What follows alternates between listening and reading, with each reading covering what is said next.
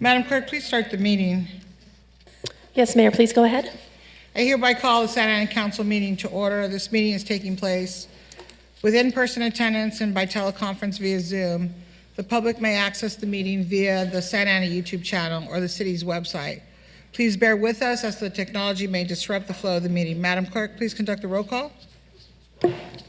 Thank you, Mayor. Councilmember Becerra. Councilmember Hernandez. Here. Councilmember Penaloza. Present. Councilmember Fan. Here. Councilmember Vasquez. Present. Mayor Pro Tem Lopez. Mayor Mesqua. Present. The record show 5 members present for the meeting. Thank you. Madam Clerk, are there any additions or deletions to the closed session agenda? Not from my knowledge, City Attorney? No, there are none, ma'am. Do any council members need to announce their abstentions on closed session items? Thank you, Madam Mayor. I will be abstaining from item 1B as Share Ourselves Corporation is a client of my employer, Rattan & Tucker. So out of an abundance of caution, I will not be in the room while this item is discussed. Thank you. Thank you so much. Madam Clerk, do we have any speakers for closed session items? We do not. At this time, we'll now recess this portion of the meeting to consider the items on the closed session agenda. Thank you.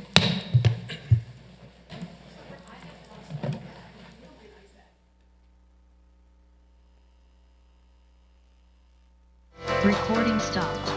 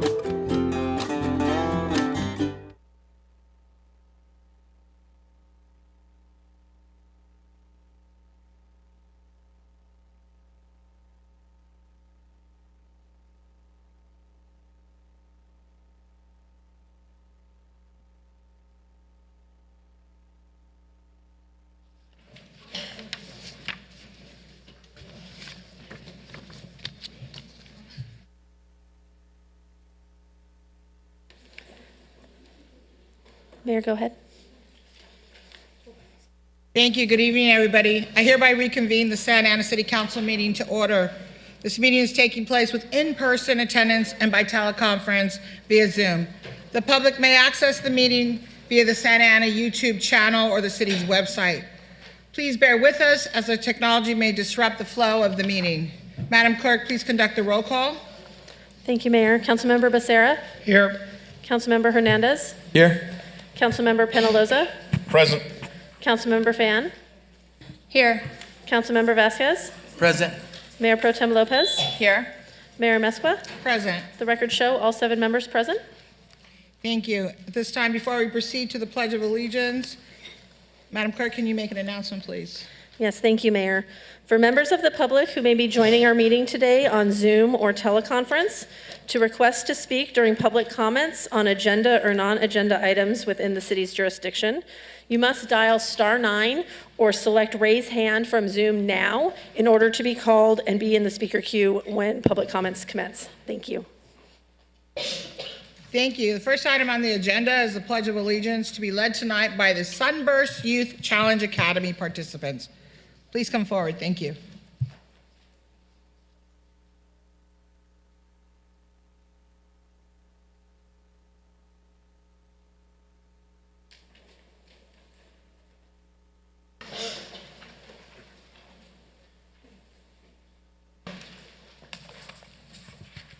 Will everybody please put the right hand over their heart?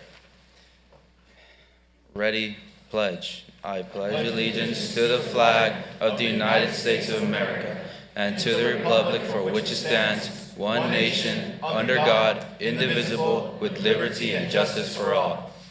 Thank you, Madam Mayor. Thank you, sir. Can you state your name, please, before you walk away? Cadet Navarro. I'm sorry? Cadet Navarro. Cadet Navarro, thank you very much.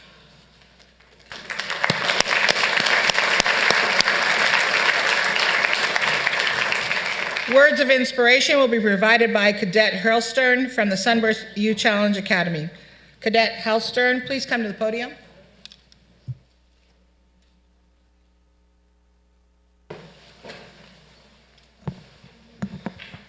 Thank you for having me. Good evening, ladies and gentlemen. My name is Cadet Halston. I am 16 years old and I currently attend Sunburst Youth Academy. Before attending Sunburst, I was attending Segerstrom High School here in Santa Ana, where I was born and raised. Every day at Sunburst, we say the quote of the day, and the purpose of that is to motivate and inspire us cadets. A quote that really stuck with me goes like this: though no one can go back and make a brand new start, anyone can start from now and make a brand new ending. This quote really stuck with me because I know I can't go back and change my past, but I decided to start now and make a new ending. I really hope this inspired you as well. Thank you guys for listening. Thank you very much. It's beautiful.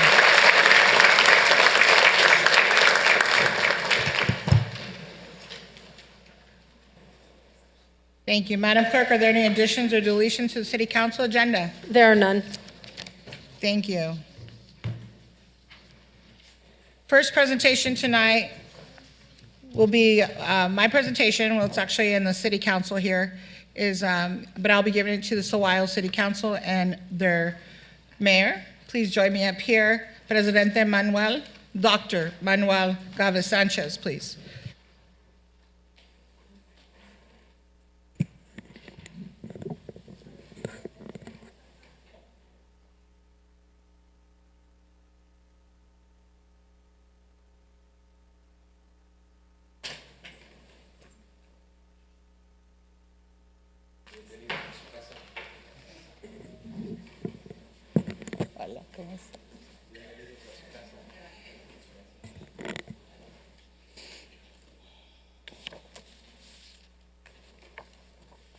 Where are the kids?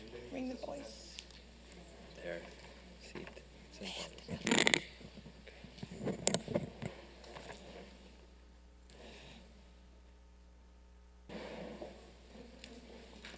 Thank you all for joining us tonight.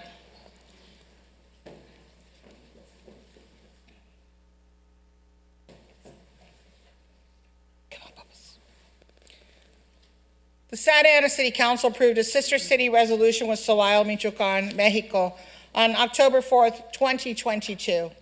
Under the resolution, the city of Santa Ana seeks to establish, promote, and encourage friendship, goodwill, and charity, and promote educational, cultural, environmental, and business exchanges between the communities of Santa Ana and Celaya.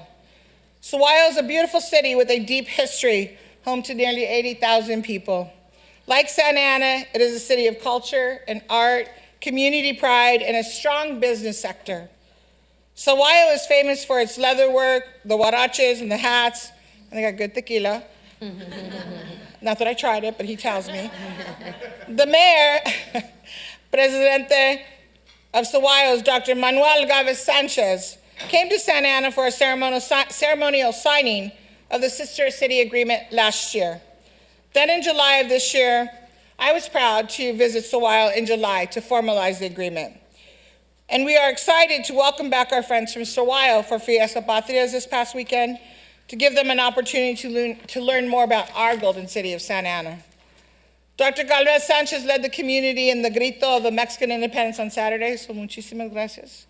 Then the Celaya delegation joined us in the Fiesta Patrias parade.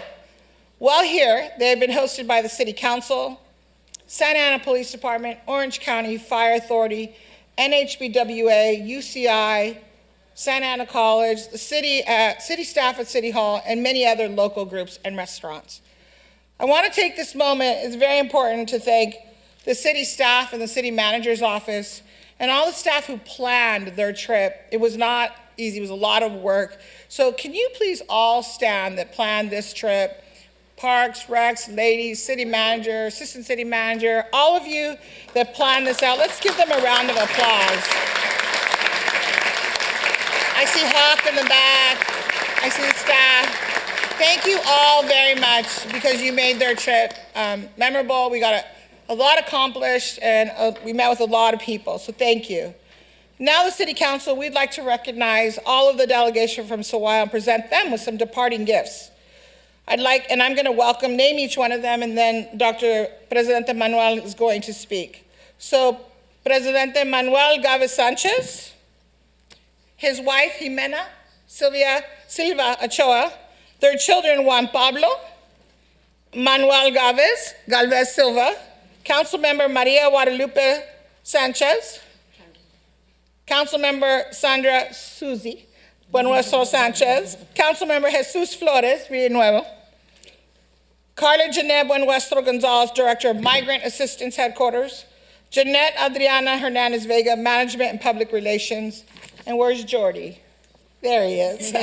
Communications and Protocol. Let's give them a round of applause, please.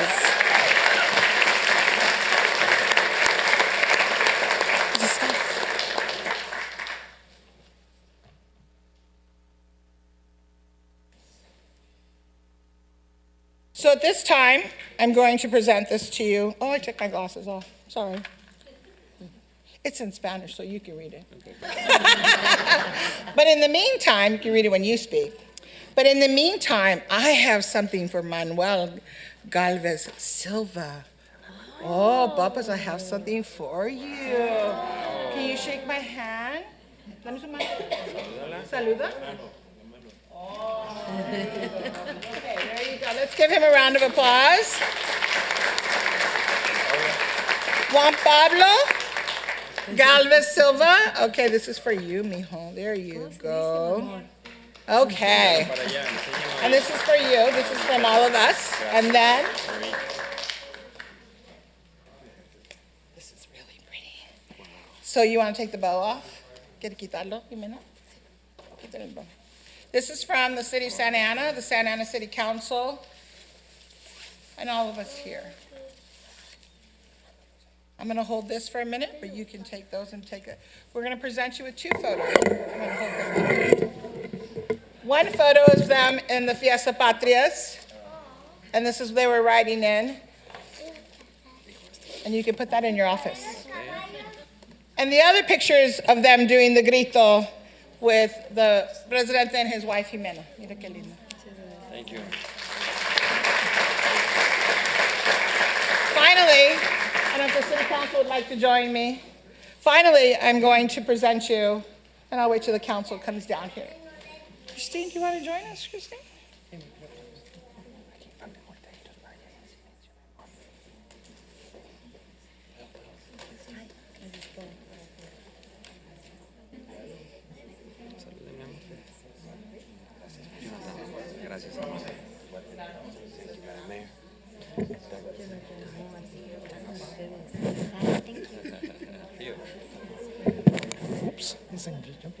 Mayor.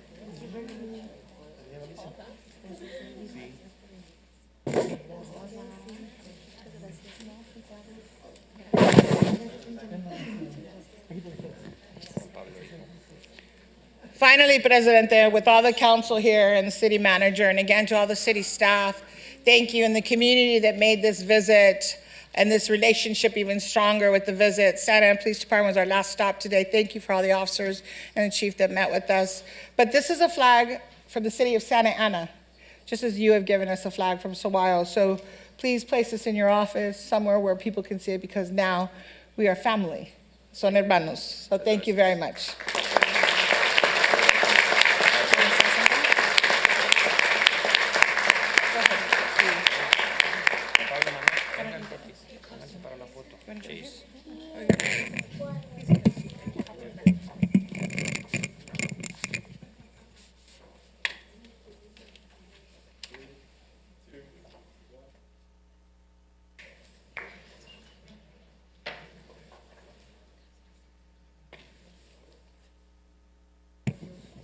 Y que viva Saguayo.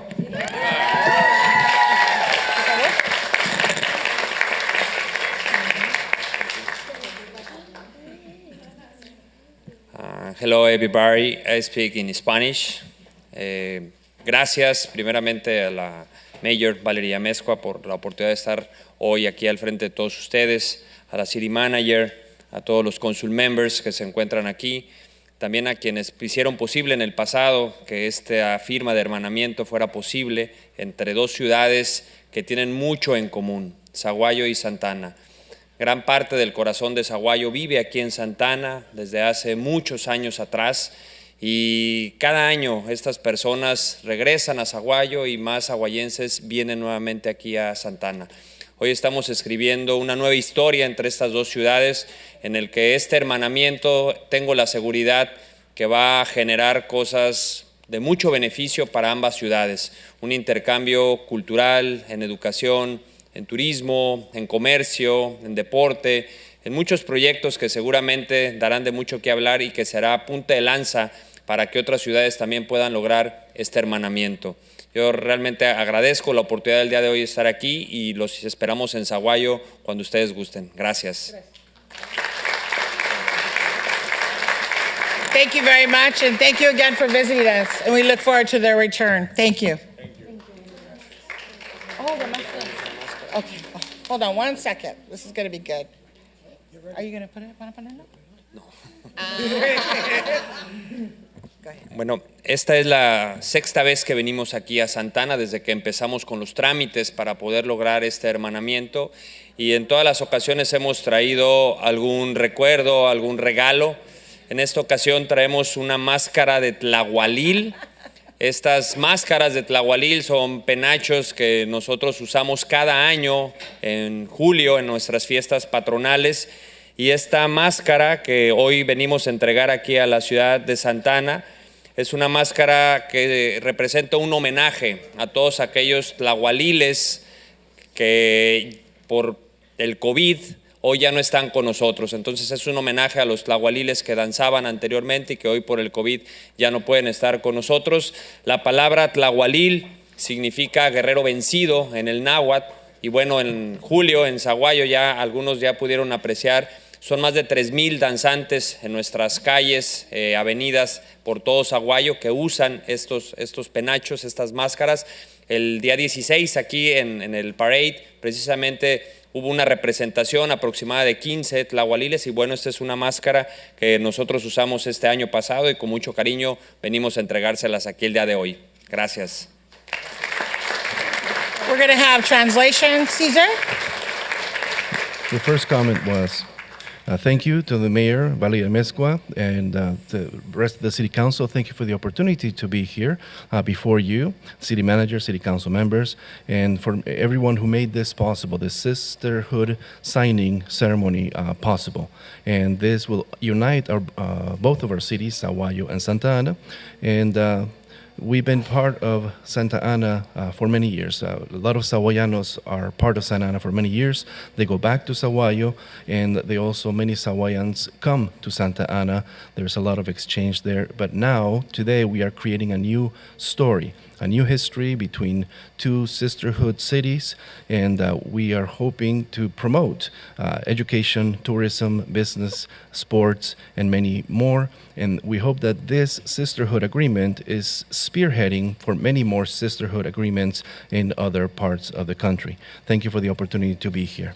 And the mask, this is our 6th visit to Santa Ana in the creating of the sisterhood cities.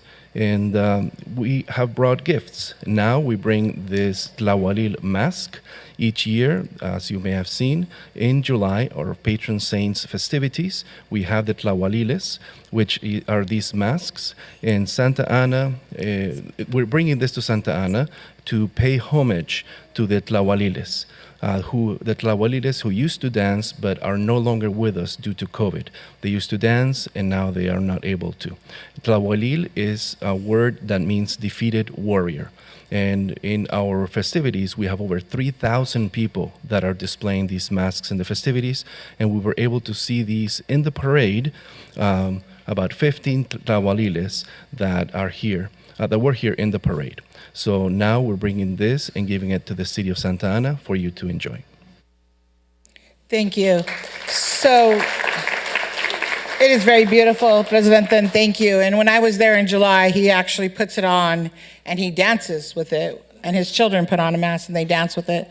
And I was able to see the 3,000 people in their community come together with their mask on and dance and have a beautiful fiesta there. So if you ever get a chance, go visit Sahuayo in July for the fiesta, and you'll get to see 3,000 people with their mask on, with the different colors and different areas. But it's a very beautiful fiesta. So thank you very much for the gift. We very much appreciate it. I'm not sure where the city manager is going to put it.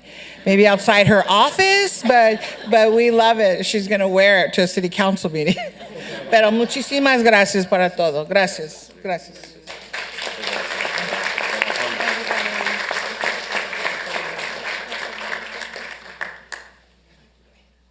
We're good.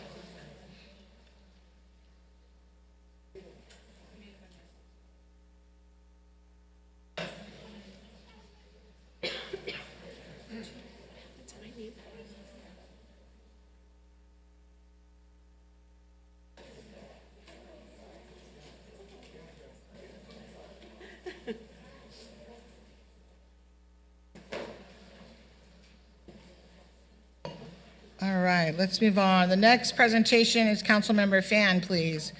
The Sunburst Youth Challenge Academy Cadets for Academic Excellence and Accomplishments.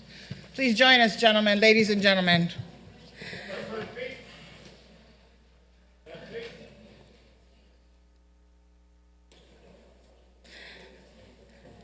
All right. Hi. Hard to follow, but you know what? We're going to make this work. No masks today, but lots of inspiration, as you already saw with our pledge and the words of inspiration. So today, I wanted to honor and recognize Sunburst Youth Challenge Academy cadets. We'll just call them Sunburst.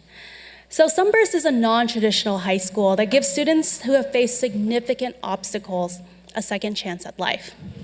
I have to be honest, I didn't know about Sunburst until this past year, and I'm so glad that I learned about them because they have been in our community for a long time.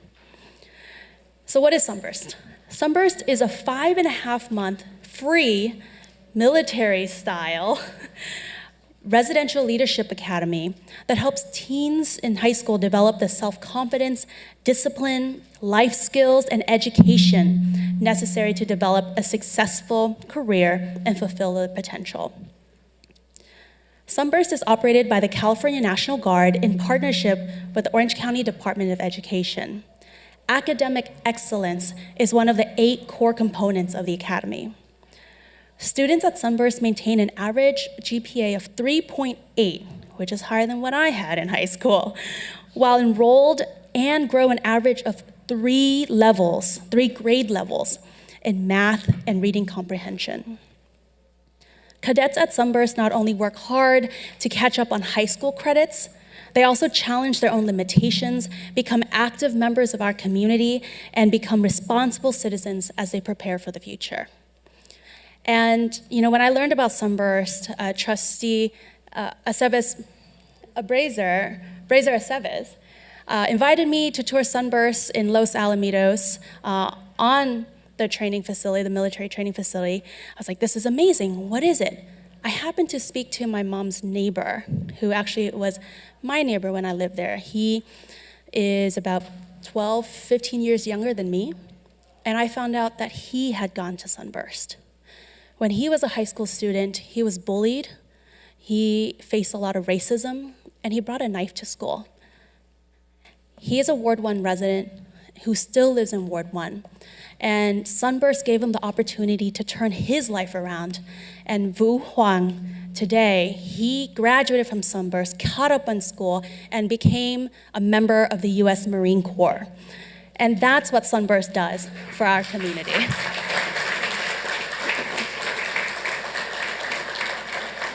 These are real stories, and so please join me in welcoming Sergeant Major Gutierrez and Principal Ismael, and to honor a select few Sunburst cadets, many of them with ties to Santa Ana. So cadets, please step forward when I call your names, and we're gonna present you with a certificate of recognition. I was told by a little birdie, Ms. Yesenia Cruz, my assistant, who also has a family member in Sunburst, that they keep it in a file for you till you get it at the end. But I think that this is so warranted, and we're gonna go ahead and call you out one by one. So we have Cadet Anguiano Alcaraz.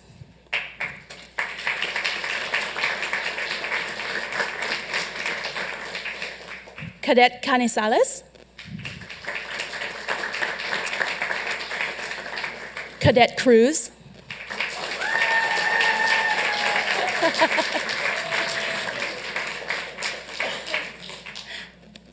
Cadet Garcia.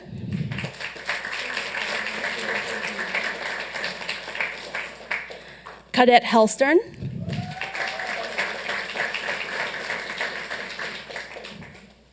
Cadet Mejia. Cadet Mendoza A. Cadet Mendoza E.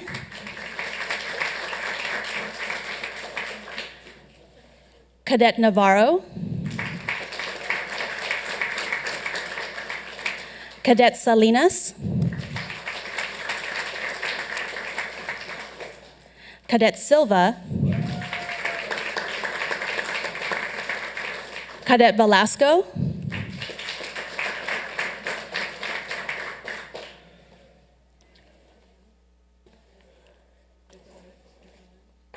Oh, Cadet Victoriano.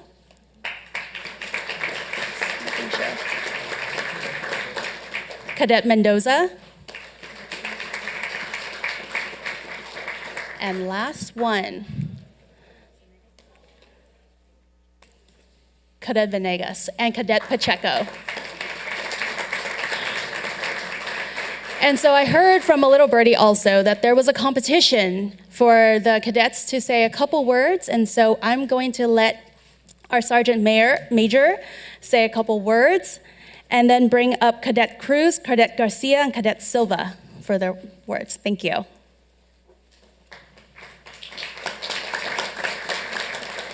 Thank you very much for having us here today. It's an honor to be here and to support this council meeting.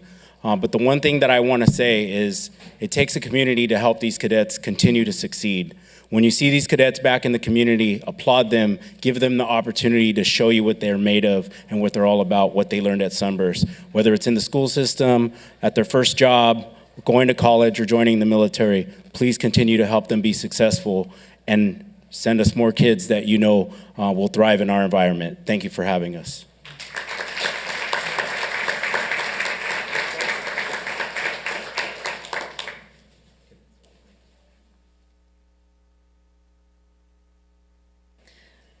Good evening, everyone. Thank you for having me here. My name is Kimberly Silva. I am 17 years old. I am born and raised in Santa Ana. I attended to Santa Ana High School. How I heard about Sunburst was through my high school teacher, Ms. Rosie.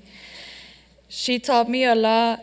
She saw me falling apart, and she thought this program was going to benefit me for my future and to achieve my dream goals. What I learned about Sunburst was self-discipline, self-respect, patience, and not tolerating those individuals. What I like about Sunburst is my cadets.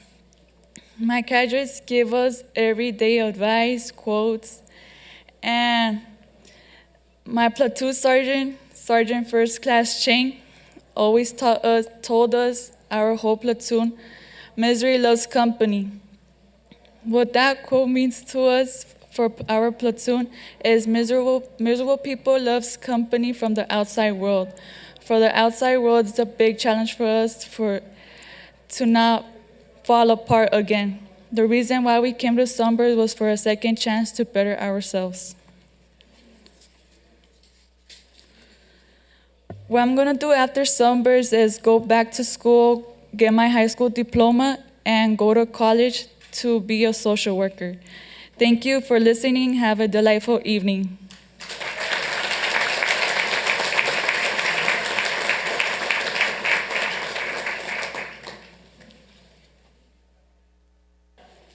Good evening, Madam Mayor and council members. Before I start, I would like to appreciate you for having us here. My name is Cadet Garcia. I'm 16 years old, and I attended Century High School. When I was going to high school before I heard about Sunburst, I wouldn't go to school at all, and if I did, I would ditch. I would hang around with the wrong people. I would do really stuff that I'm not proud of doing, and I heard Sunburst. A friend told me about it, and I wanted to change. But one day, I came home to my mom crying, and she was saying that I failed you as a mother, and that really stuck to me. And that's when I knew I wanted to change, but I knew change wasn't gonna happen overnight. I needed help. That's when I heard about the program Sunburst.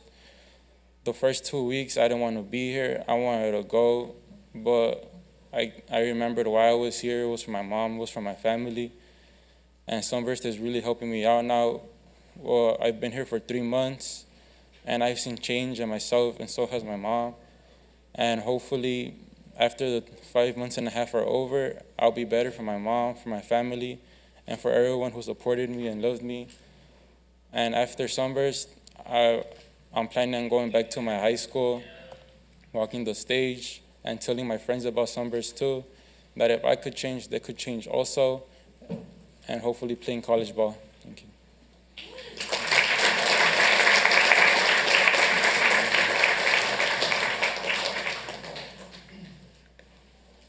Good evening, Madam Mayor and council members. I just want to take the time to appreciate y'all for being here, and and this is my story. Before I came to Sunburst, I was going to a regular high school, but it wasn't the normal kind of high school that everybody would go to, or would at least try at. I was failing classes. My entire sophomore year, I failed, and it was the same thing with my freshman year. One day I come home, and my mom's just telling me that if I keep going on this path that I'm on right now, I'm not gonna make it to my high school graduation. One day my mom comes home and she tells me about this program called Sunburst Youth Academy. It's a 5.5-month residential program that helps kids like me and kids like the kids behind me help get a year's worth of credits in 5.5 months. But I didn't want to go. But then I realized that I had to do this for my mom and for my family. So I ended up filling out the application online, and I went to the roll calls, the pre-intake and intake day, and during the first 2 weeks I didn't want to be there. I hated it. I didn't want to run. I didn't want to work out. I wanted to go back home and do what I wanted to do. But I knew I couldn't do that, and I knew I had to stick it out because I had to make my mom proud. So now we're 3 months in, and I've learned that you're not gonna get anywhere in life, and you're not gonna get anywhere in life unless you try. And that's what my platoon sergeant always tell me. My platoon sergeant, Sergeant Vera, he always tells me, you gotta keep going because nobody's gonna hand stuff to you. Something that I've learned from Sunburst is most of all the integrity and discipline that you have to have in your life, because nobody's gonna hand that to you. And I just want to thank you all for being here again, and I hope you have a good evening.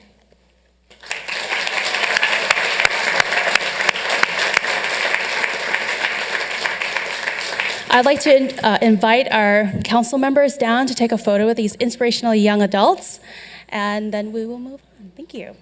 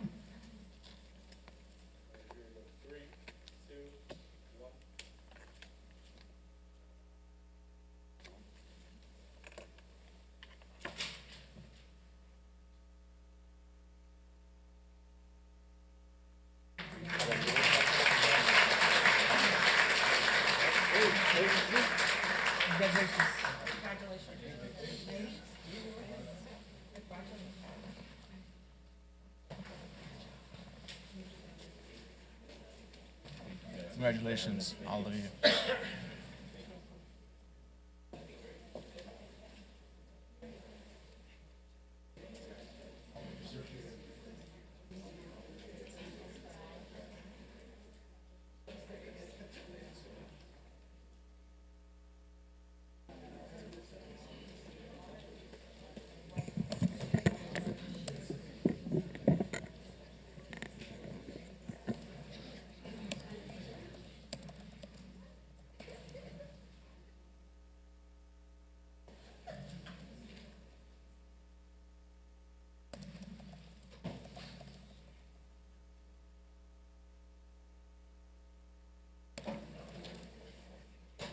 All right, next presentations by Mayor Pro Tem Lopez in recognition to the city's housing division team for outstanding contributions to the community.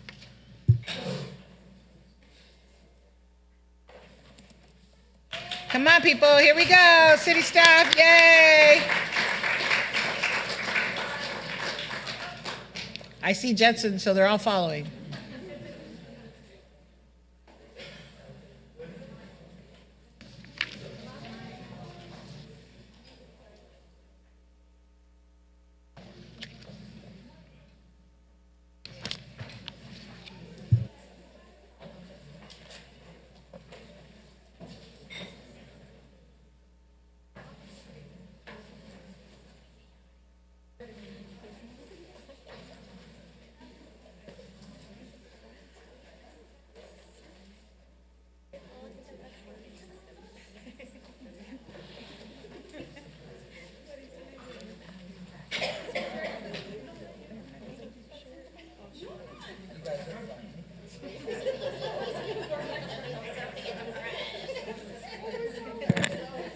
Hello, everyone. Good evening. My name is Jessie Lopez. I'm your Mayor Pro Tem, and tonight we're going to be recognizing the city's housing division for all the work that you hear about and for all of the work that you don't know about.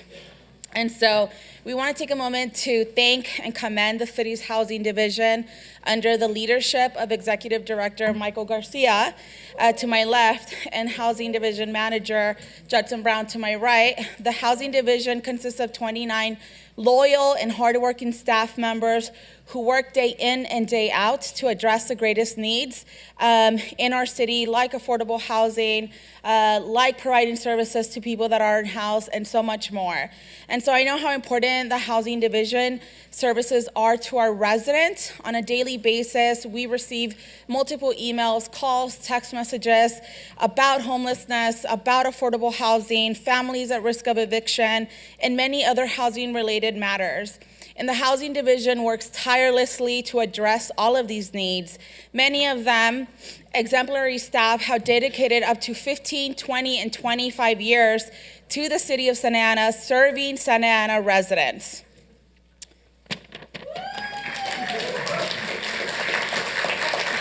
Yes. I would also like to share just a few of the many accomplishments that our housing division has achieved in the past couple of years.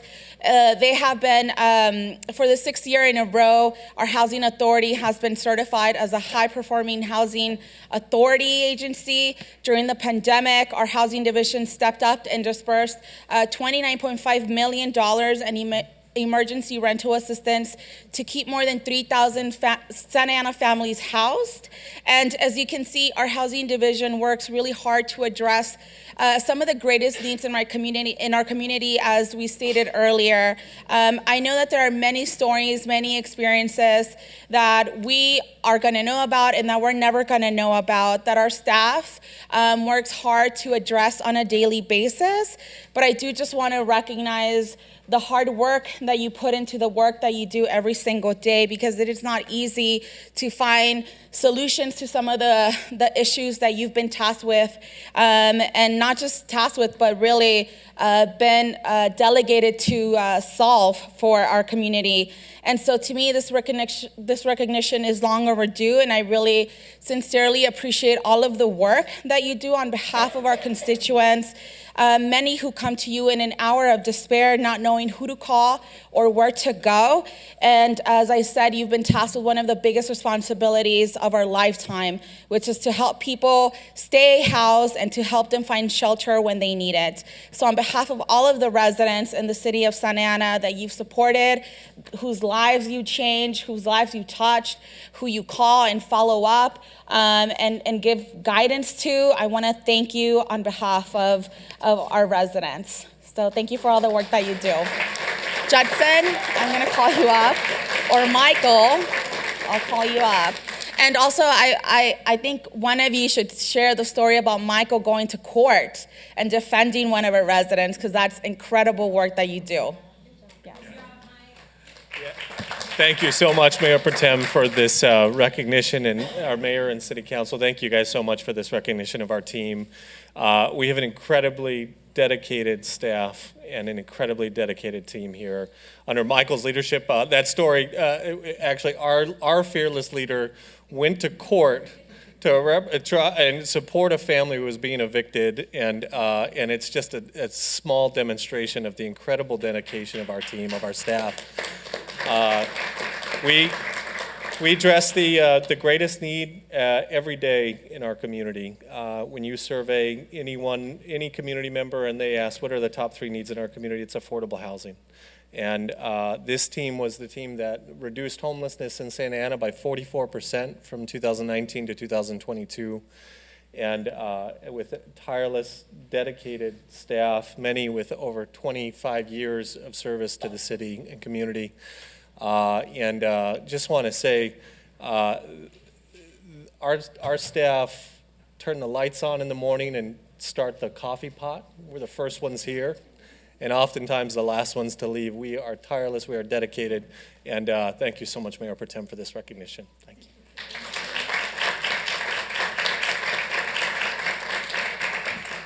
So we'd like to recognize Alice Alice will be retiring. Alice will be retiring next month. Saulo Mesquita. Mr. Judson Brown. Sarah Court. Rebecca Cruz. Julie Escobar. Claudia Fernandez Shaw. David Flores. Alex Gomez. Christy Ha. Maria Hudson. Socorro Mesa.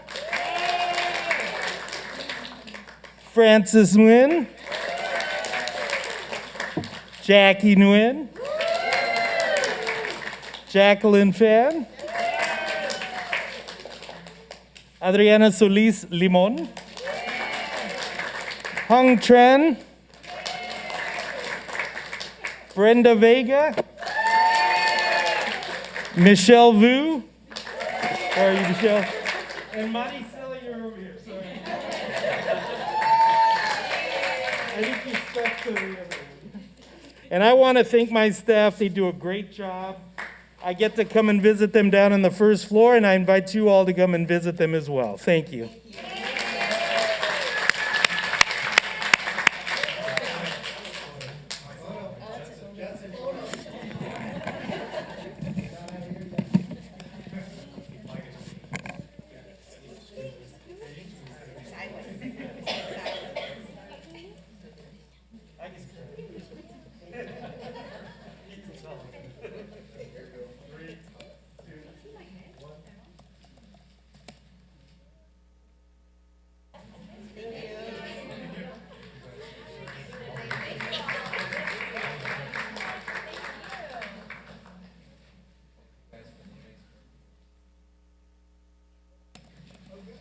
All right, thank you to the city's housing division.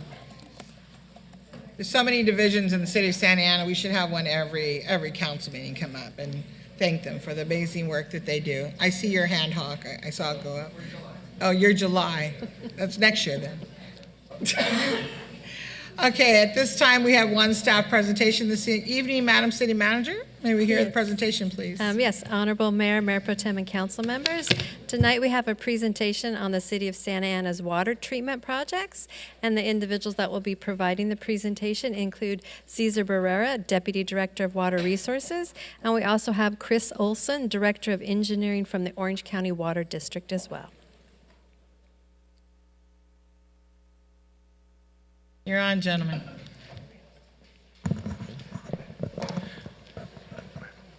Good evening, Mayor Mesqua and council members. Again, I'm Chris Olson, OCWD, and thank you for having me. I'm gonna just, oh, I hit the wrong button. What button do you hit to move forward? That one, that's the one I hit. Okay.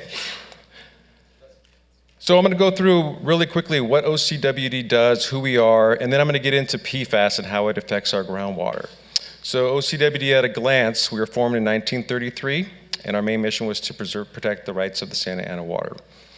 We are an agency that has boundaries within North and Central Orange County. We serve 19 retailers. Those are cities and special districts and other water districts. The city of Santa Ana is one of those 19. We are led by 10 board members, and within that district that we have is 2.5 million people are served groundwater. And what that does, why that's important is you're able to pump 85% of your needs by using your production wells and serving it to your community, which is significantly less cost than buying Metropolitan Water District water. So it's a big benefit, and the next slide I'm going to talk about is per and polyfluoroalkyl substances, which is PFAS. So that is the big topic that I personally have been working on over the past couple of years, is how we're dealing with that. So PFAS is a wide range of industry and consumer product chemicals that have been used for things like Scotchgard, Stainmaster, food wrappers, firefighting foams, and with all that, there's been contamination that's been caused from it. And so we responded to that very quickly because we knew it would have a large impact. And about 3-4 years ago, we started the nation's largest pilot program to learn and see what's the most effective treatment. Now, what that's been is ion exchange resin, granular activated carbon, novel adsorbents. Those are all terms and things that can remove the PFAS out of the groundwater to non-detect levels, which is what we all want. And this is all on the heels of the state coming down in 2020, reducing those levels and saying, here's the concern for PFAS. Many wells were taken offline, dozens at that point in time, and the number keeps increasing. Just recently, this March 2023, the EPA came down and has a proposed maximum contaminant level. And the state's considering whether they're going to adopt it, and if they do, by the end of this year, most likely, it will drop that number of the concentration number much lower, which will mean more wells will be affected. Now, where we are today, we have 61 wells that have been impacted, and there's roughly just over 200 production wells in our boundary. And that means 11 of the 19 retailers. So in order to treat those 61 wells, it takes 38 plants, treatment systems that we're constructing. As of today, we've already got 30 of those wells back online. So we're spending significant dollars. Right now, it's upwards of $285 million for treatment. And we're also covering the cost of operations and maintenance for 50% for the next 30 years. So the total package price is somewhere in the $1 billion range. Significant money, but what it really does is, let's say you have wells that have treatment now. That cost that you're paying us to pump that water out and the O&M cost for treatment is substantially lower than if you were buying water from Metropolitan Water District. So it makes a lot of sense and it benefits everybody because we're collectively taking care of this through all those 19 retailers to pay for this all. So going forward, what we're looking at doing is continuing with monitoring of what are the next up and coming things that are going to help with the treatment. We are seeking and looking for cost recovery, grants, funding opportunities. We're going through litigation right now. And all of the retailers are supporting us, and I appreciate that, and we're working with you all to deal with it. We have stakeholder meetings for all of our projects to make sure that the community's involved, that they understand what's happening, and it's all to maintain high-quality drinking water. A couple of these little slides you see here, the ones that look like big tanks, those are the treatment systems. They're about 16, 17 feet tall, 12 feet diameter. And they hold, right now we're using the resin, and the water goes in, it removes the contaminant, comes out non-detect, ready to serve to your customers. The little picture on the left is our pilot program that we're doing all this work over the years to testing all the different products. So that's in a nutshell of what we're doing, and I appreciate it. I'm gonna turn this over to Caesar to talk a little more in detail about what Santa Ana has going on. Thank you, Chris. Good evening, Madam Mayor, council members. Madam City Manager. Just to give you an update as far as where Santa Ana's at. To start off, Santa Ana has award-winning water. Just wanted to touch base. We not only meet, we exceed state and federal standards. In any given year, we roughly go about 15,000 samples a year throughout the water system, 24 square miles, a distribution system. We're proud to say we're running a Berkeley Springs International Water Tasting Contest since 2011, been part of it. Largest and longest running water tasting competition in the world. Our city has placed in the top 5 best municipal water in the USA many times. Latest being 2021. We placed silver and MWD won gold, right? So what does it mean? A local resource and our imported resource. High quality water. Where are we at? Potential PFAS effects in our city, right? With what Chris just mentioned about the EPA coming up with MCLs, first quarter of 2024, depending on the levels they set and they adopt, there's gonna be additional testing for our facilities. In a bit, I'll show you a map of the city and impacts. And it might result more wells being impacted. Well supply loss due to PFAS will be made up by imported water from Metropolitan Water District, right? What that means is costs, right? It shifts over to imported, which costs more. Santa Ana, what you see here is an overall 24 square mile of the city, right? And what we're looking at is the operating wells are in blue circles. The non-detect wells that have been tested and haven't found any PFAS are in circles in green. And impacted wells is critical, right? They're in red. We have a couple other items we want to talk about. Is the Orange County Water District funded treatment projects. And then we have a couple that are city funded. So the city of Santa Ana has two pressure zones. We have the upper zone and the lower zone. And it's broken off by the 5 freeway. As you can see, everything on the upper zone has been impacted. This has been the challenge of operations on a daily basis in how we ship that water. The majority of the wells up there, they're not running, except for well 40, and we'll talk about that in a bit. Well 30 was completed, the treatment construction was completed at a cost of $5.5 million. Today, it's fully operational, and it's running along with our imported connection. Those are the two supplies that we have in the upper zone. Going forward, well 38 will be commencing construction. We, the city, will be funding that because of the requirements of the funding the concentration there wasn't high enough, so the Orange County Water District can cover it. That's well 38. Well 27 and 28, Crook Station. It's planned for bidding as we speak. Today's item is item 22, I believe, is to apply for grant funding. Water District's taking the lead on that, and they will also be paying for that cost, roughly estimated at $13 million. All right, well 31, it's planned for bidding in the near future, weeks away, and estimated cost is $6.5 million. Again, Orange County Water District will be funding that price tag for us. And again, well 26, it's planning and study right now on our end. And well 35, it's a planning and study on our end. What I'd like to do is the rest of the remaining wells are fully functional and operational as we speak. Give you a picture of well 40 PFAS treatment facility at Mayberry Park. This is what those vessels look like from the outside. And as you get closer up, this is what it looks like.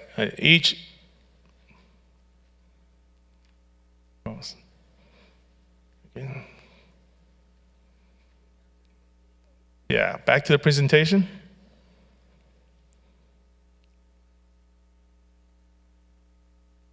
There we go. So you can see from the outside, we aesthetically, you can't really see the tanks from street view, and we protect it. That's a vessel. We have a lead lag. That's one system. There's 2 of them per system. And this is the one proposed for the Santa Ana Zoo. That's well 31. This is just kind of a 3D rendering what it looked like. Yes, it's at the zoo. It's at the overflow parking section, southeast area, adjacent to the 5 freeway. With that, I'd like to leave that presentation and say thank you very much for your time. Thank you very much. Do any of the council members have any questions or comments? And if you do, please push your button or let me know. Yes. You do? Did you push it? Okay. Councilman Hernandez? Thank you, Mayor Mesco. Just wanted to say thank you, gentlemen, for the presentation and for the good work you guys do for the city. Thank you. Great. Anybody else? No questions or comments? Thank you so very much for the presentation. Have a nice evening. Madam City Attorney, do you have anything to report out of closed session? Mayor, members of the council, members of the public, we did have 2 closed session items this evening. We have reportable action on the first item, which is the case of Ramsey versus the City of Santa Ana. This was a case involving allegations of excessive force, and the council voted unanimously to approve a settlement of $95,000, and that's all that I have for reportable action. Thank you very much. Okay. Before we move on here, apologize.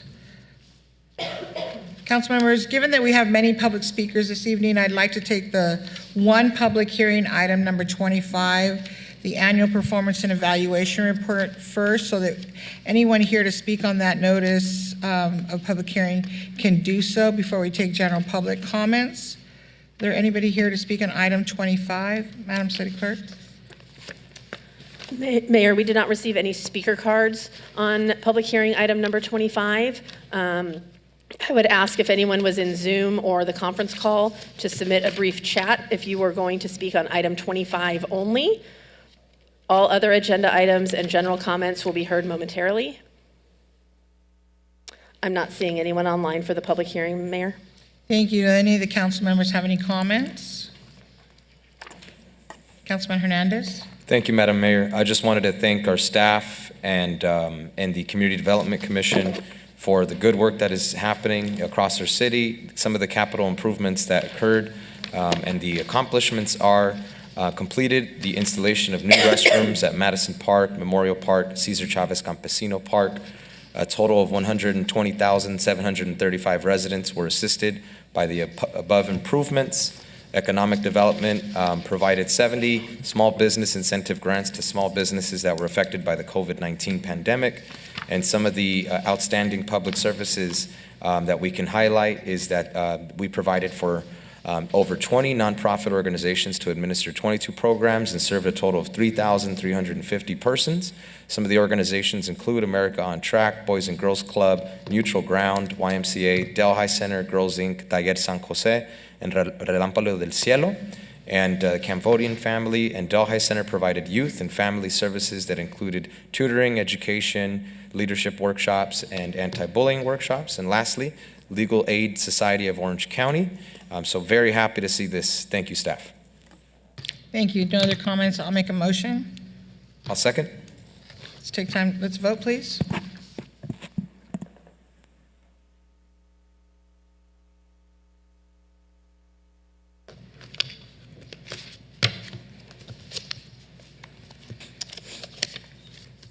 The vote system may not be totally operational at the moment. Councilmember Becerra, if you could voice your vote, please. Oh, okay. Councilmember Fan? Yes. Okay. The vote is 7 ayes, no nays. Motion carries to authorize the submission of the Consolidated Annual Performance and Evaluation Report to the U.S. Department of Housing and Urban Development. Thank you very much. This is the time of the meeting for the City Council to receive comments from the public on agenda and non-agenda items. Pursuant to the Brown Act, the City Council may not enter into discussion at this time. Speakers will have approximately 2 minutes for their comments. Pursuant to Resolution Number 2023-047, speakers are requested to refrain from profane language, racial epithets, libelous or slanderous statements that disturb the decorum of the meeting. We'll now hear from the members of the public that are on Zoom, followed by those that are physically present in the council chambers. Madam Clerk, can we start with our Zoom calls, please? Yes, thank you, Mayor. And before unmuting those callers, I would like to report the following summary of emails provided as of 3 p.m. today that were distributed to the council and posted online. 1 email related to item number 20, 2 emails related to item number 26, 9 emails related to item number 28, and 25 on non-agenda topics.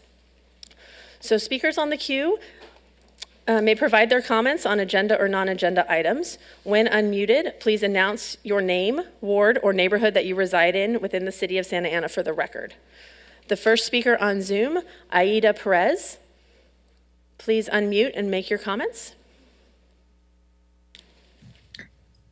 Buenas noches, mi nombre es Aide Pérez, voluntaria del Centro Cultural de México en el Distrito 5 ya por 13 años. He participado cívica y culturalmente en varios eventos junto con mis hijas de 35 y 19 años de edad. También pertenezco a Nuestras Manos, una organización para trabajadoras del hogar.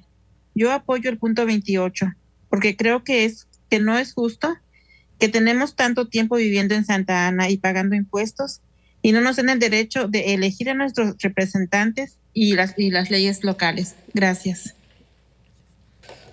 Yes, and I would like to announce for the record on behalf of the mayor that the comment period time for members of the public on tonight's agenda will be 2 minutes. So you will have 2 minutes to make your comments. Thank you. Good evening. My name is Aide Perez, and I'm a volunteer with Centro Cultural de Mexico. I live in Ward 5, and I volunteer for 13 years. And my daughters and I participate in a lot of cultural events. They are 35 and 19 years of age, and I belong to an organization that helps the community, and I'm here to support item number 28 because it's not fair that we pay taxes and we are not able to elect representatives who are here locally. Next speaker on Zoom, Maria Pina. Please unmute and make your comment.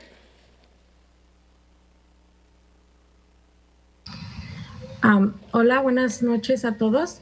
Mi nombre es María Piña y actualmente vivo en el Distrito 2 por un año, pero he sido residente en casi todos los distritos de Santa Ana ya por 20 años. También soy parte de la coalición de Familias por Elecciones Justas. Estoy aquí representando a mi comunidad para apoyar el tema 28, porque creo que es injusto que la cuarta parte de la población de Santa Ana que contribuye con la economía no sea incluida para poder elegir sus representantes, ya sea el alcalde, la alcaldesa o concejales de su distrito, y también las políticas locales. He sido voluntaria en programas para la comunidad por más de 10 años y me ha tocado ver mucha discriminación y pobreza y falta de recursos para los vecindarios. Creo que los fondos y la representación no llega a nuestra comunidad equitativamente. Muchas veces la ciudad ni siquiera entiende las problemáticas que tenemos en nuestra comunidad. Por eso, ustedes deben de darle prioridad al tema 28 y ponerlo en las boletas. Y así toda la comunidad de Santa Ana tenga el derecho de tener una voz y elegir a sus representantes democráticamente. Gracias. Good evening. My name is Maria Pina. I've lived in District 2 for about a year, but I've been a resident of almost all wards in Santa Ana for over 20 years, and I'm here with the group Families for Fair Elections. I'm here to support item number 28 because it's not fair that about 1/4 of Santa Ana residents contribute to the economy, but we cannot elect our representatives for mayor or city council in our districts, local politics, etc. And I've been a volunteer for over 10 years, and I've seen a lot of discrimination and poverty, and there's no resources that come into our neighborhoods. The money is not distributed equally into our neighborhoods, and sometimes the city does not understand the problems in our community. You need to prioritize item number 28 and put that on the ballot so that we can have Santa Ana, a voice in Santa Ana to elect, democratically elect our representatives. Next speaker on Zoom, Jane Doe. Please unmute and make your comment. Good evening. Can you hear me? Yes, please go ahead. Thank you. My name is, I am identifying this evening as Jane Doe, and I'm choosing to withhold my location due to essentially privacy and safety concerns. However, my comment is pertinent to the city of Santa Ana in general.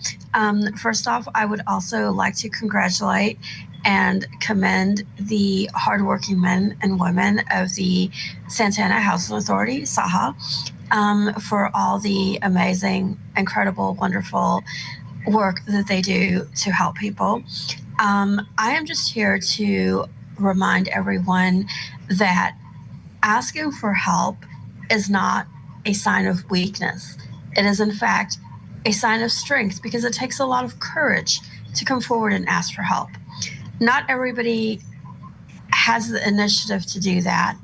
And there have been times when some people maybe should have took the initiative and didn't. I would just say that if you are fortunate enough to be blessed with a housing voucher through SAHA, it's always important to communicate with staff and let them know what is going down in your life as far as any personal issues that may affect your ability to retain housing.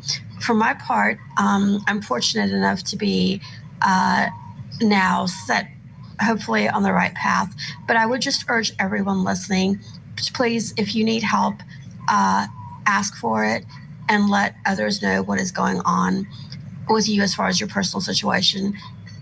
It is not a sign of weakness to ask for help if you can no longer shoulder your burdens. Thank you to the staff of SAHA. I don't really want to say anymore, but Ma'am, your time is up. Thank you. Thank you. Next speaker on Zoom, who's identified as 949, please unmute and make your comment.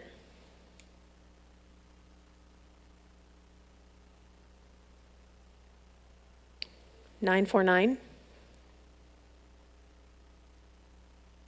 Okay. Next speaker, Boomer. Hello, Mayor and Council. My name is Boomer Bulmado Vicente. I serve as the Policy and Political Director for CHISPA. I'm here to speak on item 20. We sent a letter in response to the false and misleading claims made in an electrical letter sent to the Council.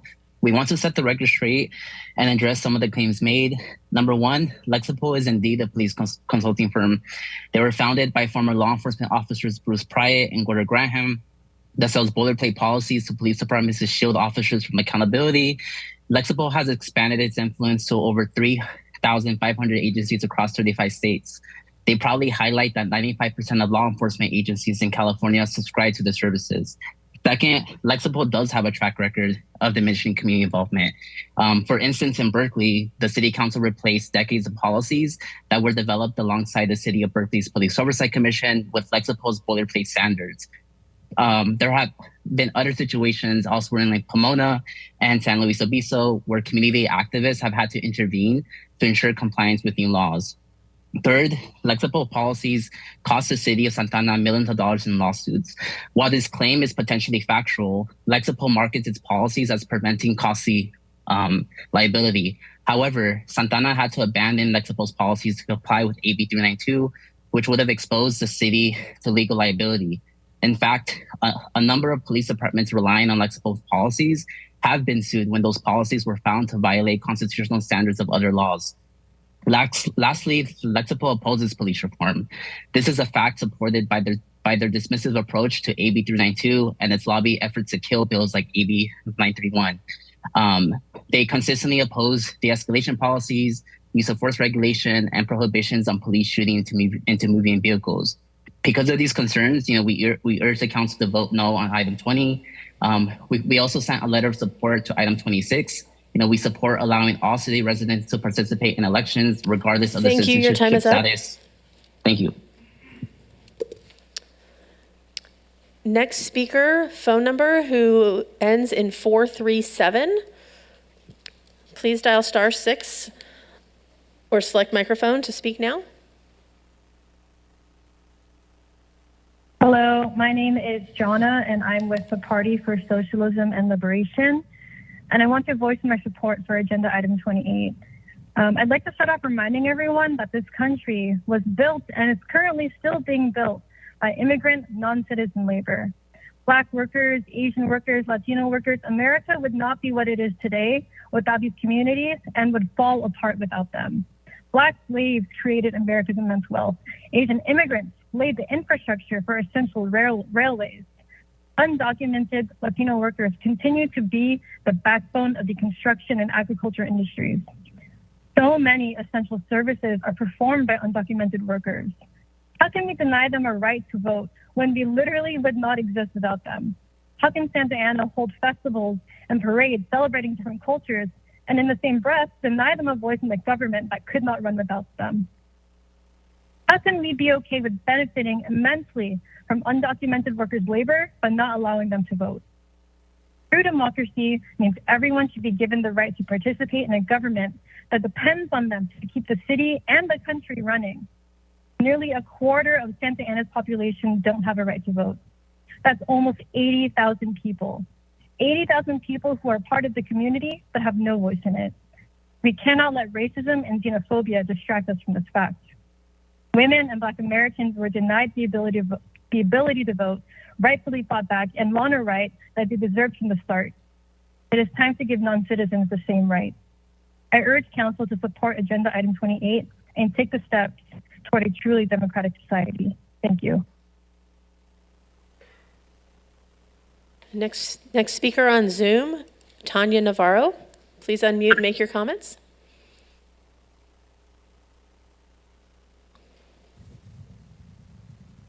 Hello, Mayor and City Council. I'm calling to voice my strong opposition to item 20, which proposes approving a contract with Lexipol. My name is Tanya Navarro, a community organizer with Chispa, and I want to echo the concerns raised by our organization's letter and research conducted by our policy and political director, Boomer Bulmaro Vicente. The City Council should reject their Lexipol contract and instead allocate additional resources to the City Manager's office for maintaining and updating the department's policies. Additionally, we recommend that the City work in collaboration with the Police Oversight Commission to oversee and monitor these policies effectively. I would like to take some time to refute some misleading claims made by the Lexipol in their letter to the City Council and provide some key information. First, Bruce Pratt co-founded Lexipol, and while he does not currently serve as a board member, his comments and actions reflect the ethos of the company, as well as its current approach to policing and police policy. Bruce built his legal career on representing police officers and departments accused of breaking the law, including cases involving fatal shootings. He has a laser focus on defending police officers from liability without considering broader accountability and community interests. According to Pratt, he doesn't care, quote, if you choke him, tase him, bite him, shoot him, one question, was it objectively reasonable, unquote. This is the type of reasoning that underlies Lexipol's whole model, but it is not the attitude, philosophy, or approach that Santa Ana should adopt in creating its own policies.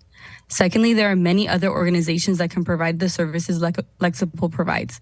Numerous nonprofit organizations have developed their own policy guides for law enforcement agencies interested in reform. For example, Campaign Zero, affiliated with Black Lives Matter, has created a model use of force policy that draws from major police departments' established best practices. The Immigrant Legal Resource Center also has a published guide featuring policies from jurisdictions that protect immigrants from federal immigration enforcement. Likewise, the Policing Project at New York University School of Law publishes policies based on input from community members, social scientists, and Next speaker on Zoom, Daniel Riley. Please unmute and make your comment.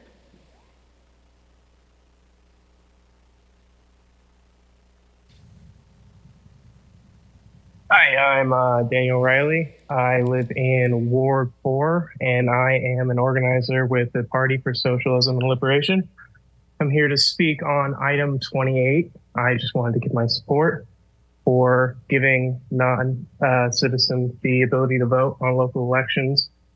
If people are paying taxes in the area and live in this area, they should have the right to vote. It seems like a pretty simple idea. If you're contributing to maintaining the community that you live in, you should have the right to vote for the elected officials that have power in the area. So that's I support item 28. That's all. Next speaker on Zoom, Victor Mendez. Please unmute and make your comment. Can you hear me okay? Yes, please go ahead. Give me 1 second here. All right, I'll begin. Item 28. I agree with the underlying principle of expanding voting rights to non-citizens. To reiterate, non-citizens have been defending our freedom since the Revolutionary War, no doubt. Additionally, for those who were not born or of age at the time, one of the main factors which gave rise to allowing 18-year-olds to vote was the Vietnam War, whereby if one was old enough to be drafted, then one should be old enough to vote. It is in this respect the proposal to expand rights to non-citizens should be limited only to permanent residents.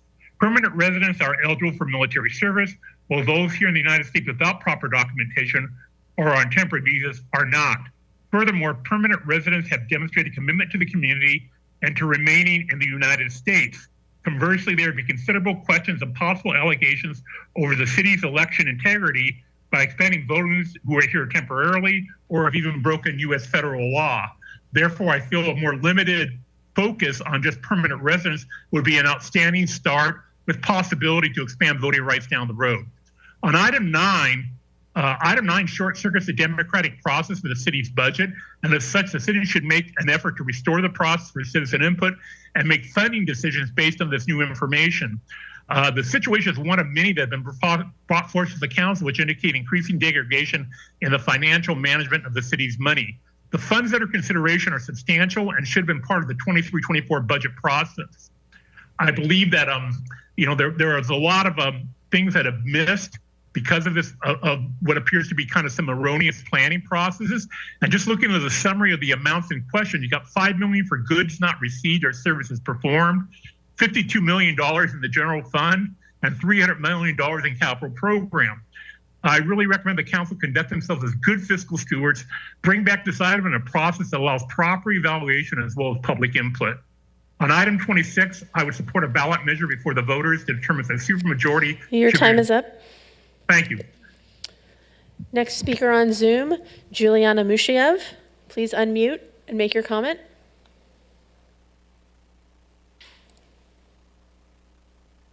Hello. Yes, go ahead, please. Thank you. My name is Juliana. I'm a resident of Santa Ana Ward 4. I'm also an organizer with the Party for Socialism and Liberation.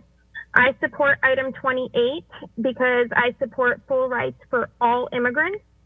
For more than a century, U.S. foreign policy has shaped the economies and politics of Latin America through regime change and by imposing economic policies that gutted social safety nets and severely increased economic inequality. And these policies created the political instability and poverty that forced people to leave their homes. The Vietnamese diaspora as well is a result of the brutal war that the U.S. waged in Vietnam for no other reason than to preserve U.S. economic interests. The so-called immigration crisis is one that our government created, but they count on racism, scapegoating, and collective amnesia to make us think otherwise. If we care about the truth and we care about justice, we must acknowledge this context. Almost a quarter of residents in Santa Ana are non-citizens who have no right to vote. Without these members of our community, our economy would come to a grinding halt. We benefit from their labor. They are our neighbors, our family members. Many have lived in this city for decades. They have deep roots in the city, and in order for the city to be truly democratic, they should have the right to vote. That's why I support item 28. Thank you. Member on Zoom 949, please unmute and make your comment. 949. Mayor, that concludes the speakers on Zoom. Thank you very much. All right, let's go to speakers that are in-house. Can I please have you line up so that we can have you ready to speak, please? First two are Ross Romero and B. Cleaver.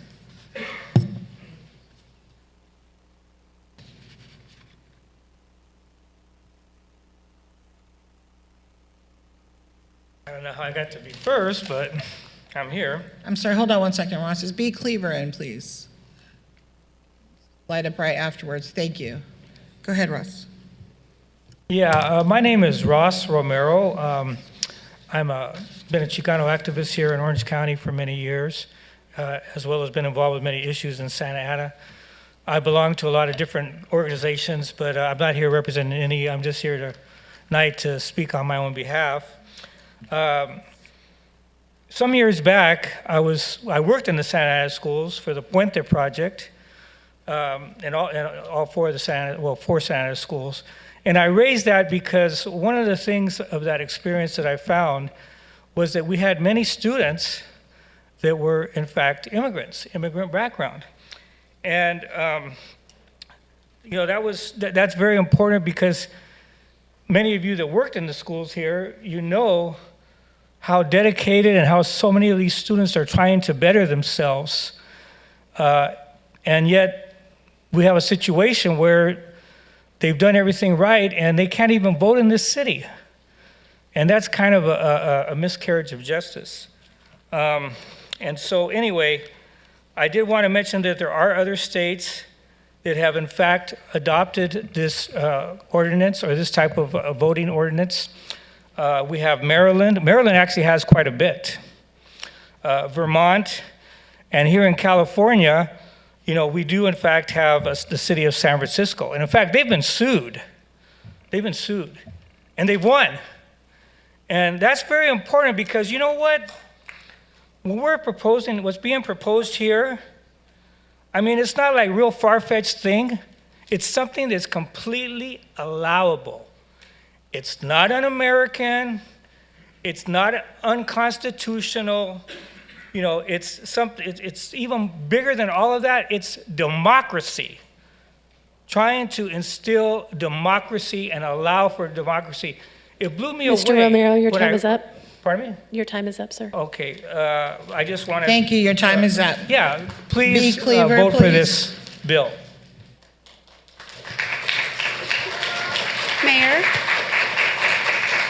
Mayor, if I may just ask for the respect of our audience. I know tonight we're going to have a discussion on many points of view that many people may not share, and part of our democracy and our respect is that we let all speakers speak. So I know sometimes we do allow applause, but I would ask as a reminder tonight that we be respectful. We are in a business meeting this evening.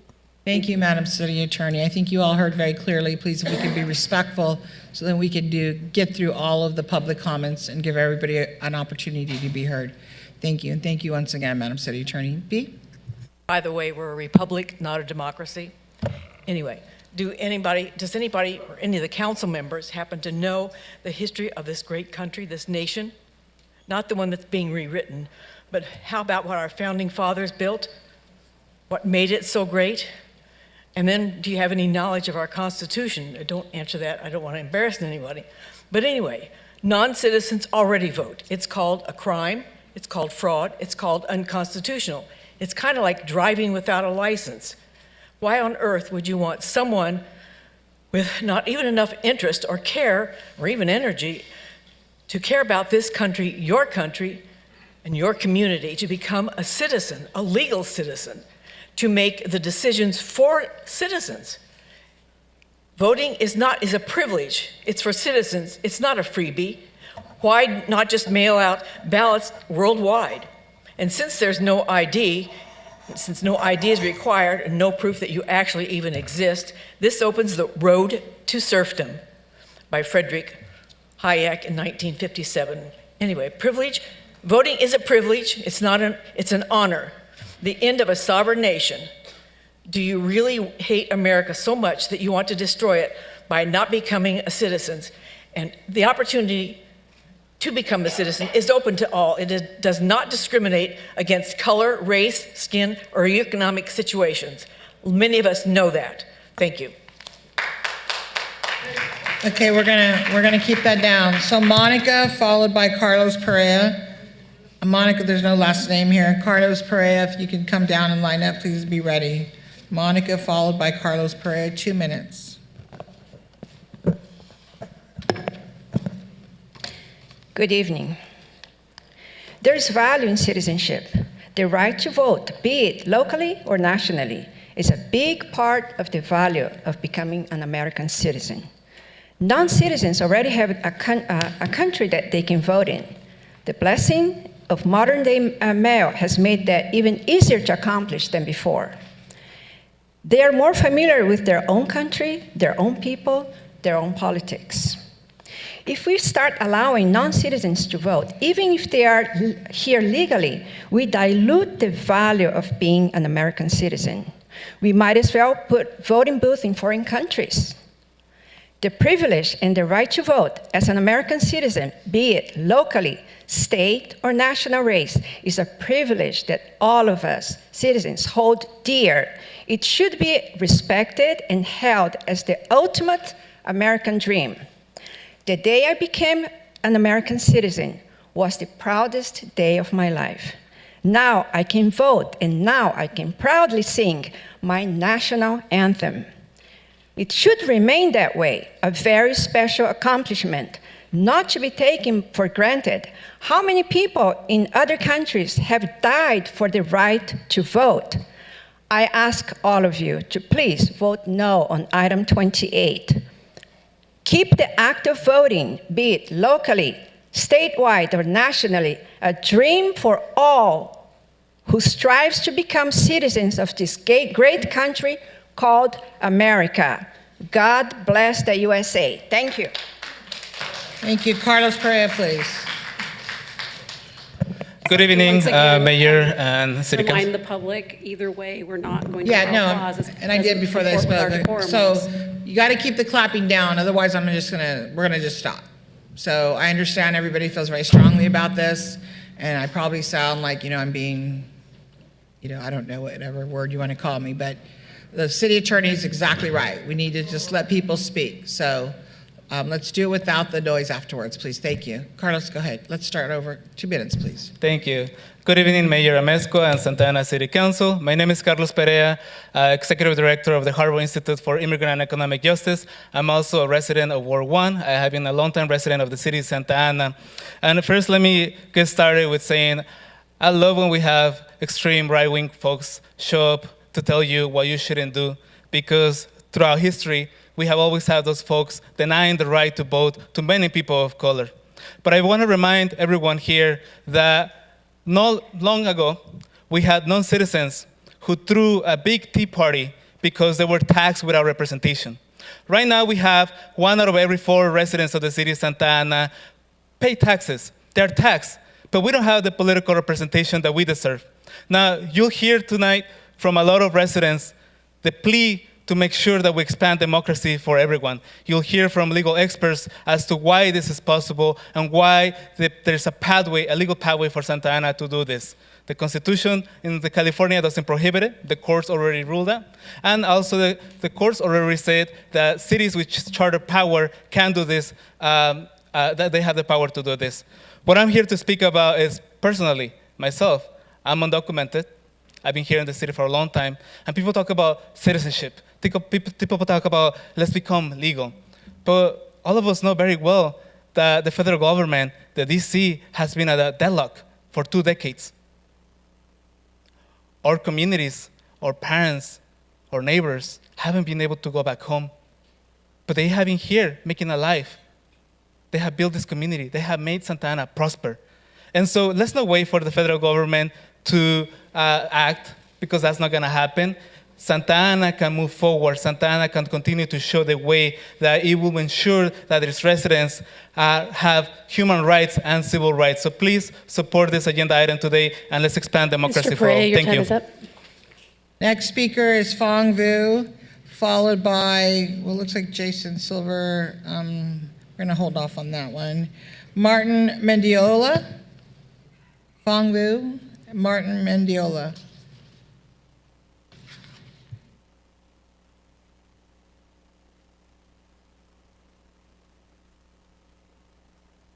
I will be translating for. Then can you speak into the mic, please? Bring it down to you. Thank you.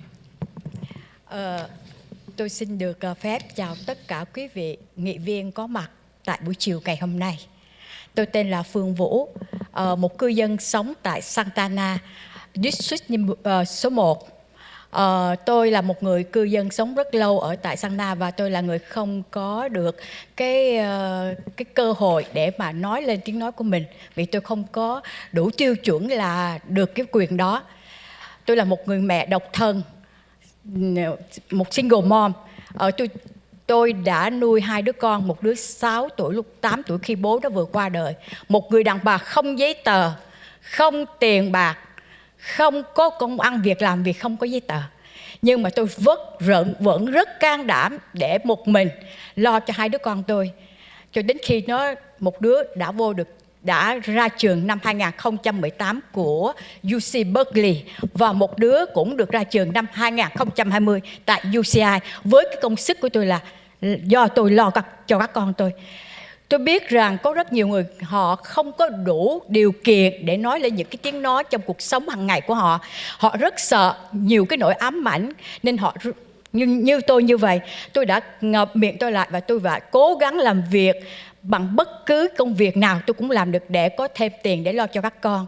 Và ngày hôm nay tôi có mặt tại đây để tôi có thể trình dân với quý vị nghị viên là xin quý vị thông cảm cho những người, tôi thì đã qua rồi, các con tôi nay bây giờ nó đã là một người có công ăn việc làm ổn định, và nó cũng đóng thuế rất nhiều cho nước Mỹ, và tôi rất là happy vì tôi đã lo cho các con tôi thành một người đàng hoàng, một người công dân Mỹ và một người có đóng góp cho nước Mỹ.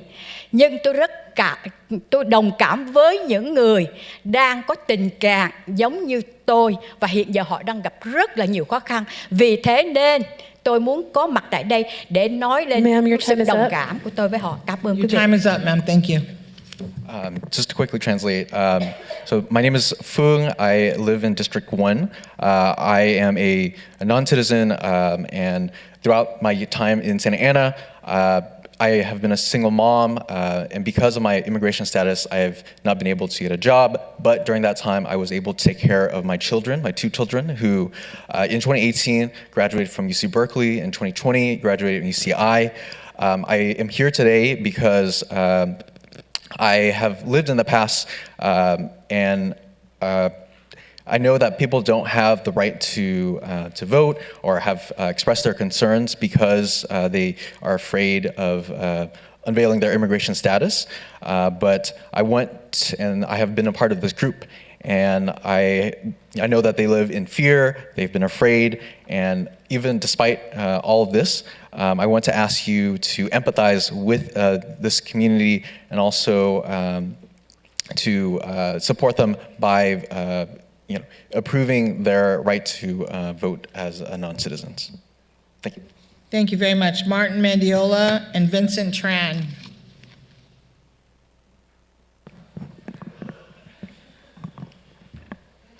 Good afternoon, Mayor. My name is Martin Mandiola, and I am a high school student, and I speak on behalf of the youth community here.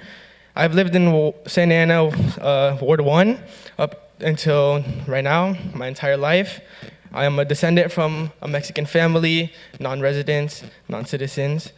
And up until last year is barely when my parents became citizens. And I have seen them struggle their entire lives, paying taxes, always being a part of the community, and yet still have no right to vote. My brother himself has always been building up on this community. He's never given up on it, and he still has no right to vote. I am tired of seeing that. I'm tired of seeing that my parents and brother, my entire family, always have to suffer from taxes and still have no say in their own democratic part of the city. So I'm here to vote yes on agenda number 28. Thank you for your time. Thank you. Vincent Tran. All right. Good evening, Mayor and Council. My name is Vincent. I'm the organizing director at Viet Rise. I'm here to express my support for agenda item number 28. Santa Ana has been at the forefront of immigrant rights in Orange County for the past several years. Expanding the right to vote to non-citizens is a necessary next step to ensure that our immigrant and refugee communities are not left voiceless, but are imbued with the agency to voice their opinions and make a difference in their community and city. We should not let money and politics impede the opportunity to enfranchise our immigrant and refugee communities. Expanding the right to vote has been proven to deepen residents' ties to the city and reinforce the sense of equality. This is the right time for the city to lead the charge in Southern California to expand the right to vote to non-citizens. Again, I urge the council to support agenda number 28. Thank you. Thank you. Miguel Santos, followed by Ten Thi Nguyen. Miguel Santos. Ten Thi Nguyen. Celeste Vasquez.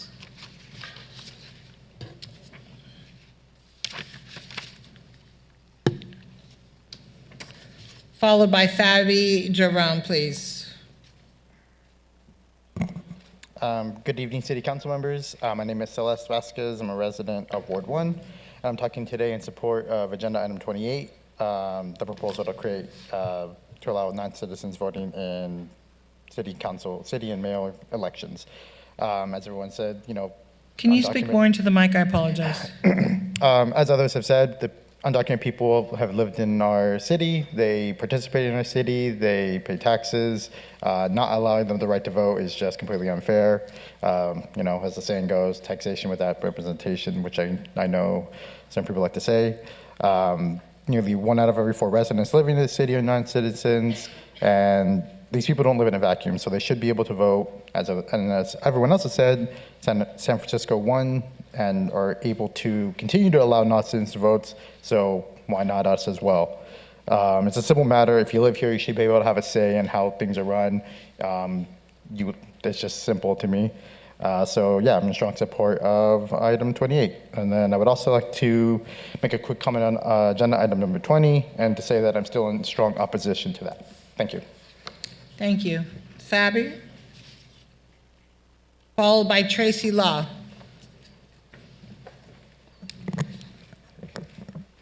Hello, good afternoon, council members. My name is Fabia Jacome, and I'm the Executive Director of the Orange County Justice Fund, and a member of the Santa Ana for Fair Elections Coalition.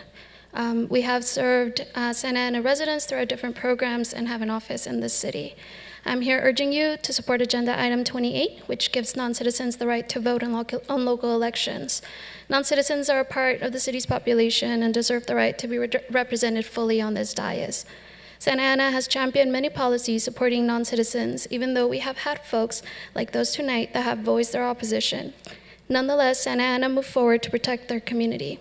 The Lacey ruling has given you the go-ahead to explore non-citizen voting. I hope you take this opportunity and do right by your constituents. Set yet another example for the country to follow. Thank you.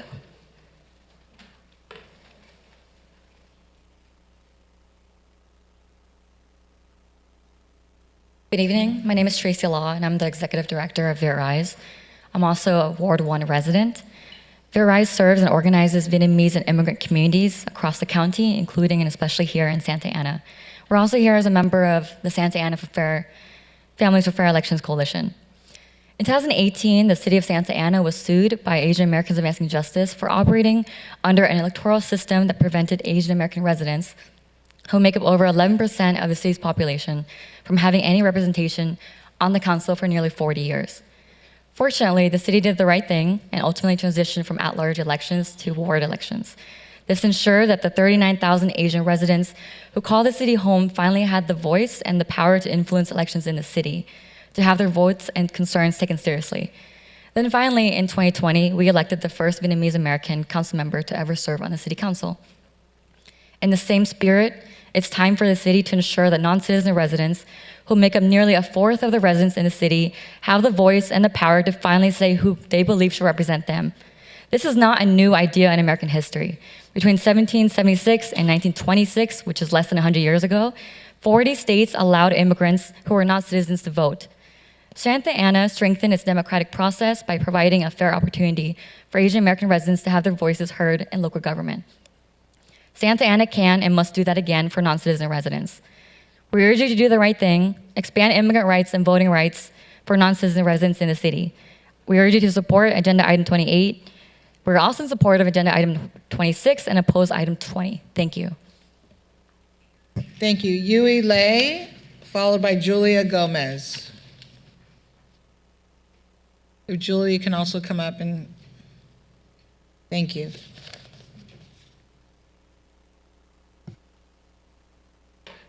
Good evening, everybody. My name is Viet Lei. I'm a volunteer with Viet Rise.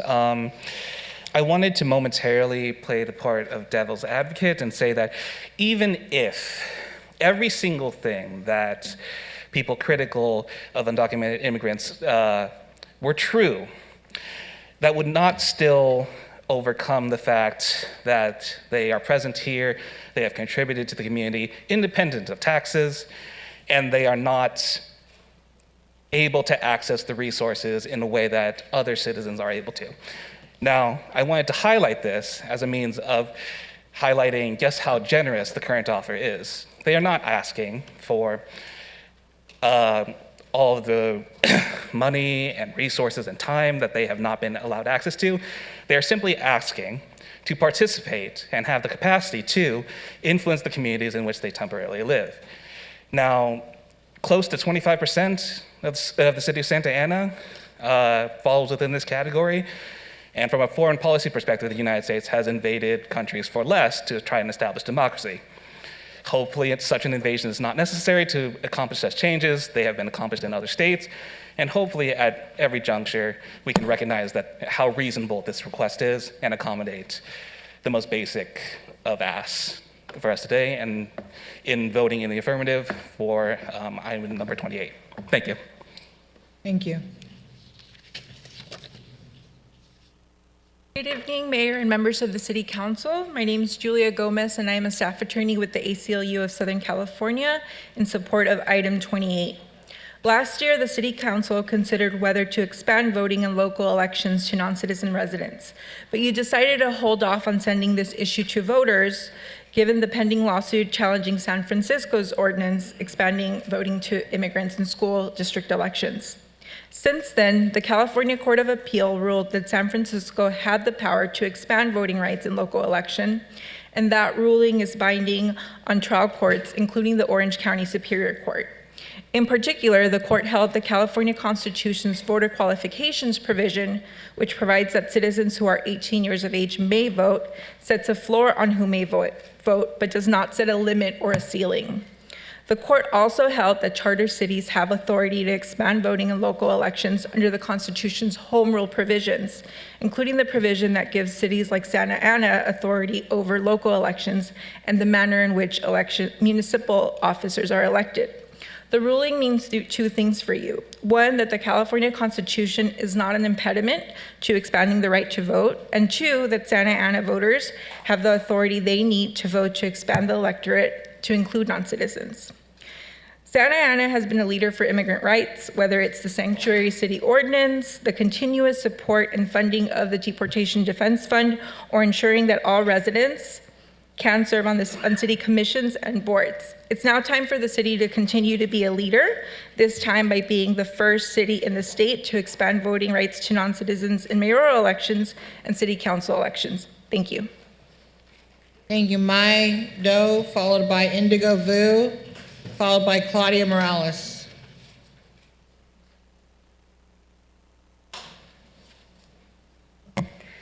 Good evening, Mayor, council members. My name is Mai Nguyen Do, and I'm the Research and Policy Manager for the Harbor Institute for Immigrant and Economic Justice, based here in Santa Ana. We're also part of the Santa Ana Families for Fair Elections Coalition. Here today to support agenda item number 28. As you've heard, nearly 1 in 4 residents are non-citizens, making Santa Ana among the top 5 large cities with over 100,000 residents in California with regard to share of non-citizen residents, exceeding the shares in both San Francisco and Oakland, where voters already approved non-citizen voting for school boards. That share goes up when you consider only voting age residents. So almost 1 in 3 voting age residents are non-citizens, according to recent estimates from the US Census Bureau. Yet all these residents, these taxpayers, these important members of the Santa Ana community, they're unable to participate in the very election of those who make decisions that impact their daily lives, you, council members. This remains deeply undemocratic and unfair to keep excluding so many taxpayers from the local democratic process. There are also other benefits to expanding the right to vote. We know from existing research that it can contribute to increased stakeholder engagement with processes regarding community resources. So overall, expanding the franchise locally should contribute to a thriving culture of civic participation in Santa Ana and bolster the health of local democracy. The city has already taken important steps to fostering inclusion as a sanctuary city, and the city has made clear strides to reduce barriers to political participation, such as the relatively recent move to allow non-citizen residents to serve on city commissions. The next logical step then would be to allow non-citizen residents to participate in local elections, which we know from the recent Court of Appeal decision regarding San Francisco's case to be legally permissible. We hope the council will explore this important opportunity to bring Santa Ana one step closer to a true representative local democracy by expanding the franchise to all residents, regardless of immigration status, because everyone deserves to have their voice heard. Thank you. Thank you. Indigo, followed by Claudia Morales. Indigo, followed by Claudia Morales. Can you hold on one second? Is Claudia Morales here? Can you please come stand in line? Followed by Marcela Rosas. Go ahead, thank you. Good evening, Mayor Mezcua and Santa Ana City Council members. My name is Indigo Vu. I am a Ward 1 resident as well as a staff member at Viet Rise. I'm here today in support of agenda item number 28. Santa Ana has long been the heart of immigrant rights in the county, from declaring itself a sanctuary city, creating the first deportation defense fund in the county, and being the first city in the county to appoint an undocumented commissioner. Currently, its residents are looking toward you, each of you, to continue Santa Ana's legacy as a leader for immigrant rights. For immigrant rights, voice, and dignity, and to encourage and foster democracy for all in our city. It is in the best interest of our city to give every resident of voting age the ability and opportunity to make their voices be heard and to vote for people who represent them, who make decisions that impact them every day. The question before you today is not necessarily to make a decision on non-citizen voting based on your stance on this issue, but rather to allow the voters of the city to make that decision for themselves. Again, I support and urge you all to support agenda item number 28, and for the reasons I and other speakers stated previously on August 28th, I oppose agenda item number 20. Thank you.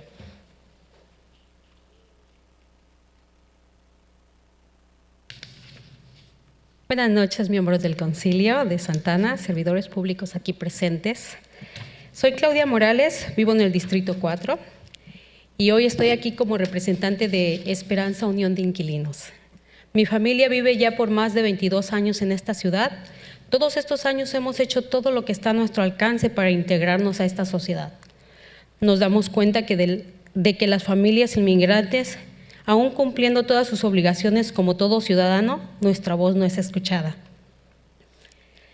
Esta propuesta de que todas las personas mayores de 18 años puedan elegir a sus representantes locales impacta fuertemente a nuestra comunidad, ya que somos miles de padres que fortaleceremos el mensaje a nuestros hijos en materia de voto y elección. Como familia que vive en Santana, aún siendo una ciudad santuario, nos hemos sentido excluidos y marginados. No hay un deseo de conocer a los representantes que no nos representan. Mas hoy, con la luz de esperanza de esta propuesta, estamos aquí para apoyar el punto número 28 de su agenda, para que todos los que vivimos en Santana podamos decidir votar a un representante en este concilio y haya democracia para todos.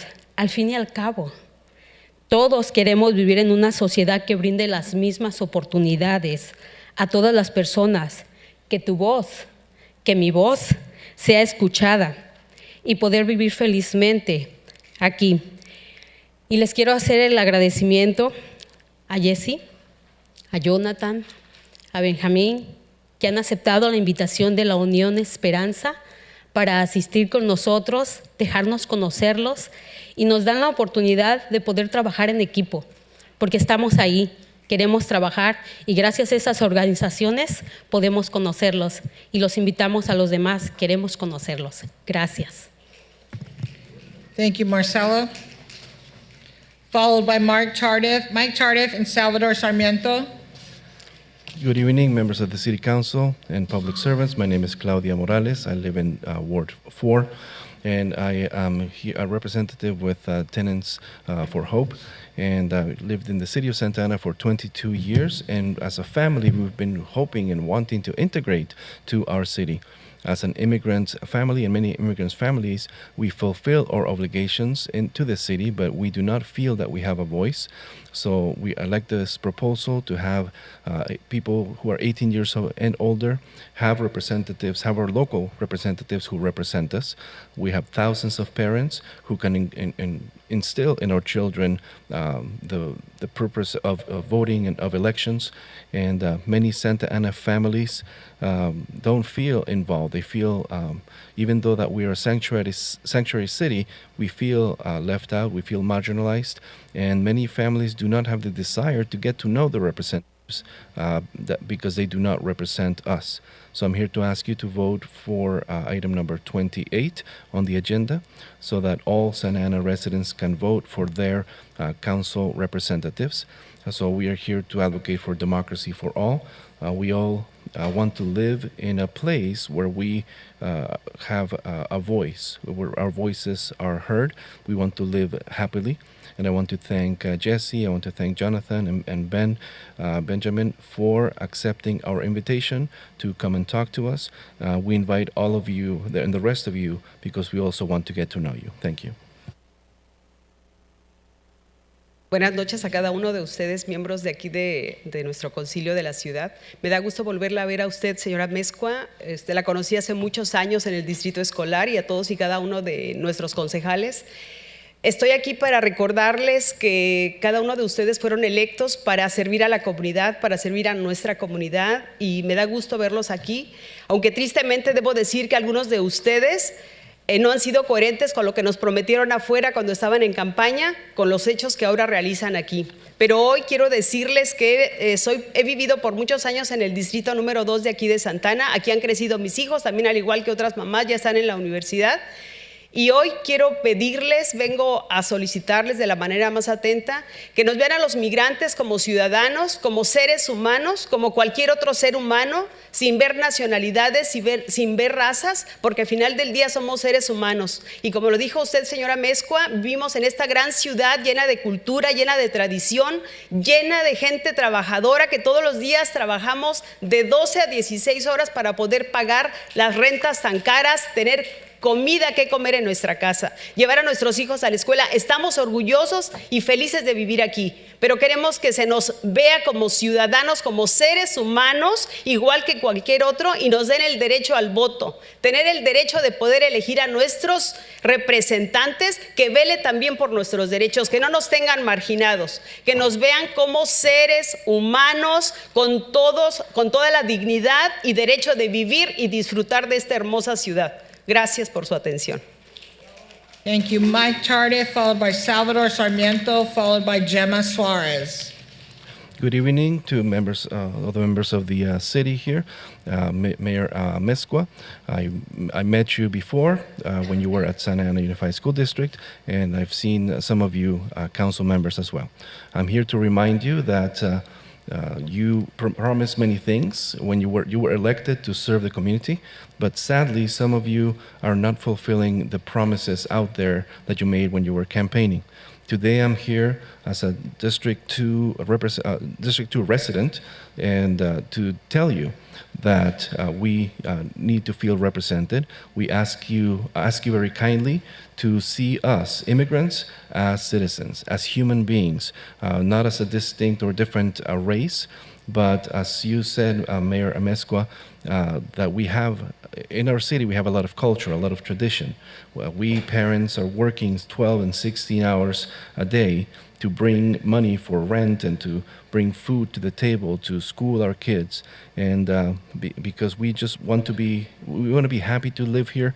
We want to be treated and seen as human beings, as people, and we are asking for the right to vote, to elect the representatives to elect us, so that we don't feel marginalized, so that we feel as human beings, and we are here and asking to enjoy this beautiful city. Thank you. Thank you. Mike Tardif, followed by, is there Salvador Sarmiento? Hold on one second, Mike. Salvador Sarmiento. Okay, there you are. Gemma Suarez. You want to come up and get in line, please? Thank you. Go ahead, Mike. Good evening, Mayor, City Council members. My name is Mike Tardif. I'm a longtime resident of Santa Ana.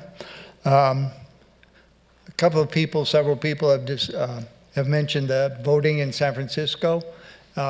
It is my understanding that that is for permanent legal residents only, and it's only for those residents that have children in the schools. Both the California Secretary of State and the California Constitution state that voting is reserved for U.S. citizens 18 years and older. No other people are authorized under those entities for voting. Less than 1 year ago, California Superior Court Judge Richard Ulmer ruled that only U.S. citizens have the right to vote. In this, he echoed an earlier ruling by the New York Supreme Court. Even if a proposed ordinance would apply only to lawful permanent residents, since Santa Ana has designated itself as a sanctuary city, those policies would bar city officials from differentiating between legal and unauthorized residents. This limitation would be difficult to enforce, if not meaningless in practice. In addition to not being constitutional, according to the California State Constitution, allowing non-citizens the vote is bad policy. Aliens, that is the proper legal term, who remain legally bound by and beholding to the governments of their native lands should not be allowed to shape and mold our educational, law enforcement, and other policies. I do not support item 28. Your time is up. Your time's up, sir. Salvador Sarmiento, Gemma Sanchez Suarez, followed by Maria Torres. Good evening.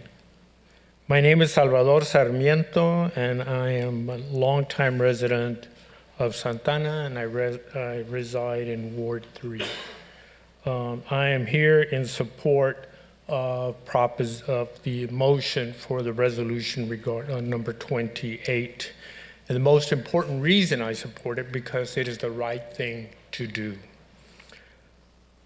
First, it's sadly to hear what people misquote what was previously stated to be as the law by the ACLU attorney. Just because somebody says something, it doesn't make it so, but I think you should take the word of the ACLU attorney. There is no legal impediments for the passing of this resolution. No constitutional arguments that would impede your acting in behalf of this resolution. No legal arguments. Nobody can argue that citizens are more moral than non-citizens. No studies haven't showed that. There are no studies showing that non-citizens have less integrity than citizens. Are no studies that show non-citizens are less educated in the issues that people vote on. So those issues, those reasons should not be used to stop you from voting in behalf of this resolution. The only reason I think people would argue against the act of such a resolution is because they're fearful of the power being taken away. But that is not a legitimate reason not to uphold or pass the resolution tonight. So I'm asking you to do the right thing, make democracy, the circle of democracy here in Santana much larger than it is. Your time is up. Thank you. Gemma Suarez, followed by Maria Torres, followed by Iris Zuniga, please. Iris Zuniga.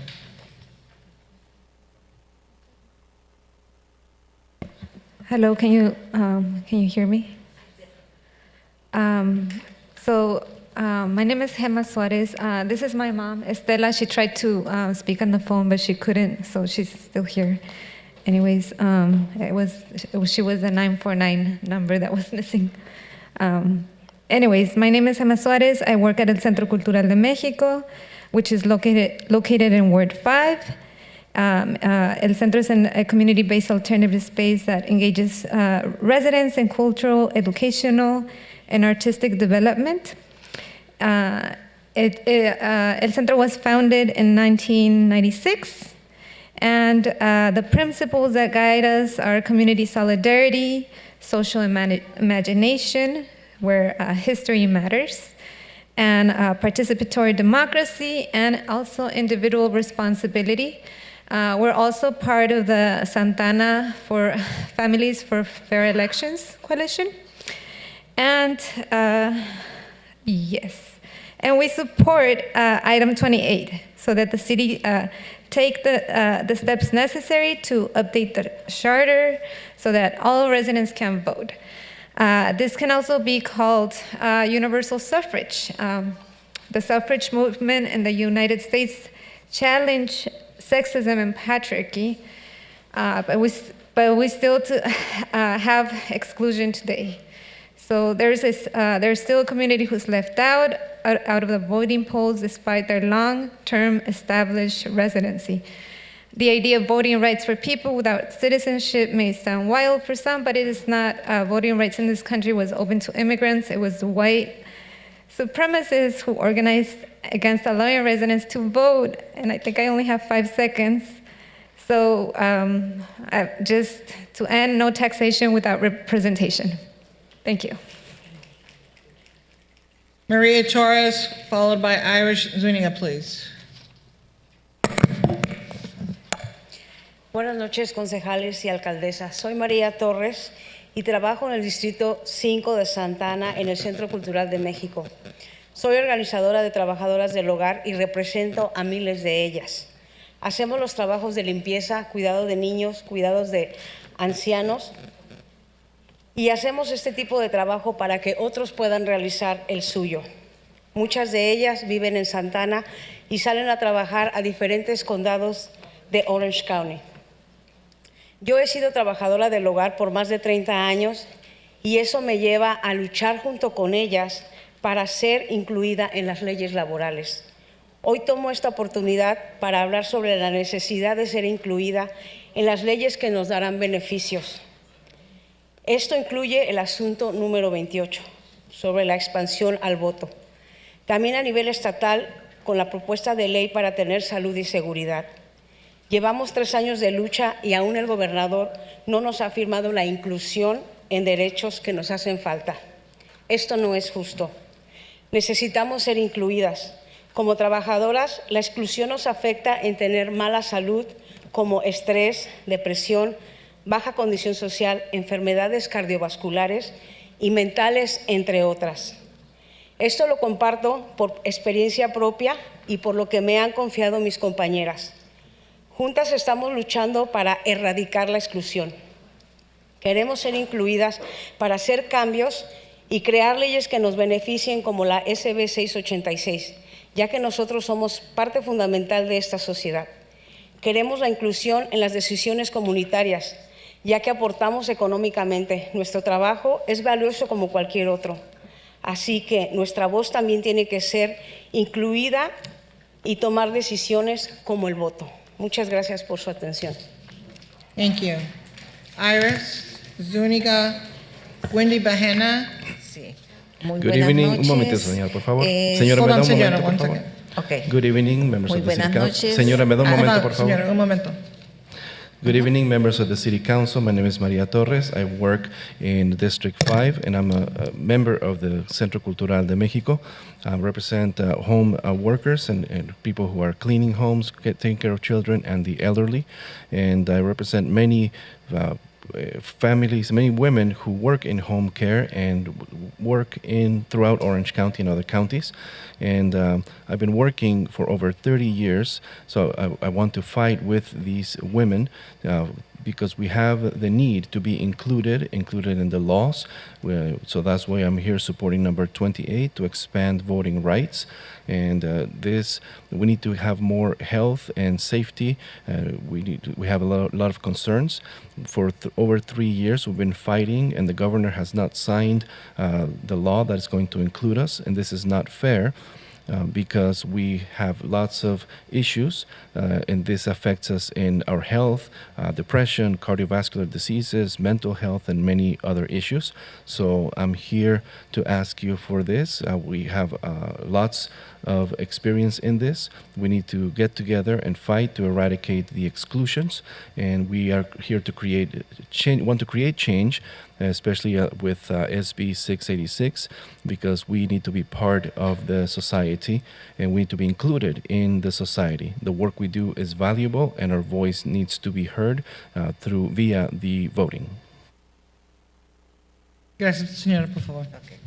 Buenas tardes. Saludos a los concejales, a la alcaldesa y al público en general. Mi nombre es Civic Zúñiga, soy originaria de Honduras y trabajo en el campo de la salud. Vivo aquí en Santana, soy voluntaria de Nuestras Manos del centro del distrito número 5 y vine a apoyar el punto 28 que nos afecta la exclusión y queremos ser incluidas en la forma democrática para tener decisiones correctas mediante el voto. Gracias. Good evening, council members and mayor. And public, general public. My name is Civic Zúñiga. I'm from Honduras, and I work in health. I work in Santa Ana, volunteer in District 5. So I'm here to support item 28 because we want to be included and not affected. We want to be included in voting. Thank you. Thank you. Wendy Bahena, followed by Danny Vega and Arturo Robles. Danny Vega, Arturo Robles. Wendy, go ahead. Buenas noches a todos. Mi nombre es Wendy Bahena, madre de 6 hijos santaneros que estudian, trabajan y viven en el distrito número 5. Voluntaria del Centro Cultural de México. Trabajo con la red de jornaleros Y estoy para apoyar el tema número 28 y espero ustedes también lo apoyen. Gracias. Gracias. Danny Vega, followed by Arturo Robles, followed by Sylvia Avendano, please. Good evening to all. My name is Wendy Baena. I'm a mom of 6 Santaneros who study and work in Ward 5, and I'm a volunteer with Centro Cultural de Mexico, and I work with Journeyman Network, and I'm here to support item 28, and I hope that you support it too. Thank you. Go ahead, sir. Hello, my name is Danny Vega, resident of Ward 3. I'll be quick. I'm in support of item 27, but I'm actually here seeking information on behalf of myself and dozens of parents. We would like to know what the process is when deciding what books are allowed in city libraries, specifically in bookmobiles. As some of you have heard, a book called This Book is Gay was found at a bookmobile that was stationed in Lincoln Elementary by a teacher. Students were allowed to check out books throughout the day. So this book depicts in graphic detail how to perform sexual acts, how to use sex toys, how to find sexual partners through apps on your phone. It also talks about a story which I'll read to you. On my 16th birthday, I went to hang out at a guitar shop near my house. The owner was older and married, and we'd been flirting with each other for a few months. As the morning went on, we got more and more tactile until we started rubbing. I'll stop there. This is wrong. This is not about being gay or straight. This is sexualizing our children. So again, I would like to ask what the process is. Who was the one that approved such a book to be in our libraries? And to the staff member that thought this was a good idea to put this book, shame on you. Shame on you, shame on you, and stay away from our kids. Thank you. All right, we can't have the noise, please. Please have some respect. Arturo Robles, followed by Sylvia Avendano, followed by Socorro Sarmiento. Thank you. Buenas tardes. Me llamo Arturo Robles. Me crié aquí en el segundo barrio, and I urge no against item 28. Mi familia es de Socorro, Texas. Es una comunidad que es indígena. Y allá mi abuela se nació y allá desde 1920 no la mandaron a la escuela. Ella no aprendió cómo hablar inglés y no podía leer, pero sí podía firmar su nombre para votar. Entonces es un poquito irónico que después que ella movió de ese condado en Socorro, los impuestos de la propiedad subieron en Socorro hasta al fin eran los más altos de Texas, porque tenían que construir escuelas públicos para niños de México. Y entonces yo creo que eso no es una cosa que no hay respeto en ese modo. Gente que viene de otro país para así tomar el dinero de una comunidad extranjera sin pedir permiso. Entonces, para hablar de respeto, yo fui a México en 2002 para apoyar a los zapatistas. Entonces, desde Chiapas al Zócalo, yo me fui, llegué allá al Zócalo el 1 de mayo y todos sabemos qué tipo de día es eso. Y al fin, Tintán, yo llegué al reclusorio Oriente del Norte. Entonces, ahí me dejaron sin cargas, pero el Nación de México me deportó porque yo violé las leyes de ella. Gracias. Sir, your time is up. Thank you. Good evening. My name is Arturo Robles, and I was raised on 2nd. I am here to support item number 28. My family's from Socorro, Texas. My grandma was born in Socorro, Texas around 1920, and she did not go to school. She did not speak English, and she could not write, but she could sign her name in order to vote, which is ironic because when she moved out from Socorro, Texas, the property taxes went through the roof, were the highest ones in Texas, and the excuse was because they were taxing the people to build public schools for the Mexican children. That's not very respectful, that you bring people from or have people from other countries and tax them without their permission. And I went to Mexico in 2002 to help the Zapatistas. I went from Chiapas to El Zócalo, and I arrived there on May 1st, and you know what that means. And I was put in jail with no charges, and then I was deported. Thank you. Silvia Avendano, followed by Socorro Sarmiento. Perdón. Buenas noches, concejales, alcaldesa. Mi nombre es Silvia Avendaño y estoy aquí para apoyar el número 28 y también para decir que la palabra democracia significa demos, pueblo, kratos, poder, poder del pueblo. Y esto no es, esto es mundial, ¿verdad? Esto fue hecho por los hombres porque estaban los reyes y decían quiénes eran los que, ellos decían que Dios los ponía y que Dios hacía que decidieran por el pueblo. Pero el pueblo, como lo estamos diciendo, demos, pueblo, kratos, poder, dijo que no, que ellos tenían que participar. Y entonces la democracia es la libertad, la igualdad, la pluralidad. Y ahora aquí estamos aquí y vemos que nuestros antepasados estuvieron aquí, nuestros abuelos, mucha gente de nuestros amigos vivió 40, 30 años y se fue, sin llevarse nada, sin robarse nada, porque trabajaron 40, 30, 20 años y nunca exigieron nada. Pero aquí estamos nosotros para recordar que sí merecemos algo, porque nosotros queremos democracia. Y porque también Pablo Freire dice, los pueblos y los hombres no se liberan solos, se liberan en comunidad. Y yo apoyo el número 28 y espero que ustedes también. Gracias. Socorro Sarmiento after the translation, followed by Cortez. I apologize for saying that wrong. Good evening, City Council and Mayor. My name is Silvia Avendano. I'm here to support item 28. And I'm here to say that democracy is people power. Demos means people and kratos means power. So when the kings you used to say that they were put there by God to tell the people what to do. And that's where democracy was created, to give power to the people, which brings equality and plurality. And our grandparents lived here for 40, 30 years and left nothing.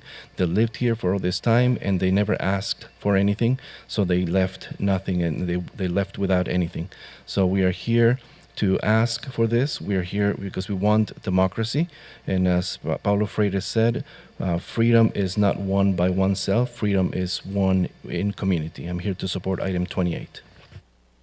Socorro Sarmiento, followed by Apolonio Cortez, followed by Larry Sims. Hola, buenas noches. Bueno, como dice, me llamo Socorro Sarmiento y residente del Distrito 3 de Santana, cofundadora del Centro Cultural de México y parte de la radio comunitaria de Radio Santana. Espero que mañana los vamos a escuchar parte de estas presentaciones en el noticiero popular que tenemos en el noticiero lunes, miércoles y viernes, si quieren escucharlo. Soy residente de Santana por más de 40 años, parte de 30 años, 25 años he participado en la Universidad de California como profesora, como investigadora, y quiero compartir con ustedes mis dos grandes hallazgos en estos 30 años haciendo este trabajo. En las investigaciones, la gran colaboración de los trabajadores.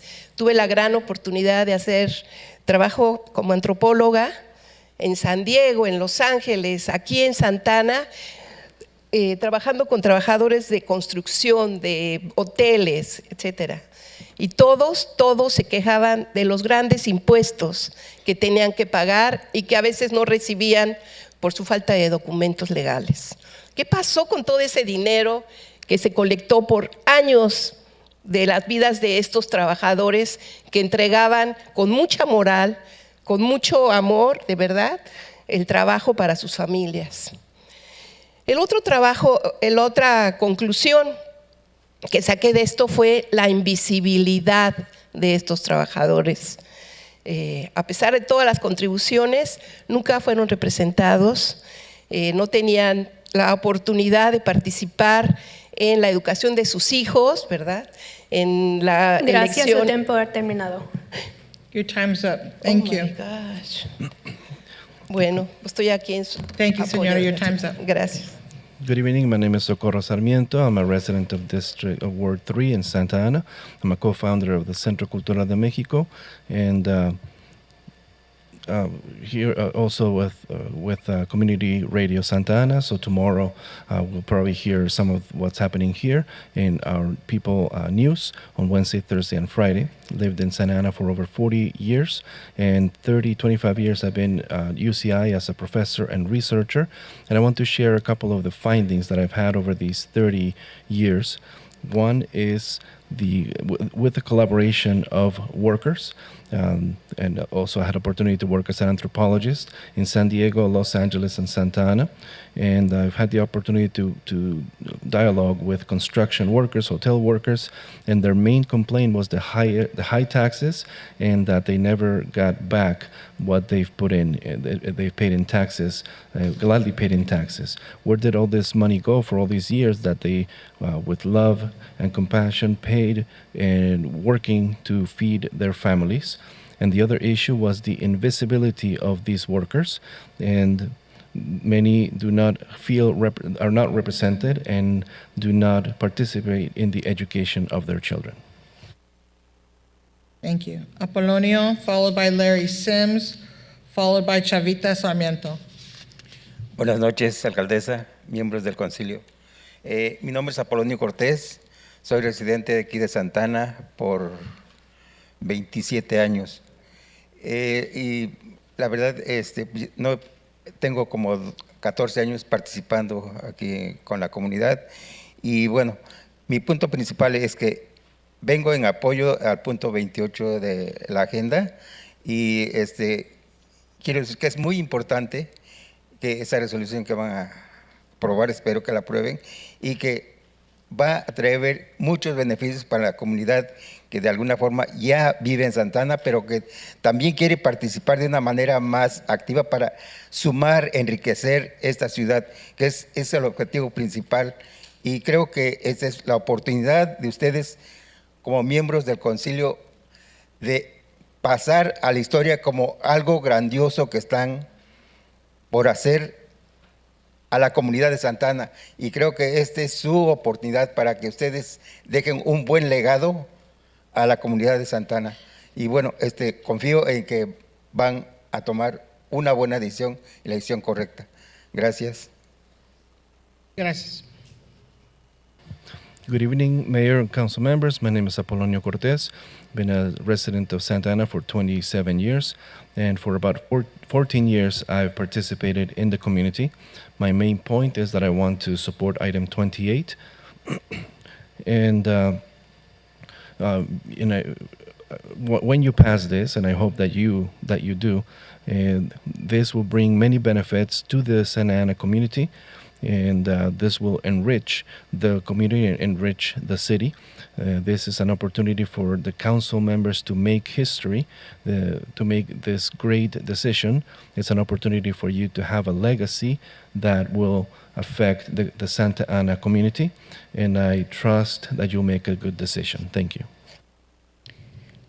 Mr. Sims, if you can hold off 1 second. Chavita Sarmiento, please be ready, followed by Sarah Arpaio, followed by Jenna Naranjo. I know I say that wrong, I apologize. Go ahead, Mr. Sims. Good evening, Mayor and council members. I would like to remind everyone we do not live in a democracy. We live in a constitutional republic. Our founding fathers would dread the thought of us living in a democracy because they know democracies fail. I know that's surprising to many of us. The law is what a republic is based on. And laws can be changed, but then they can also be changed to the point where they become meaningless. I think of all the people who came here legally, and I know there's certain situations, and they went through all the process of becoming legal citizens like my father-in-law, and Harumi, and many, many others. And how fair is it to them that now anybody can vote? And there are fine-looking people here, but we can have criminals voting too. Is that what we really want? I know these are tough questions. I think this is a mess that our politicians have gotten us into. It's a Pandora's box, but you can tell that I'm opposed to 28 basically on legal grounds. And the other thing I want to say is, where is our money really going? Are we really going to solve anything this way? I'd like to know where our tax money is going. Is it actually solving problems and homelessness and everything else by just opening the door again and again and again to everything? Okay, that's the whole idea of putting borders and boundaries on things. All right, thank you. Thank you. Chavito Sarmiento, followed by Sarah, followed by Jenna.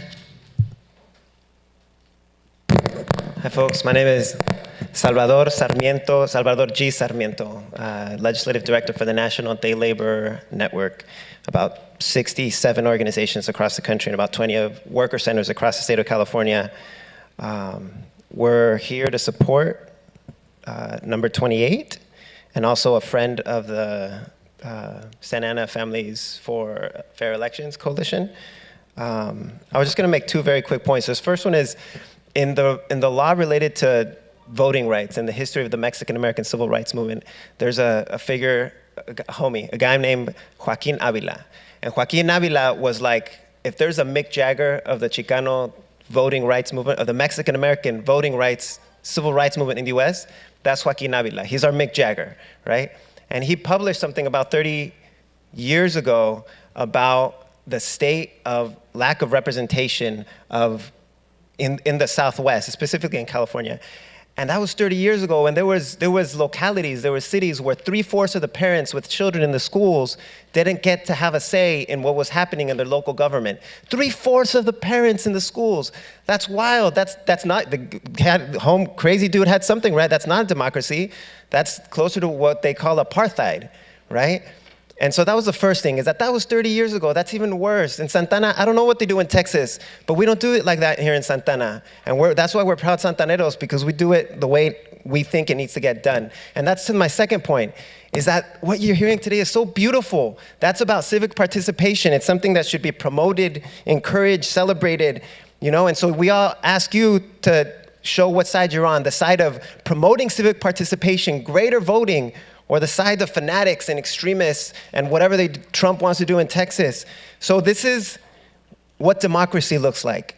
This is what Santana looks like, and we're here to celebrate that. And I hope that we can all continue to celebrate this process together. Thank you, sir. Your time is up. Sarah, followed by Jenna, followed by Leo Campos. Sarah, followed by Jenna and Leo Campos.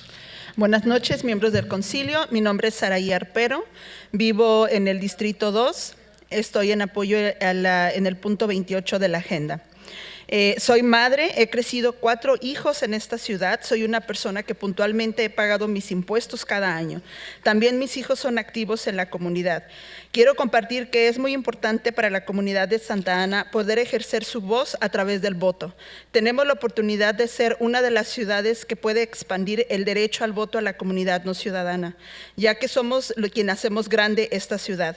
Durante mis 25 años de vivir en esta ciudad no me siento representada aún. Es por eso que les pido que hagan lo correcto y apoyen el punto número 28. Los padres, hermanos, hijos y abuelos y toda la comunidad no ciudadana deben de tener el derecho de elegir a quién poner en esas sillas que están ustedes ahorita, para mejorar nuestras condiciones de vida. Ustedes son servidores públicos y nosotros, la comunidad, somos a quienes ustedes deben servir y dar rendición de cuentas, transparencia. La comunidad de Santa Ana quiere que practiquemos la equidad con justicia para todos. Si queremos practicar la democracia de verdad, esta es la prueba para que nos muestren que trabajan para nosotros, la comunidad de Santa Ana, porque somos todos. Gracias, buenas noches. Thank you. Good evening, members of the City Council. I'm Sarai Arpero, District 2, and I support item 28 on the agenda.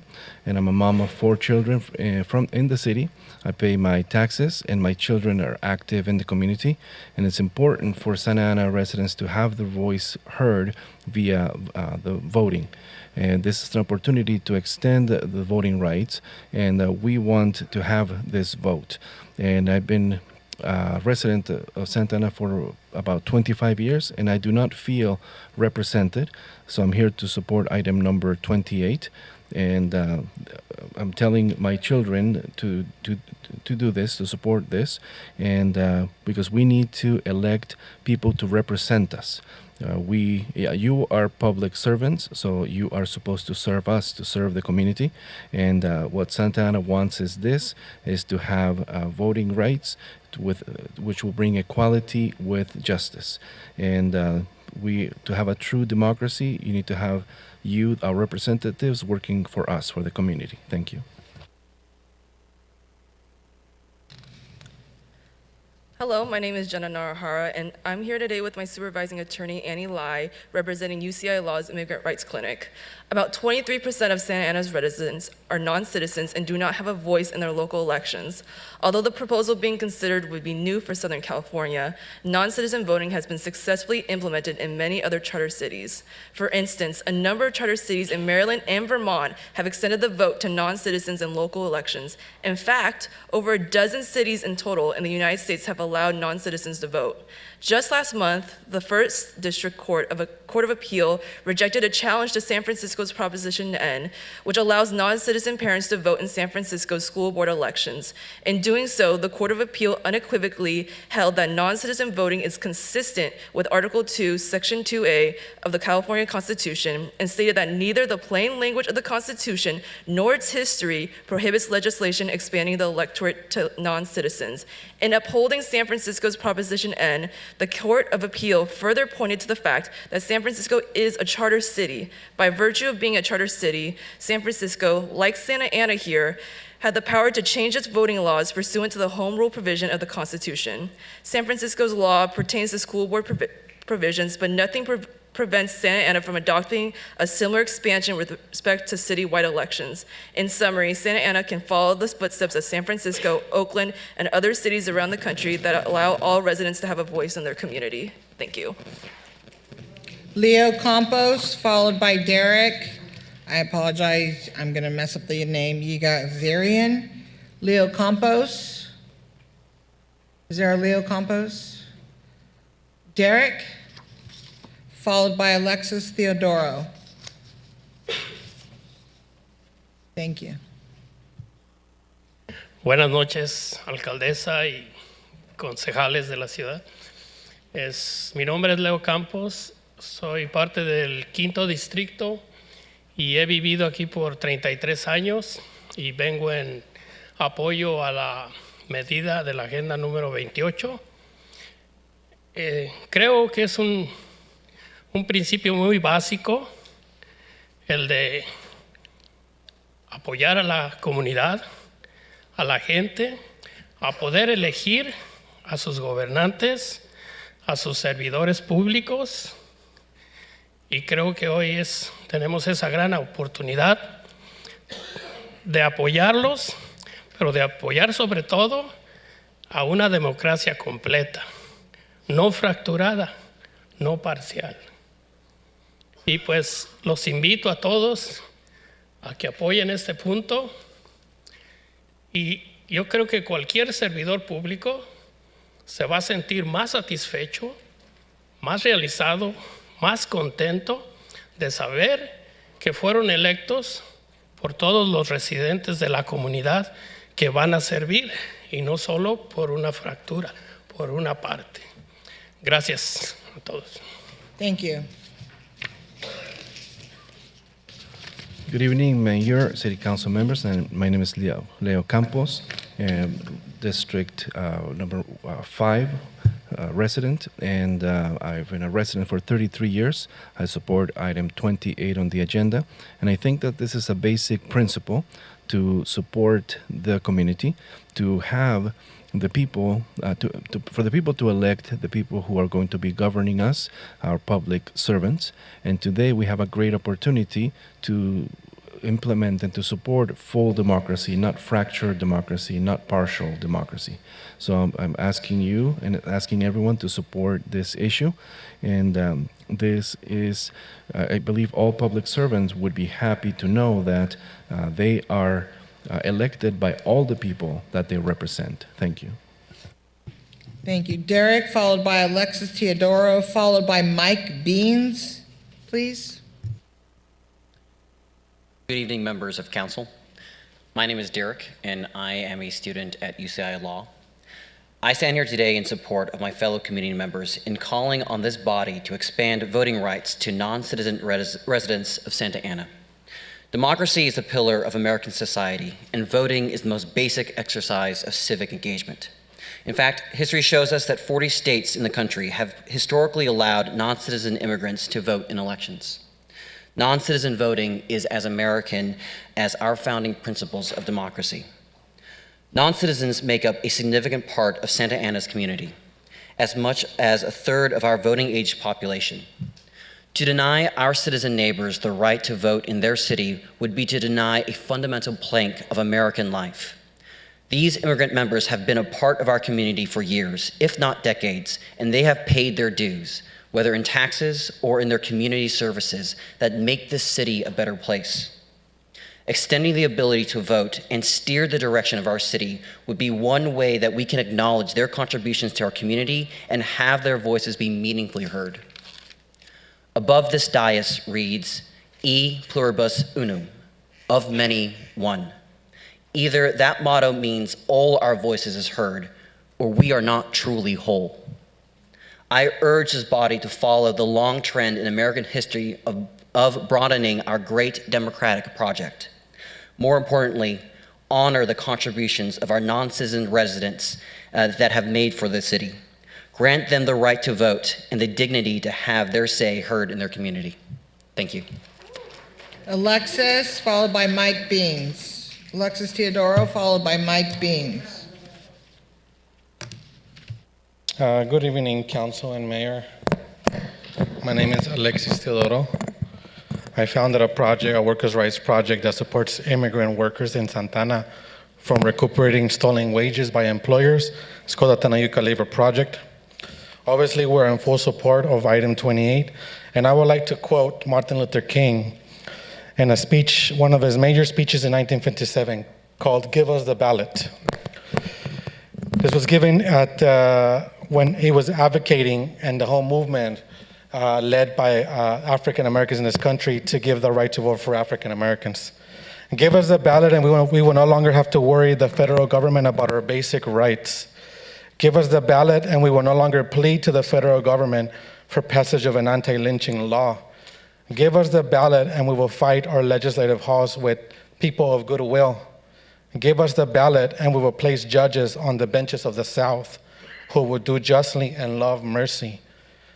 Give us the ballot and we will quietly and non-violently, without rancor or bitterness, implement the Supreme Court decision of May 17, 1954, which was a desegregation court case. I quote Martin Luther King because as somebody that's part of the Latinx community, I have to acknowledge the folks who have put in the work to give us rights. Here tonight, it is not a radical move, but a progression of moves that the city has done for the last 10 years. We made the City of Santa Ana sanctuary. Many of you helped with that. We created the Legal Defense Fund, a model for the county. And now we must do right by folks in the community who have made Santana beautiful, who appear on the photos of this beautiful magazine called Culture. This is us. This is our people. 1 out of 4 people in the city are undocumented, they're non-citizens. Giving them the right to vote is not only the right thing to do, but it is part of the historical democracy of this country. Thank you. Your time's up. Mike Beans, followed by Darwin Nguyen.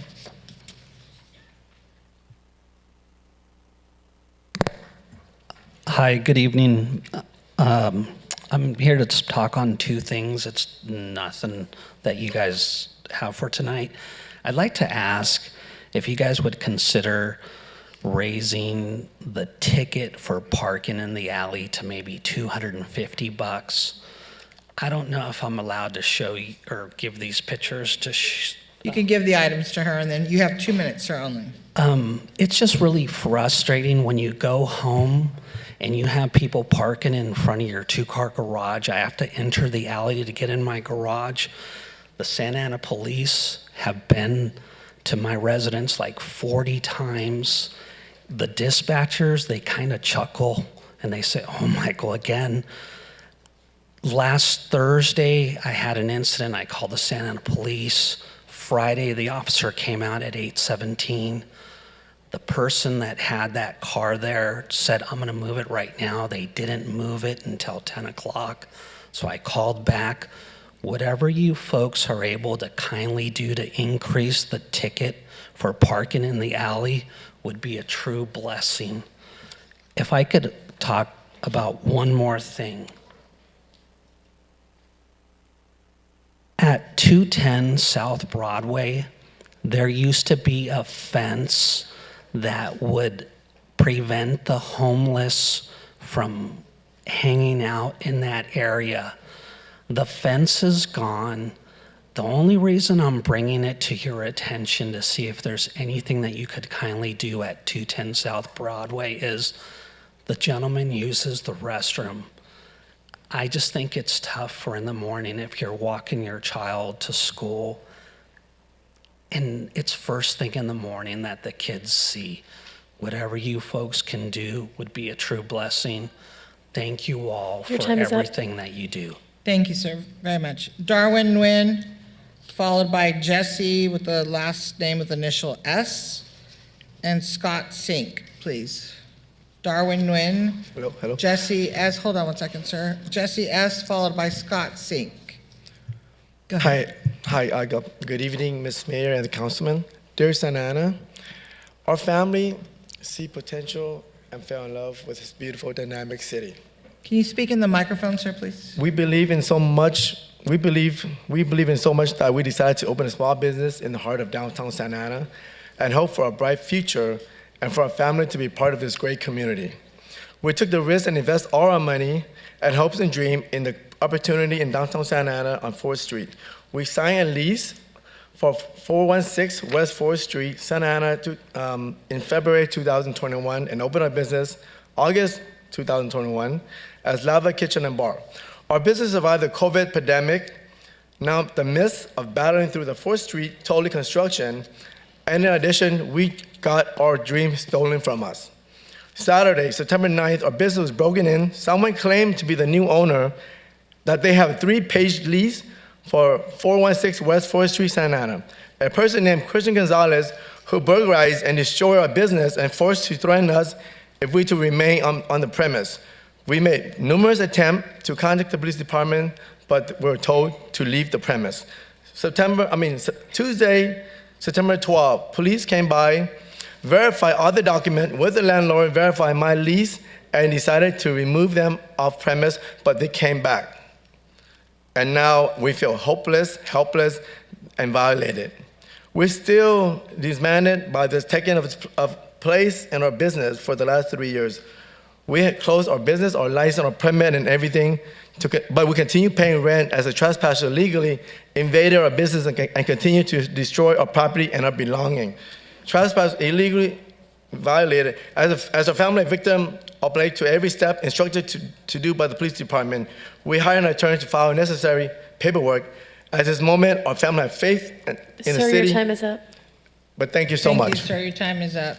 Jesse S., followed by Scott Sink, please. This is unbelievable because it just blows my mind, but I'm from Mexico, by the way, and I say no on 28. But I must say illegals do contribute to America. 924 assault, battery, and domestic violence. 644 burglary, robberies, larceny, theft, fraud. 1,749 driving under the influence. 24 murders. 1,560 illegal drug possession, trafficking. 6,214 illegal entries, re-entries. 232 illegal weapons possessions, transport, trafficking. And you want to give these people the right to vote? Shame on you. I say no. Scott Sink, followed by Gia D. Gia D, followed by Andrea Perez. Thank you, sir. Good evening. Good evening, members of the council. I'm here to help make America great again. We need to go back. We need to reclaim the republic envisioned by the founding fathers. We need to go back to immigrant suffrage, which existed in the first days of the British colonies. It was practiced during the American Revolution. Where would the Revolutionary Army be without Lafayette? He was an immigrant. And what about Alexander Hamilton, another immigrant founding father? And even Mike Pence went to go see the Hamilton musical. So we need to reclaim the tradition of American democracy. In fact, immigrant voting continued throughout the Civil War, throughout most of our history. It wasn't until 1924 when there was the first federal law preventing immigrants from voting in national elections. So for the majority of the existence of our republic, immigrants have been able to vote. There are 35,000 non-citizens currently serving in the armed forces of this republic that I am proud to call home. And with that said, please vote yes on item 28, and God bless America. Gia D, followed by Andrea Perez. Hi, thank you. I'm here to express my opposition for non-citizens voting in elections.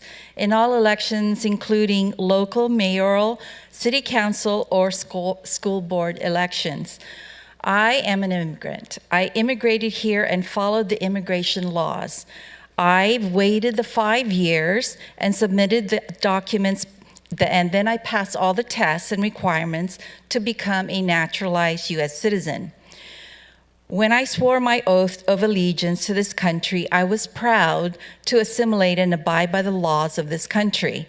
This is a melting pot that allows legal immigration from all countries. They come here for the freedom to pursue their dreams.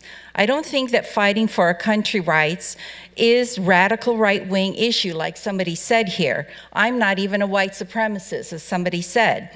It is a legal right, an issue of rules and laws. My father was a lifer in the U.S. Navy. I want to honor his service by fighting to preserve the rights of Americans. Many legal immigrants, like my father, fought for the Constitution and the protection of this country. Citizenship has benefits. One of our rights and privileges is to cast our vote for issues and candidates that can represent us. We have immigration laws. We have a naturalization laws. I urge you to preserve the laws that protect our rights as citizens. Non-citizens can apply for naturalization when the requirements are fulfilled. Non-citizens can participate in civics by attending meetings, speaking up on issues, and engaging in their communities.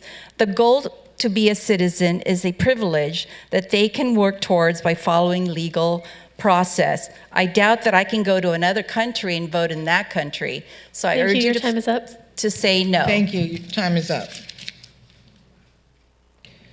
This time that concludes public speakers. We're going to go into the consent calendar. Mayor, I believe you had Andrea. Oh, I'm That's the so final sorry. I speaker. apologize. Come on up. And you're the last one, I apologize. Thank you. Dear Mayor Amezcua and City Council members, my name Can is you Andrea. speak into the mic, please? Yes. My name is Andrea, and I'm here on behalf of America Abracho, our dear CEO at Latino Health Access.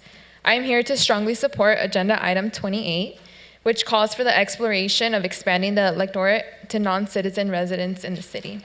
This is a crucial step towards fostering inclusion, encouraging political participation, and improving our community resources through increased stakeholder engagement. Moreover, it is a necessary move to bolster our democracy and ensure that all residents have a voice in shaping the policies that affect our daily lives, regardless of their immigration status. It is deeply concerning that a significant portion of our local population, comprising nearly a quarter of our city's residents, is currently excluded from participating in the election of the officials who make decisions that impact us all. Non-citizen residents are vital members of the Santa Ana community, contributing to our local economy and the tax base. However, they are denied the fundamental right to have a say in choosing their local representatives. Expanding the electorate to include non-citizen residents will not only improve representation in local government, but also enhance our overall social fabric. It will allow Santa Ana residents to make decisions that directly affect their lives, advocate for their interests, and improve their social determinants of health. Inclusivity and engagement in the democratic process are vital for a thriving and just community. I urge the City Council to seize this opportunity to explore the expansion of the electorate in municipal elections to non-citizen residents. Let us work together to ensure that all voices in Santa Ana are heard and represented in our local government. In the spirit of democracy, I believe that the decision should ultimately rest within our city's voters. Thank you for your attention to this important matter. I look forward to seeing Santa Ana taking a progressive step towards a more inclusive and vibrant community. Thank you. Thank you. We're going to head on to the consent calendar items at this time. Consent calendar items number 5 through 24 are before us. Council members, please announce any items that you'll be abstaining from due to a conflict. And if there are any requests to pull an item from the consent calendar for further discussion, do I have a motion and a second to, let me get the items that will be pulled. So let me start with Councilman Hernandez, please. I'd like to pull item 20, and I'll move the calendar. Councilman Penalosa. I'll pull item 13 and second Councilmember Hernandez's motion. Councilman Becerra. I'd like to pull items 23 and 24. Councilmember Fan. Thank you, Mayor. I'd like to announce my recusal from items 18, 21, and 22. As the IPS group and OCWD are clients of my employer, and I believe in item 21 I have recused in the past, so out of abundance of caution, I will recuse myself from that. Thank you. So just for clarification, you said item 18, 21, and 22? Correct, thank you. Great, thank you. Mayor Pro Tem? Nothing to pull, thank you. And Councilman Vasquez, I called on you? Nothing to pull. Great, thank you. Okay, there was a first and a second. Prepare to vote. Motion by Councilmember Hernandez, seconded by Councilmember Penalosa, to approve the consent calendar with the exceptions of items 13, 20, 23, and 24 that are pulled for separate discussion and consideration, and a noted recusal by Councilmember Fan on items 18, 21, and 22. Let's vote, please. Councilmember Hernandez, if you could cast your vote. Okay, thank you. The vote is 7 ayes, no nays, motion carries. Perfect. At this time, you want to administer the oath of office, please, to Mayor Pro Tem's appointed member to the Police Oversight Commission. Yes, if Gabriel Castillo-Lofton could please come join me up front.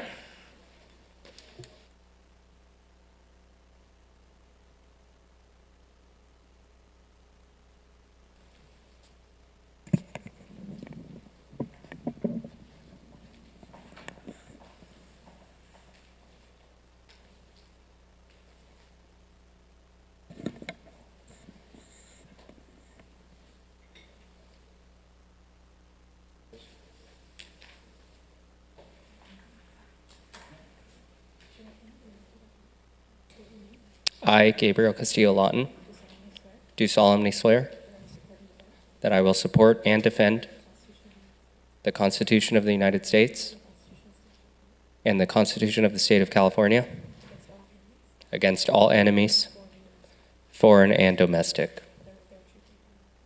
That I will bear true faith and allegiance to the Constitution of the United States and the Constitution of the State of California. That I take this obligation freely without any mental reservation or purpose of evasion. That I will well and faithfully discharge the duties upon which I am about to enter. Thank you.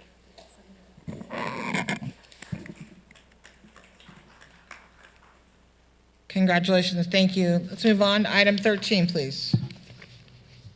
Thank you, Mayor Amezcua. I pulled item 13, which is a very exciting item to approve an appropriation adjustment and award a construction contract in the amount of $3,300,000 for the Standard McFadden Park.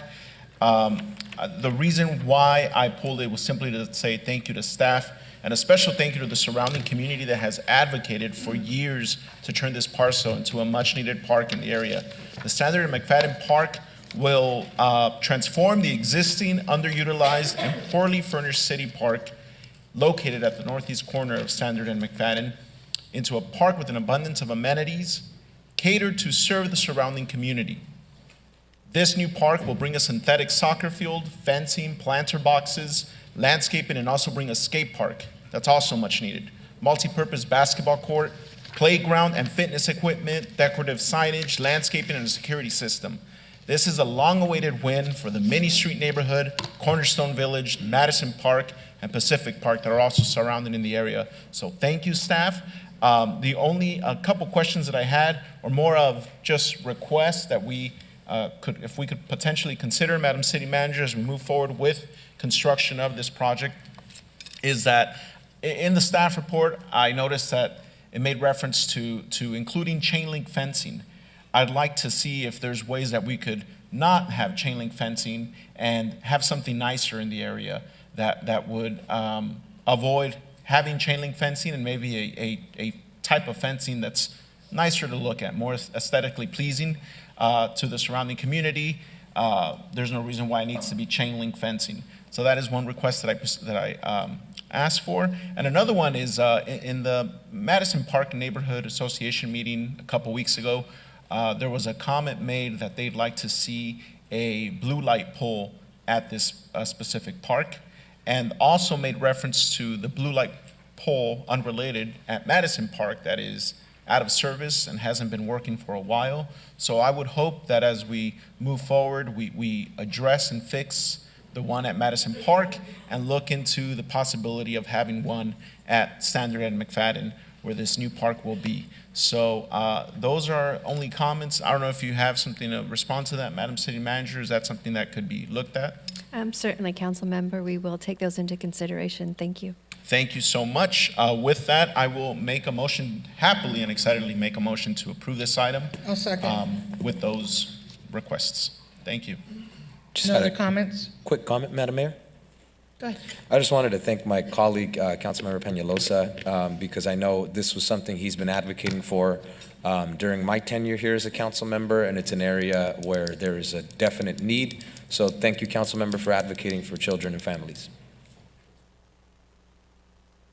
Councilman Vasquez?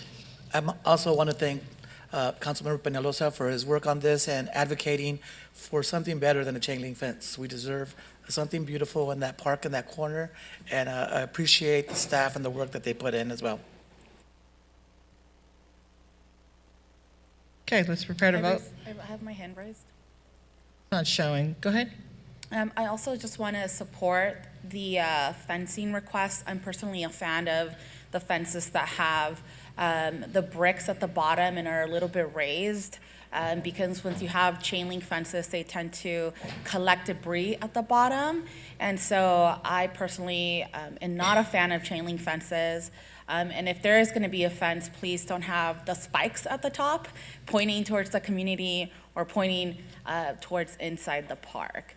I think it's a great addition to the neighborhood. A lot of the residents there make about $20,000 a year, and so this is something that's long overdue for them, and I think that they're really going to enjoy having a park for their children to play at. So thank you. No other comments? Let's prepare to vote, please.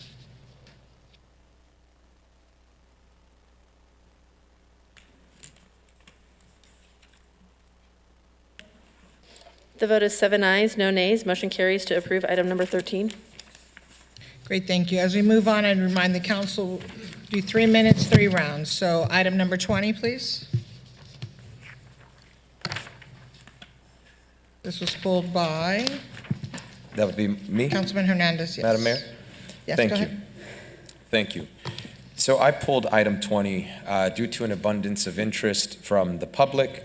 Item 20 is an item where we are discussing approving a master service agreement with Lexipol LLC to provide policy manual maintenance and to support the police department. Lexipol is a company that has been working with over 3,500 law enforcement agencies across 35 states. Notably, Lexipol proudly highlights that 95% of law enforcement agencies in California subscribe to their services. The challenge that we're seeing today all across this country is a divide between community, which is our taxpayers, and law enforcement. That can be contributed to the increase of officer-involved shootings and fatal shootings that have happened across this country. Most notably, the murder of George Floyd. We did see an act for reform. The ban on the carotid choke was an important one for this country and for police reform. Santa Ana is tasked right now with being a leader in police reform efforts by rejecting Lexipol's contract. And instead, I do believe that for us to have a more beneficial relationship with community and law enforcement, we have to do away with Lexipol's contract. Let's take a look at Lexipol's past practices. Contracting with Lexipol, I do believe, removes community involvement in the city of Santa Ana and creates a much larger divide between our police department. Lexipol has a long and storied track record of diminishing community involvement in various cities throughout the state. For instance, Pacifica Social Justice successfully urged its city leaders to discontinue the use of Lexipol's materials, arguing that Lexipol attempts to obscure the legal significance of the bill undermine the purpose of AB 392. They also noted that Lexipol ensures that your officers act on outdated standards and your use of force review is inconsistent with the law. In Santa Ana, CHISPA and the American Civil Liberties Union, SoCal, pressed the city to follow suit after reviewing Lexipol's use of force policy. Santa Ana City Attorney Sonia Carvalho notified Lexipol of the policy's legal deficiencies and its non-compliance with Assembly Bill 392. In San Luis Obispo, members of the Bend the Arc Jewish Action raised concerns about Lexipol's use of force policy, which failed to align with the state law by continuing to use the term reasonable instead of necessary force. In response, the city revised its use of force policies. These are many examples of how Lexipol has attempted to skirt police reform efforts. Lexipol's policies do cost the city of Santa Ana millions of dollars in lawsuits. I do believe that Lexipol has advertised its policies primarily to protect law enforcement from accountability. Santa Ana has had an increase in litigation when it comes to excessive force, bodily injury. Councilman Hernandez, you're over your 3 minutes, so if you wanted to wait till the next round, you can continue. Absolutely. Thank Are you, there Madam any Mayor. other comments? I see Jesse, Mayor Pro Tem Lopez. Oh, I didn't raise my hand yet. It's up here. Anybody else? If you guys can push the button, because I have Councilman Hernandez and Mayor Pro Tem Lopez. Mayor Pro Tem Lopez, do you want to speak or no? Not at the moment. Councilman Vasquez? I'm in agreement with Councilmember Hernandez because we have policies for police to have guidelines, and we want to have narrow guidelines to make sure our community is safe. Lexipol enters and wants to have wider guidelines for the city not to be sued when the time comes and there's harassment issues. That was evident in AB 392, and they wanted to have wider guidelines than what AB 392 had. The Santa Ana City Attorney's Office sent a letter to Lexipol in March 2020 stating their use of force policy was legally deficient and does not precisely comport with legislative changes set forth in AB 392. I am worried that Lexipol will continue to want to widen guidelines instead of holding police accountable where we have asked them to do. Also, Lexipol uses their services and has copyrights on their policies. I want to say that if we were to lose, or we're going to do Lexipol right now, what rights do we have to our own policies that we have? Would we have to change them? How many wording would it have to do? So that copyright issue is always going to be over our head the deeper we get in with Lexipol. So this is why I have to vote no against this. Councilman Hernandez? Thank you, Madam Mayor. An important topic for us to look at as Santa Ana is drastically changing, moving toward the direction of progress and change and reform. We have to take a look at the conversation of police reform and where does Santa Ana stand? And how does Lexipol affect those relationships that are vital to the success of our police department? Taxpayers are the reason we have a police department. Lexipol has actively opposed police reform and legislation which was aimed at improving police practices and accountability. Lexipol dismissed AB 392's implementation, and that exemplifies its attitude towards legislation that is changing the way that police work in our communities. In addition to that, Lexipol did disseminate an outdated policy that violated AB 392 to their clients, including nearly 95% of California law enforcement agencies. In addition to that, one of the challenges that it is important for us to note is that they also lobbied to kill AB 392's predecessor bill, AB 931, and has likewise used their platform to oppose other similar reforms in workshops, promotional materials, and policies provided to police departments. Lexipol has consistently opposed de-escalation practices, the regulation of the use of force, and the prohibition of police shooting into moving vehicles. There is an argument that was presented that there is no other alternatives to Lexipol. There are numerous organizations that have developed their own policy guides for law enforcement. Many of those guidelines have been very hybrid. Some have favored on leaning on community, and some have utilized police oversight commissions to go ahead and study policy, to work with community to ensure these policies reflected in our police department are important to residents. And so with that being said, for these reasons, I am not supporting item 20, and I cannot support Lexipol's contract. It's time for the city to end this contract and transition towards having a community-oriented approach to building with our neighbors. In order to achieve that, I would like to make a motion that we allocate additional resources to the city manager's office for maintaining and updating the department's policies. And number two is additionally, the city should collaborate with the Police Oversight Commission to oversee and monitor these policies effectively. My motion is on the floor. I second the motion. Thank you. Are there any other comments? So I'm going to just really quick make a comment, and then we can take up the vote here. So we talked about de-escalation and what we need in Santa Ana PD and law enforcement, and how did we get here today? Well, we get here because people continue to talk about police in a negative way. Well, I know that I was not here, but Santa Ana PD just had an 11-hour standoff. They waited 11 hours in the Hobby Lobby parking lot and did not shoot the gentleman, did not assault him, did not tackle him, did not take him down. They peacefully arrested him after 11 hours. He had a gun taped to his hand in Hobby Lobby parking lot. Man with gun arrested 11 hours after standoff in Santa Ana parking lot. Forces store evacuation. So talk about public safety. So the reason I say that is because I do support Lexipol, and yes, they do work with many, many different agencies, law enforcement agencies. And I think, since I've been sitting up here and even on the school board, because the Santa Ana Unified with so many schools and students only have 18 police officers, and they're one of 6 school districts that have a law enforcement agency.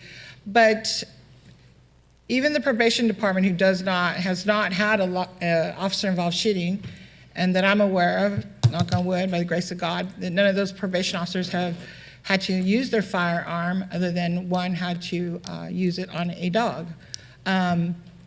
So I do support Lexipol, but I also want to be like, we up here sometimes say, police brutality, shootings, excessive force, things of that nature. At the Chicano Heritage event, there was a stabbing, and I missed the last meeting, and nobody talked about that.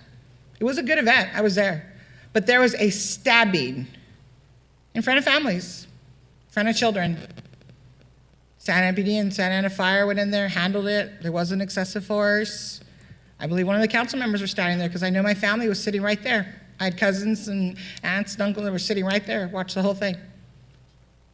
So when we sit up here and say, we need to bring in the community, I agree. And I'm glad the council, prior to me joining this dais and becoming the mayor, approved the Police Oversight Committee and the commission. And now we have all the members. We were just waiting for one more. We already have a meeting set, correct, City Manager? And when is that meeting? October 6th. Great. So on October 6th, the Police Oversight Commission is going to start. Love to have their input. But at this point, we're here to either support Lexipol, we're going to take a vote, and if it passes, great, we need it. We need it for policies and procedures. And Santa Ana PD, like many other police departments across the country, have been making changes to their policies and procedures. And so I do support this item because we can't hold up training, we can't hold this up. And so again, I want to remind people that, we can sit here and my time's going to run out again. My time's going to run out right now, so let me see if anybody else wants to speak before I continue, and I'll finish and then we'll vote. Councilmember Fan. Thank you, Mayor. Thank you to my colleagues for your public comments as well as the public comments that we received by email. I guess, Madam City Attorney or Madam City Manager, one of you, for clarification, if we approve the Lexipol agreement tonight, nothing prevents us from ensuring that the Police Oversight Commission reviews every single policy in the police department. Is that correct? Thank you. You said correct. Okay. Also, nothing in the agreement prevents us from terminating it for convenience sake. I believe it's 30 days or 60 days. Is that correct? I think that's a nod. Yes. Correct. Thank you. And nothing in the agreement prevents us from bringing this back in a year in the event that we want to review whether it's been good for us, helpful, or not. Is that correct? Thank you. So for me, I agree that we need to have the Police Oversight Commission look at every single policy. I agree that we should work with our police department and the public on reviewing whether we want to continue any of the policies we have currently adopted. And I agree that the City Attorney's Office should continue, as they have been, to review every template, policy, procedure, item that we receive from Lexipol prior to adoption. However, I do agree with the mayor also that we can't leave it until, whenever the Police Oversight Commission is not just starting, but they need training, they need time to get involved. They're going to be not just reviewing policies, but they're also going to be potentially conducting investigations, reviewing investigations, and making recommendations. We have a lot that we're asking of them. So for me, I want to support this item only because we need a ramp up or a ramp down, however you want to look at it, so that we can have our Police Oversight Commission up and running. And as they make recommendations to us as to, for example, how many more attorneys we need in the police department to create or adopt new policies and procedures or whatever it is that they might recommend to us. And so with that, my vote with this would be yes. Thank you. Thank you. Mayor Pro Tem Lopez. Thank you, Mayor. So, Chief, I just want to speak directly to you because I know you were up here during our last public meeting talking to us about the history that department has working with Lexipol. And one of the key things that stuck with me, right, was that I think in the past 2 decades, we've only used a handful of their policies. And so I think what that tells me is that our department is really carrying the burden of developing policies that are not necessarily being provided by Lexipol. And I think that's great. I know that takes a lot of work, policy development. You can't just come up with one thing and then put it into effect. And I know that because of my background in HR. And so, and a couple of things that I want to highlight is that it was members of this council that brought to you in collaboration with Santa Ana residents, right, that we shouldn't be blinding people when they're driving. I don't think that was a Lexipol policy, and I see you nodding your head. It was members of this council that asked officers not to be violating people's First Amendment right by playing, copyrighted music. It has been advocates that have pushed for reform. And so it is not the issue with me. It is not that you need policy development support, because I completely understand that. The issue, I think for me, is that it should have been given to the police oversight. And I do believe that we should be developing policies in-house, because when you give it to somebody else that doesn't know our community, that doesn't know the issues of our community, that doesn't know maybe the cultural competency of the city, you're gonna have a lot of gaps. And I think maybe that is why we've only implemented a handful of the policies in the past 2 decades. I don't know why we've only implemented a very minimal amount. I can only guess as to why. But I think that speaks to your leadership, not just adopting anything that is being given to you. And so I do think that our officers have the best knowledge of the community that they work in, even the folks that live in the city of Santa Ana. And so for me, long-term, whether it is working with a nonprofit, a community provider, another company that doesn't have a history of opposing reform, or directly working with their city's attorneys, as I've said before, I would like to see this work be brought in-house. I don't know, I don't think that is a direction that the council will move in, but I would just like to put that on the table for the city manager and for you to consider for future reference. I think bringing it in-house is gonna provide job opportunities, union job opportunities for people to come and be part of this workplace. And so I don't, ultimately believe that we should engage with corporations that are known to have a history of engaging in certain practices or records with past misconduct.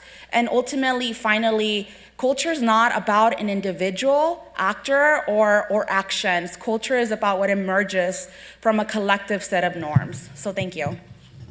Thank you. We remind everybody again, 3 minutes. Councilman Vasquez. Thank you. My negative views of Lexipol have nothing to do with the service of the chief or our police officers. I'm more worried of Lexipol's influence over other communities that don't have that culture of professionalism that we carry here in Santa Ana, and the support for our black player as they acted with the issue of deadly force in AB 392, and what other issues are going to happen across California, across the country, with us supporting Lexipol, with their reckless kind of policy that's going to influence, maybe not folks in Santa Ana, but it's going to influence how police behave in other communities, and that's why I'm not supporting Lexipol. Councilman Hernandez, did you have your hand up again? Okay. Yes, that is correct, Madam. Thank you. I just want to thank my colleagues for the dialogue. We're not always going to agree up here, but I do also want to remind them that there are constituents in my district that maybe those experiences, those lived experiences, don't always exist in theirs. But in Ward 5, there are many symbols of pain across this district that are shining examples of excessive use of force and the pain and the trauma that police violence does create sometimes in communities that are impacted. Santa Ana is a community that has been impacted for generations. So I want us to remind ourselves that our job is to build fruitful and healthy relationships with our community and with law enforcement. I believe that having us work with our department in hosting policies, through our city manager's office with the police chief, I believe that for us to be able to do this in-house is going to create a sense of trust that we simply don't have. And that's important to taxpayers and to our residents. Let's take a look at Bruce Prayett's history. I know Lexipol has stated that Bruce Prayett is no longer with them. He's simply a co-founder. Well, somebody who has that much influence to found a company had comments like this to say: I don't understand why cops have this inherent need to take bloody photographs of suspects after they get into a fight or whatever. with the bad guy, said Bruce Pratt, an attorney and former officer. You guys are taking photos of this guy when they look like their face has been through a meat grinder. Their white shirt is crimson red and you're snapping colored pictures. Stop it. Clean them up. Pratt was advising officers on their webinars, which are now removed from their website, on how to protect their departments and his customers from costly legal settlements. I know our chief of police stated, since we have adopted Lexipol's policy manuals, we have not seen a direct correlation to the lawsuits and Lexipol's contract. I disagree. Lexipol's policy manual is about protecting cities from litigation. Over the past 10 years, we've seen $24.5 million in lawsuits. This is an issue that's affecting you. It's affecting your family, and at the very worst, it can take your loved one. If we don't strengthen reform by bringing our residents to the table, this police department will not belong to you. There will continue to be a disconnect. So the formula is, let's bring our neighbors closer together with law enforcement. Let's give them the respect that they deserve to be decision makers in the community. They fund this police department. It's only fair that their voices are considered and that their experiences have the respect that it should be afforded. That's going to conclude my comments on Lexipol. And in closing, it's important that we make decisions that are good for our community. And the police department has an opportunity to listen to residents and receive input from them. And I believe that this is a step in the right direction. Thank you, Councilman Hernandez. Go ahead, Councilmember Fan. Thank you. Madam City Attorney or Madam City Manager, would you characterize, or maybe Mr. Police Chief, would you characterize the use of Lexipol, say, akin to having a library of resources in which you can go, pick out what you need, use it if you need to, don't use it if you don't want to? Is that a pretty... Councilmember Fan, I would agree with that statement. They are highly customizable, and that is in fact what our police department does. Thank you. I think that everybody, and I'm sorry for maybe trying to speak for everyone up here, but I think all of us supported the Police Oversight Commission one way or another. All of us have said that we want to empower the Police Oversight Commission to engage with the community, to work on policies, and all of us have said that we demand that the City Attorney's Office, the Police Chief, work with the Community Police Oversight Commission to review policies and procedures. I don't think that that is a disagreement with anyone up here. Please correct me if I'm wrong. But I think that it would also be very difficult to, what I think, pull the rug from under our police department and our city attorney's office without a current alternative, right? And I know that we say we want to hire in-house. I agree. Let's work toward that. Let's see what our Police Oversight Commission says they need. We don't know if we need 2, 3, 4 attorneys.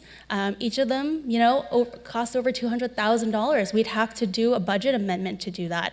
I'm, again, supportive of that, but I think that it's important that we have the stopgap so that we don't lose the ability to see what's out there, to ensure we get updates, and to get template manuals and policies and procedures, and still work on that, and still review those things, and still bring it back to the City Council or the Police Oversight Commission for review.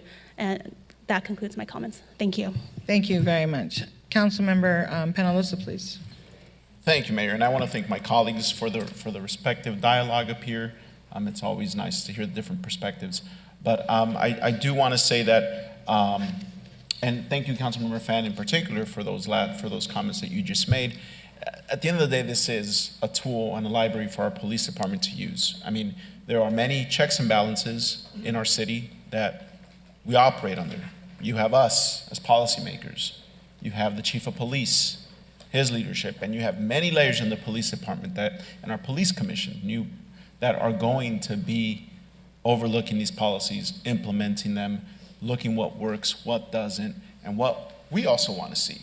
I know that the high beam flashing thing, that was something that I brought forward to the police chief. The POA endorsed candidate, air quote, brought that forward and said, hey, I don't like that. I don't like what they're doing. And our police chief addressed it, but it's still being used if and when it is appropriate or deemed necessary within our police department, which I'm okay with.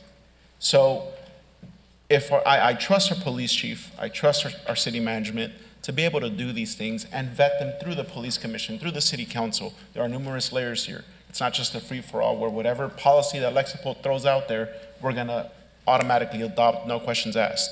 That's not how we operate, and that's not how we will operate. So with that, thank you, colleagues, for the dialogue. I will make a substitute motion to, with the recommended action to approve item 20, Mayor. And I'll second it. So let's vote on, I'm sorry, Councilman Hernandez, did you have anything else to say? I thought you said you were done. Okay, so let's vote on the first motion from Councilman Hernandez. Actually, it would be the Let's do the sub-motion, Mayor. sub-motion. Substitute Go ahead. first. So I seconded the sub-motion. Yes, so the motion on the floor is the substitute motion to approve item number 20 as presented, made by Councilmember Penaloza and seconded by Mayor Mescua. Let's vote, please. The voting is open.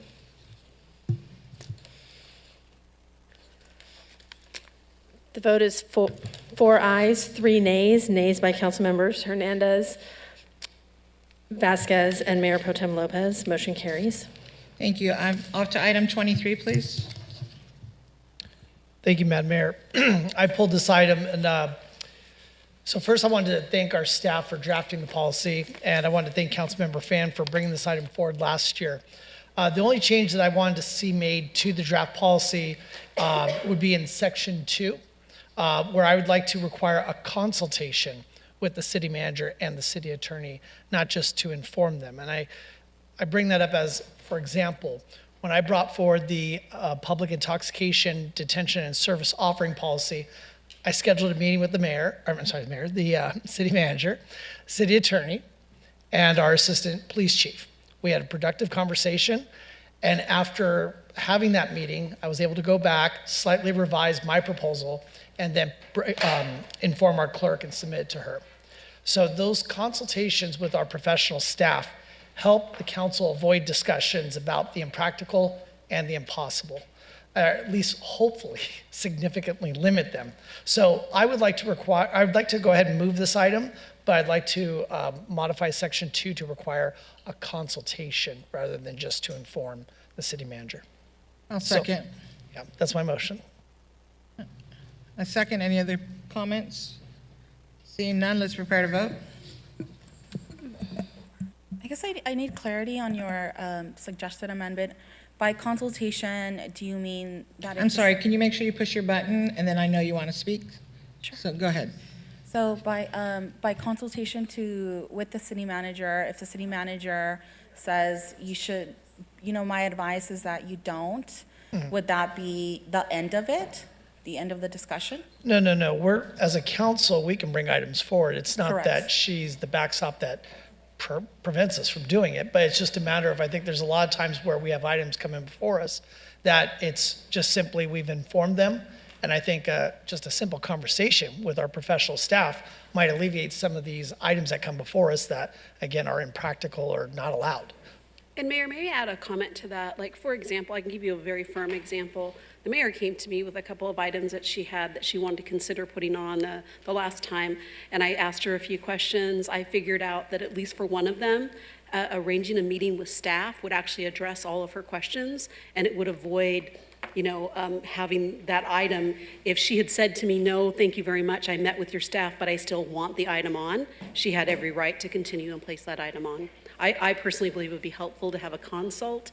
It actually prepares us and makes us better prepared. Sometimes we don't see your proposals until the very day that you present them. Got it. Understood. Thank you. Councilmember Fan.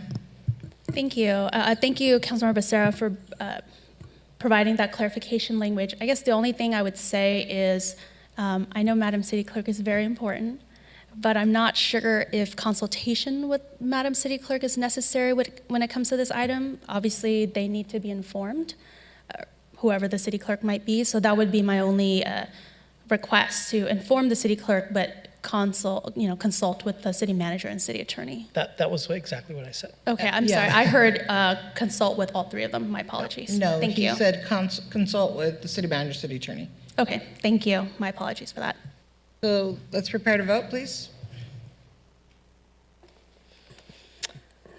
A motion by Councilmember Becerra, seconded by Mayor Amesqua to adopt resolution of the City Council of the City of Santa Ana approving the City Council policy regarding councilmember requested items as amended for Section 2, to have the councilmember consult with the city manager and city attorney prior to just informing them. Thank you. And the vote is 6 ayes with 1 absence by Councilmember Hernandez. Motion carries. Thank you very much. Item 24. I'll make a motion to approve. Which, hold on, pump the brakes. I pulled the item, thank you. Yeah, let's hold on one second. It's been moved and seconded. So Councilman Penalosa, I'm sorry, Councilman Pizarro. Thank you, Madam Mayor, and Councilman Penalosa, thank you for the desire to get this done. I appreciate it. I just do want to add one thing. I'm not going to propose any alterations that would trigger Charter Section 413 and cause a new first reading. But given the concerns that I had at the previous meeting, I would like to move the item, or I guess add or have a friendly amendment, but really it's just direction to staff to have signs installed that actually say school speed limit 25. I know there's state law that says you have to go 25, but in driving around some of those segments that I mentioned last time, I would say it was probably about 50% where you actually had signs that say school speed limit 25, and others there wasn't. And I think we just need to be more clear. I think adding the signs at the very least would be important for those particular areas. So if I could just real quickly read the following 8 locations, and I can email the list to the clerk, city manager, and Director Saba, but real quickly, just to read into the record: westbound Edinger at Rate, southbound Center Street north of Borchard, southbound Center Street immediately south of Edinger, southbound Greenville south of Edinger, eastbound St. Andrew at Greenville, northbound Greenville north of Harvard,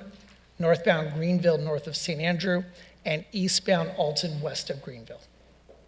So that would be subject to resources being available, sir, would be my only clarification. Perfect. Thank you. I will accept the amendment. Thank you. I want to add also in the bill, I think we were in a meeting, or your staff adding the area around Santiago Elementary, please. And I can give you the street and the area that was shared with me during the meeting. Thank you. Councilman Vasquez? I would just like to thank Councilmember Becerra for adding those stops, those school signs in those areas. I really appreciate, especially since we have so many kids, and especially for advocating for Center Street. Thank you so much.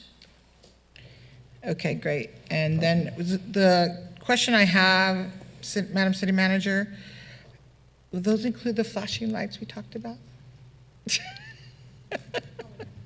The ones slow down, not just the speed limit signs, but we had discussed previously the flashing lights so people know when they're around schools and to slow down. Because, with my coffees with the mayor, I've been really productive. And what I learned from the fire department at the coffee with the mayor in West Floral Park, that our assistant city manager was with us at, with the other staff, so thank you all, is the fire department shared that oftentimes when we put speed bumps, I'd been asking, I think some of us up here asked for speed bumps or speed humps, whatever we want to call them, that it makes it difficult for them because they have to slow down, and so their response time can be affected. And so I would surely like them to respond to my house if they're coming rapidly, right? I don't want them to have to slow down because of speed humps or speed bumps or roundabouts. So we talked about flashing lights, slow down, flashing lights, and things of that nature. So whatever staff has their expertise and you do to use to make this happen, we appreciate it. So does that work for you, Councilman Penalosa? Yes. Thank you. All right, there's a first and second. I'm sorry, Councilman Hernandez, go ahead. Just wanted to say I was fully supportive, Madam City Manager, of the comments from my colleagues here, Mayor Amesqua and Councilmember Phil Becerra. So I fully concur. Thank you. Let's vote now. I have my hand up. Oh, I don't see it here. Madam Clerk, can you check the computers because it's not working? Go ahead, Mayor Pro Tem. So I'm very supportive, particularly because this gives police officers the authority to enforce speed limits, as we learned during the last council meeting. And to the maker of the motion with the speed signs, would you accept adding it in the area of John Muir and Santiago Elementary? So I guess since I was the maker of the motion, I guess I would amend my motion to, because I know there's numerous areas in our city that this could be applied to and it's needed. So maybe I'm not sure if, and I'll defer to you, City Manager and Public Works Director, maybe there's a way that we could go citywide and assess where these, I mean, all the locations are necessary. I don't think there's any school site or vicinity that wouldn't be, have this necessary. So any thoughts on that, City Manager? Certainly, Well, Councilmember Penaloza. So my understanding is that the council majority is very supportive of having posted speed limits when adjacent to a school. So state law, whether it's posted or not, exists for a 25 speed limit when it's adjacent to a school, whether posted or not. But I understand your desire to help educate the drivers along those areas that it is in fact speed limit of 25. We certainly can evaluate, particularly the elementary schools, and where we have signs and where we don't. But once again, I will say that it will have to be, the plan to implement will have to be done according to the resources available. Yeah, then that's became my thought, because 1 or 2 signs, okay, but when, I mean, it will become very costly, I imagine, so I guess I'll defer to my colleagues of how we want to proceed. So can I ask a question? I'm fine with your recommendation of doing an analysis of what areas have one and what areas don't have one, and based on the resources that have been allocated. And so I'm supportive of citywide as opposed to just cherry picking locations. Okay. Madam City Manager, there's a traffic study still happening, correct? Or did we finish the survey? You Come want to on up, answer Nabil. that question, Executive Director Nabil You can come on Saba? up here, please. Thank you. I'm not sure what was the question. The traffic study, is that still occurring at this time? 'Cause I know the survey. The residential parking district is not finished So yet. it's a parking, but we're Right. not doing a citywide like traffic. So what the council's asking up here, do you have that information or will you have to do another study? No, what we've done on this item is a speed study for the entire city, selected streets. So it's already completed? That's done, yes. Okay, great, thank you. Okay, let's prepare to vote. If there are no other comments or questions. I think, Madam City Manager, you're clear? Thank you. A motion by Councilmember Penaloza, seconded by Mayor Pro Tem Lopez, to adopt an ordinance of the City Council of the City of Santa Ana repealing and reenacting in its entirety Article VII of Chapter 36 of the Santa Ana Municipal Code establishing prima facie speed limits and direct staff to install speed limit signs at school sites as resources are available. And the vote is 7 ayes, no nays, motion carries. Thank you. We've already covered public hearings. We're going to council-member requested items. Madam City Clerk, Madam was there an City actual vote on number 25? I know that you... Yeah, we voted. We did. You did vote? Okay, I Yes. just wanted to make sure. I know that you asked if there was public comment, but I don't recall a vote. Yes, the motion was by Mayor Mescua, seconded by Councilmember Hernandez, and the vote was 7-0. Okay. So we're going to go to council-member requested items at this time. Madam City Attorney, is there anything you'd like to cover before we begin? Yes, Mayor and council members, I just wanted to briefly, since we had the item on the agenda tonight with respect to your council member items, give you a brief reminder under the Brown Act. The Brown Act, which is the open meeting law in the state of California, requires that every written agenda must be prepared for all of your regular or adjourned or special council meetings. And all of your items of business on your agendas has to include terms and discussion to let the public know exactly what you will be doing with that item. So I wanted to remind you that this item on your agenda, the council member requested items, these are items that you bring before the public to ask if you would like to refer them to staff for further work so they can be brought back to you as business items. To ensure that you stay within the parameters of the Brown Act, I recommend the following procedure. The sponsor or sponsors of an item should be allowed to explain the reason or reasons for their request. I know that they also include those reasons now in a written report that is submitted with the agenda.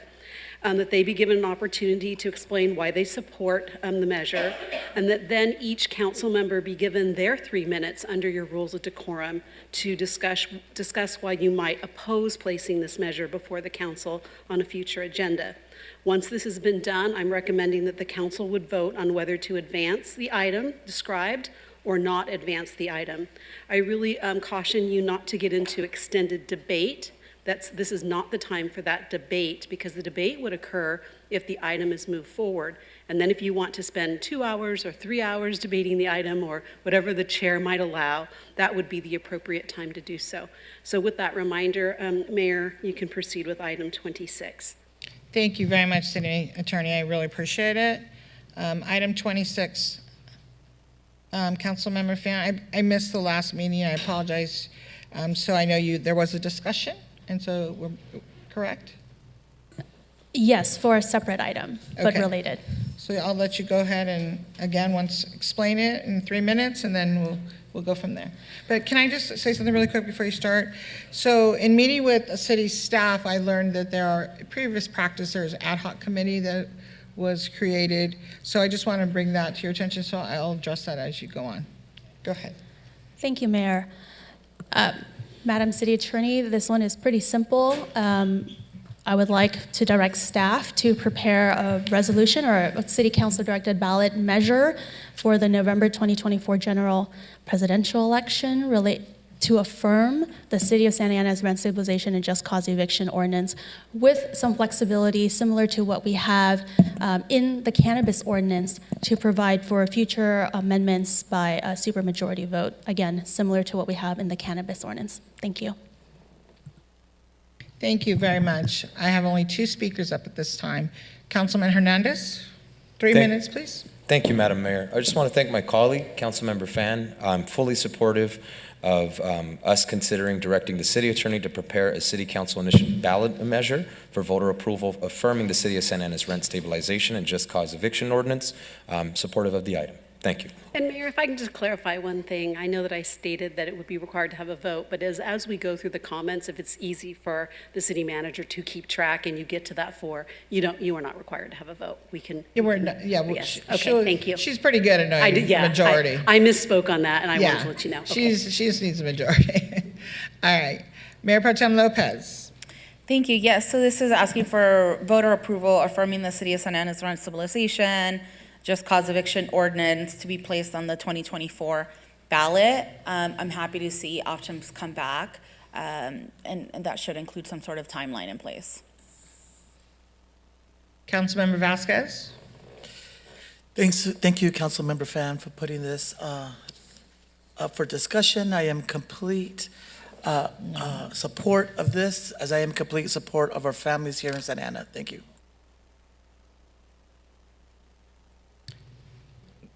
Councilmember Becerra. Thank you, Madam Mayor. It has been a standard practice of the City Council here to convene a charter amendment review ad hoc committee to explore possible charter amendments that could possibly be brought forward to the voters at a regular scheduled election.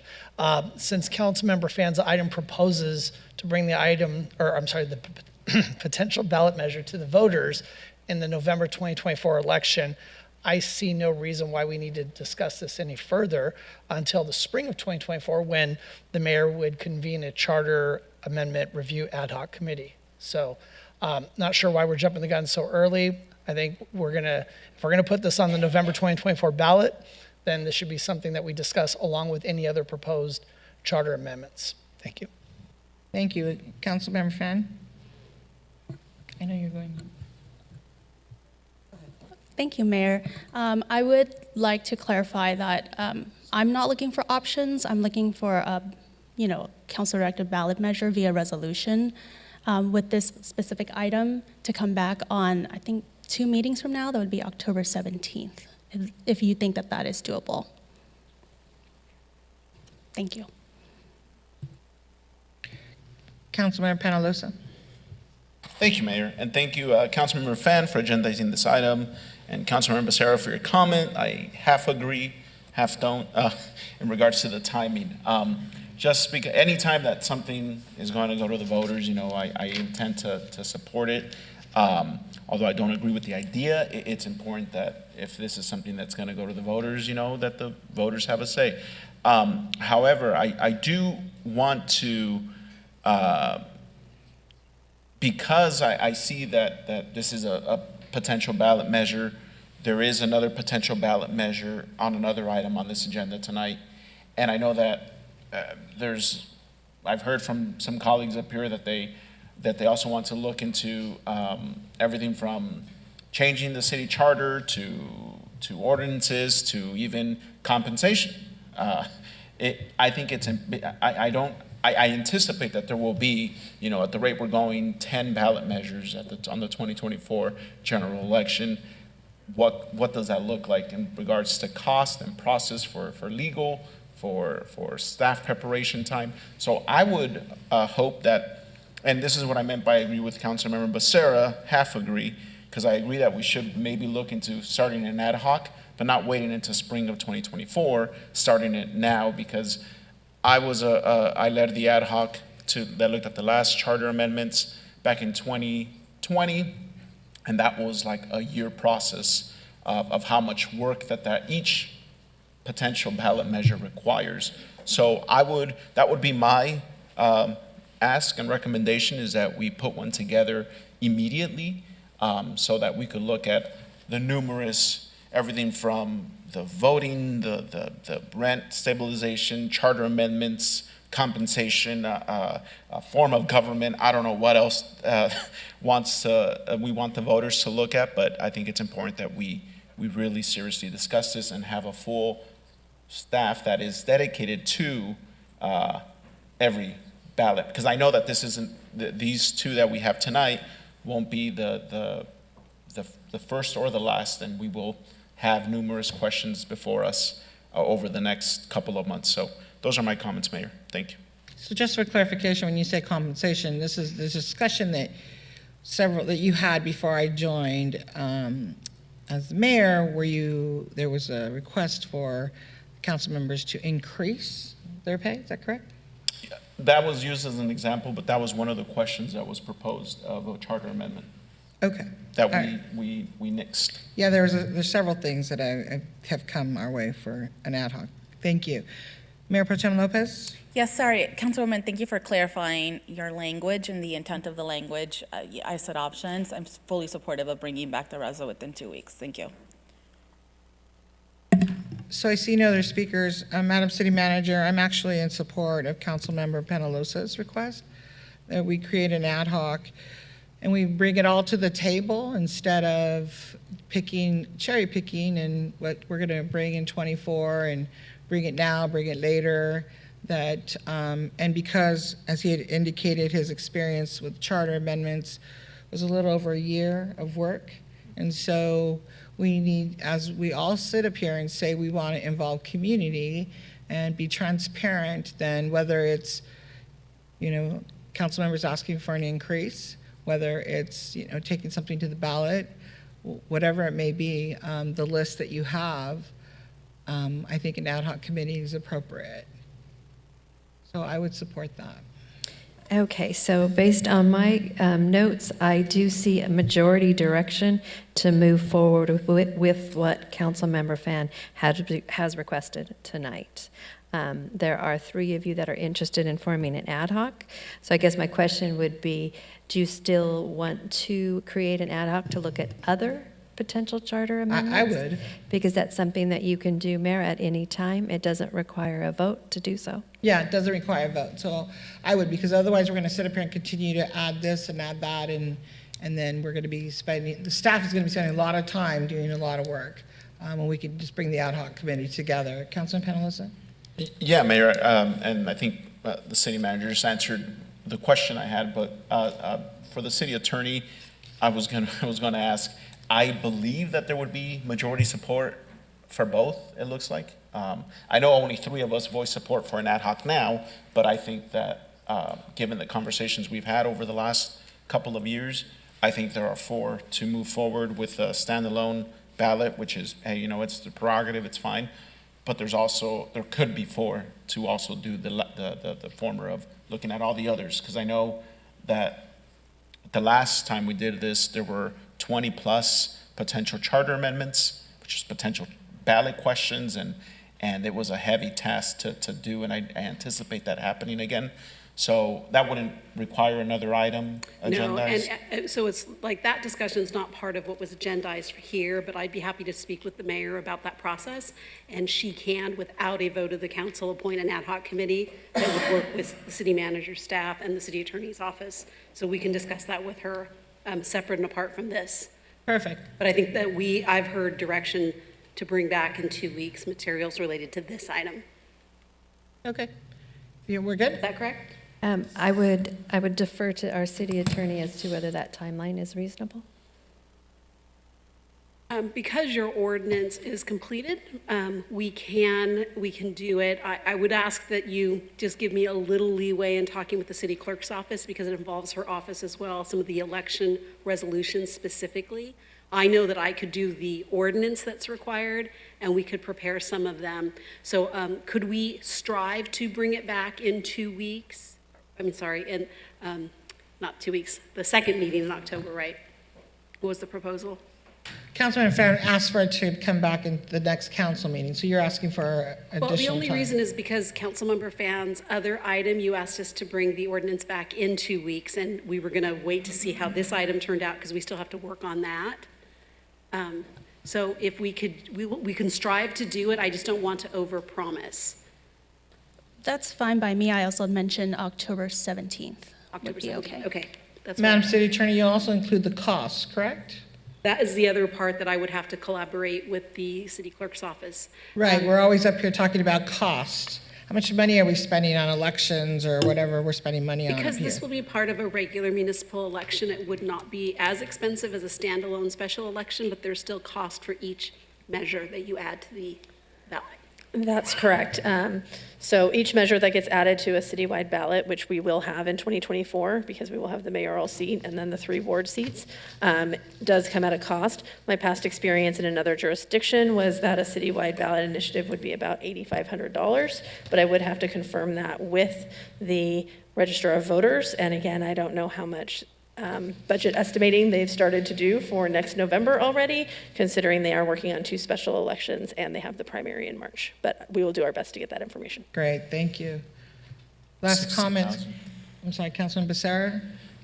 Thank you, Madam Mayor. It's just more of a clarification, just so I can understand. Councilmember Fan, is there a reason why you want this particular ballot measure to be brought back to the council so quickly rather than put it in with the rest of the potential ballot measures that would go before the charter ad hoc?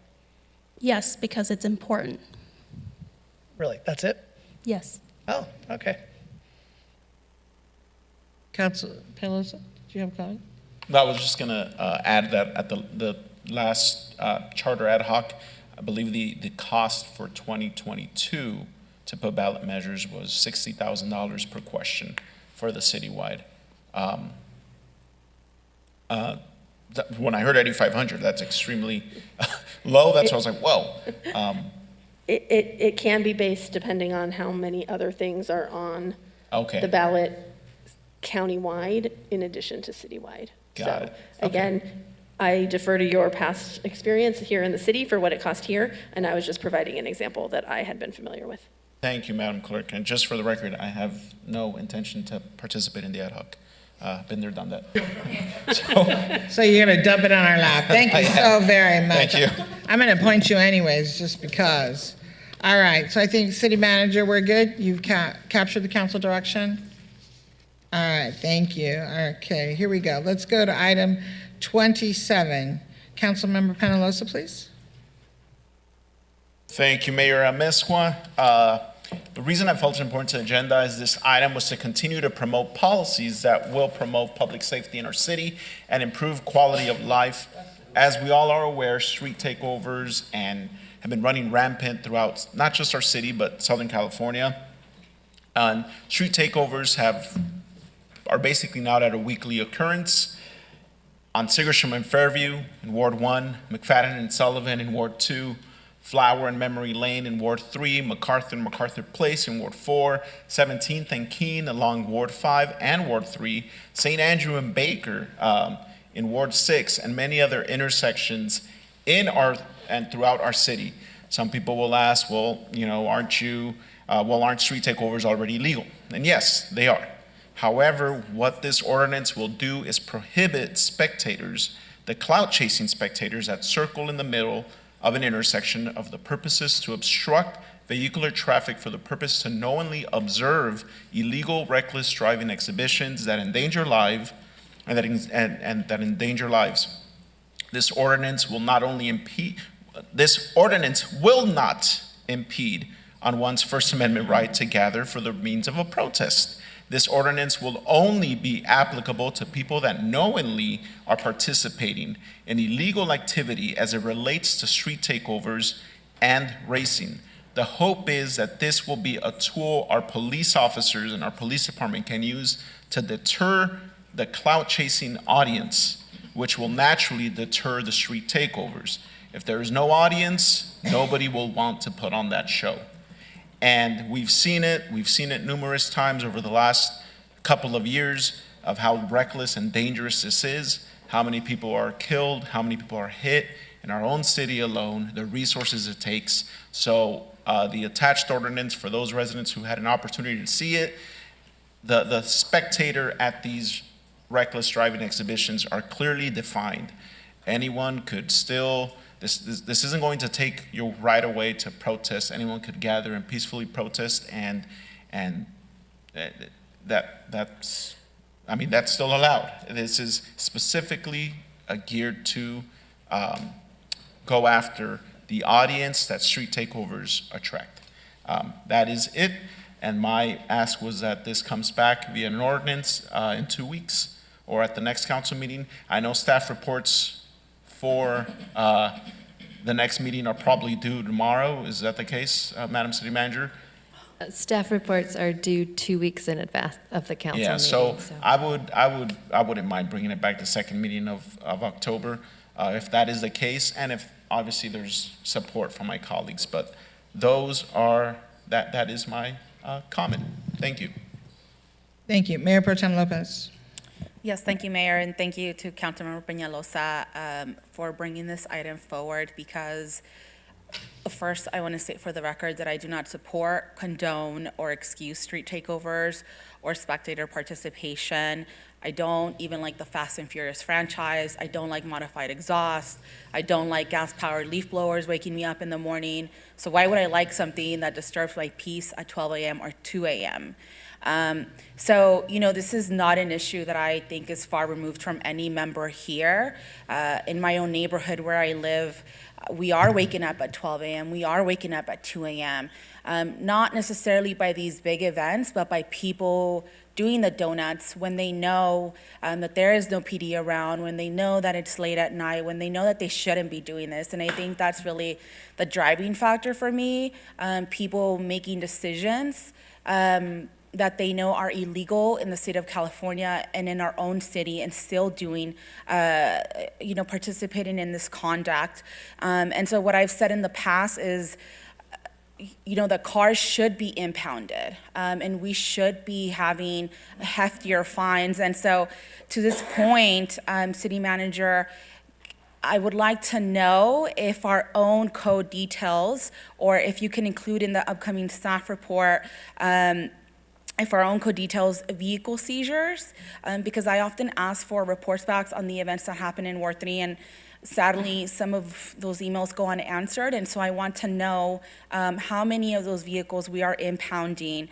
And I also want to take this opportunity to thank Chief Valentin, because about 2 weekends ago, I was driving around Ward 3 late at night. We've identified a lot of the hot spots, and I've shared that information with our staff.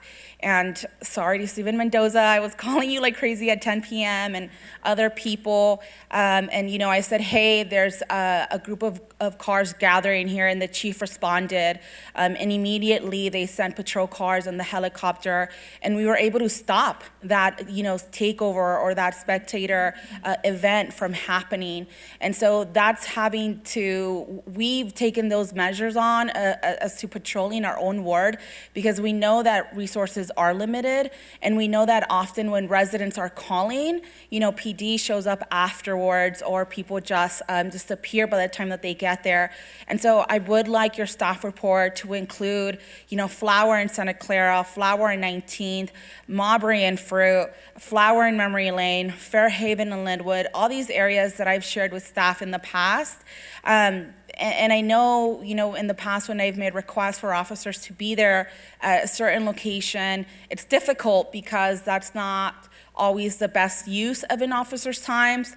But I am looking, for long, sustainable solutions. Mayor Pro Tem, your and- time's up. We'll come back to you. Okay, thank you. Councilman Hernandez? Thank you, Mayor Mesqua. I want to thank my colleagues for bringing this item forward. Public safety is a topic that we frequently talk about here at the City Council, and I want to center my dialogue on victims, because that's the reason why we're addressing street takeovers, is because there are people who have been victimized due to these reckless drivers. We don't condone it here in Santa Ana.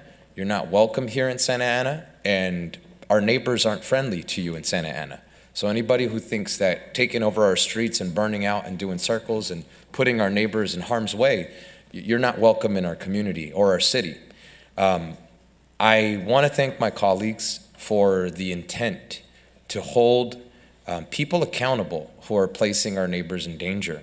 I am very worried that we're focusing on the wrong groups of people. Spectators are certainly problematic. I can assure you that. There's nothing positive about recording and going live on Instagram and promoting something so dangerous. But I want to focus on the people who are placing these lives in danger. There is Senate Bill 1472, which gives judges and district attorneys the power to charge drivers involved in street takeovers, racing, and sideshows with felony manslaughter if their action leads to someone being killed. I think that us as a city, we are better suited focusing on enforcing the law on people that are taking our streets over with dangerous driving. I would much rather focus on the driver than on the spectator. I'm a parent. I have a 13-year-old child. As a parent, we navigate a lot of challenges in school sometimes. And I can tell you, if there is ever a fight that happens at school, I'm not worried about who watched the fight. I'm worried about who's impacted. So I do want to state that I support the item in theory, but I think the approach could have been better suited for us to focus on the street takeovers, and specifically the drivers. I'm not in support of this item focusing on citing spectators, because I do believe that it'll set a bad precedent. Many of us are chismosos. If there's a street takeover on your block, we're gonna walk out and watch it and see, hey, mira, oh no, que mamadas, or whatever, right? Excuse my language. But that's exactly what happens. I live in the hood. I've seen it my whole life. None of us like it, but if it happens, people come out and we watch. They should not be cited for that. We should focus 100% on the people behind the wheel that are placing these lives in danger. I'm supportive of our police department implementing and fighting to utilize Senate Bill 1472, which gives us the power to address and to charge drivers involved in street takeovers, racing, and sideshows with felony manslaughter. I think that is a much better solution. There is legislation in place. My direction, Madam City Manager, is that we focus our efforts on implementing Senate Bill 1472 to the fullest extent of the law. Thank you. Councilman Vasquez? Thank you, Councilmember Hernandez, for your words, and Councilmember Lopez as well. I am not in support of street racing. I am not in support of street takeovers. But I am not supportive of this item as well. I am worried about criminalizing the would-be witnesses of any accident or crime were to occur during these events. We would be handcuffing the police department of any kind of investigation if an incident was to happen. So I cannot support criminalizing would-be witnesses, as we don't do that now. We give protections to undocumented folks when they are come forward as witnesses to domestic violence. We do give them special treatment. So I can't support this. Thank you. Councilmember Fan? Thank you, Mayor. I'd like to see this come back. I'd like to see additional information in the staff report regarding who the spectators are. One of my concerns is if these happen in neighborhoods, so sometimes you have people outside who are unknowing. I do understand that the specific language does say that they have to be knowingly present at the location, but I'd like to also understand, whether it's a lot of juveniles.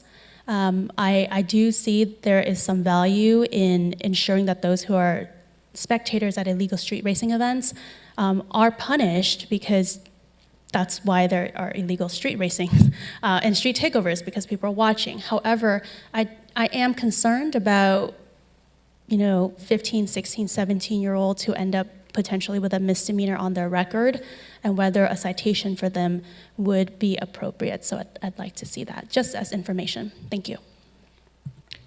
Mayor Pro Tem Lopez? Yes, thank you for the opportunity to resolve my comments. So I guess, what I hope the council is open to, because in Ward 3, we have these events at commercial lots, and we want to know, why isn't there security on these lots? Can we work with the code department to work with the property owners to also do their part and be good neighbors with the city? Because we can't do it all alone. I can go out there and drive the ward at 10 p.m. at night. I can call PD, but I do think that they also play a role in finding a long-term solution. And also, I think, being open to funding roundabouts. I've sent staff a lot of information about the bollards, the braille paving, the bot dots, the road dots, the tactical paving, the dips, the speed bumps. So I think it should really be inclusive of all these solutions to really eliminate the issue. So I am open to having things come back so that we can further discuss. Thank you. So I'm the last one to comment here, and then we're going to move on. I've never got a chance to comment. Oh, you didn't get a chance to, okay, this is the final one, go ahead. It's not picking you up, so it hasn't picked up many people tonight, go ahead. Well, thank you, Mayor Mesqua, and thank you, Councilmember Penaloza, for bringing this item back to the council. What we're discussing here, it's not something that hasn't been done before. In fact, cities all around us have this tool. In fact, the ordinance that Councilmember Penaloza put before us is one that was introduced the last time this came to us, and we're not hearing in Anaheim where they're doing big dragnets and sweeping up people that didn't realize they were spectating a street racing activity or a street takeover. So the fear that somehow, some way, our police are just incompetent and they cannot figure out how to actually discern who's a spectator, who isn't, who's causing a street takeover and who isn't. I think that's insulting to our PD, frankly. I think they have the wherewithal to be able to determine who is actually being a part of the problem versus not. Anaheim adopted this ordinance in early 2021 with a unanimous vote, and we're not hearing any problems from Anaheim today about their ordinance. So all the fears that I'm hearing up here today, I feel pretty confident we're not going to have that problem, because one, I have faith in our PD, and two, other cities around us have it. We're not inventing the wheel here, okay? So again, I just want to thank Councilmember Penaloza for bringing this forward, and I'm absolutely in support of this ordinance coming back. Thank you. Thank you. Councilmember Penaloza? Thank you, Mayor Mesqua. I just want to thank Councilmember Hernandez and Councilmember Vasquez for being clear on where you stand on this, which is, all that we can ask for is that full transparency, and we're clear on where we stand. My proposed question to my colleagues isn't to bring back an array of things to see what the police department thinks could be done to help curb the problem. Our police department did this work 2 years ago, and they brought back this ordinance that said, hey, if we address the spectators and gave that as a tool that we could potentially and possibly use to help deter the audience, we will be able to curb the street takeovers. This has been done. We were all here when this was done, aside from Councilmember Vasquez and Mayor Amezcua. But my ask is that, it's like, do you support bringing back this ordinance, addressing spectators, yes or no? We heard from Councilmember Hernandez and Councilmember Vasquez. Thank you, and for your clarity. I just want to make sure that staff is clear on what direction is being given. So, Madam City Attorney, if you could help out here, I don't. So let me far, give my but we comments. I haven't, haven't given my comment. We haven't heard from the mayor. Should we? Okay. I said I was the last one. And then, And thank you for bringing it up that you guys had an ordinance in 2021, Madam City Manager, and it was not approved by the majority of the council to move forward for similar reasons that were stated. For clarification, the first reading did pass, And and then the second reading did not did pass, not. just so that you are. Thank you, we clarify it. First one, so I'm not looking at this attached. First one passed, second one did not. So I also want to thank Councilmember Penalosa for bringing this back because we do have a problem in our city and it's been getting worse and worse. And the fact that it did not pass in 2021 is disturbing to me as a resident because in my neighborhood it happens all the time, almost on a nightly basis. And so I'm glad to see that Councilman Penalosa brought it back. And so, and I'll let you finish, City Manager, but I want to have real clarity on where our council members stand. And so, yes, I thank Councilman Hernandez, Councilman Vasquez, that were clear. No, they don't support it. And they gave their reasons, mad respect for that. So the rest of the council, I want to make sure you're very clear on where we stand on Councilman Penalosa's item. Certainly, Mayor. So right now, I don't have majority direction. I have 2 that are not in support of it. I have 3 that are in complete support of the item as presented, and I have 2 that would like more analysis and more information. So that it's like a no vote, that they're not in support of it. So that's what I'm hearing you say. Unless they help clarify that, that's... So can I get clarification from the 2 that are a no vote? Well, they're not a no So you vote. are support of it? Okay, so we have the I 4th. understood that they were supportive. I did not vote on this. But It's they not a wanted vote. the staff It's not a report. The way what I was hearing is that that at least one of those 2 would like the item to come back, but wants the analysis done, wants to make sure the definitions are clear as to spectator. That's what my understanding is. Doesn't say that person will vote for it or vote against it, but says I'm supportive of you bringing that ordinance back. I just want clarification and analysis in the staff report. So the definition of what a spectator is. That Because was this is one a of the great things I tool wrote. for our police department to have. As we can see on the news, they're taking over the 5 freeways, they're taking over streets, they're taking over the bridges. They're very bold.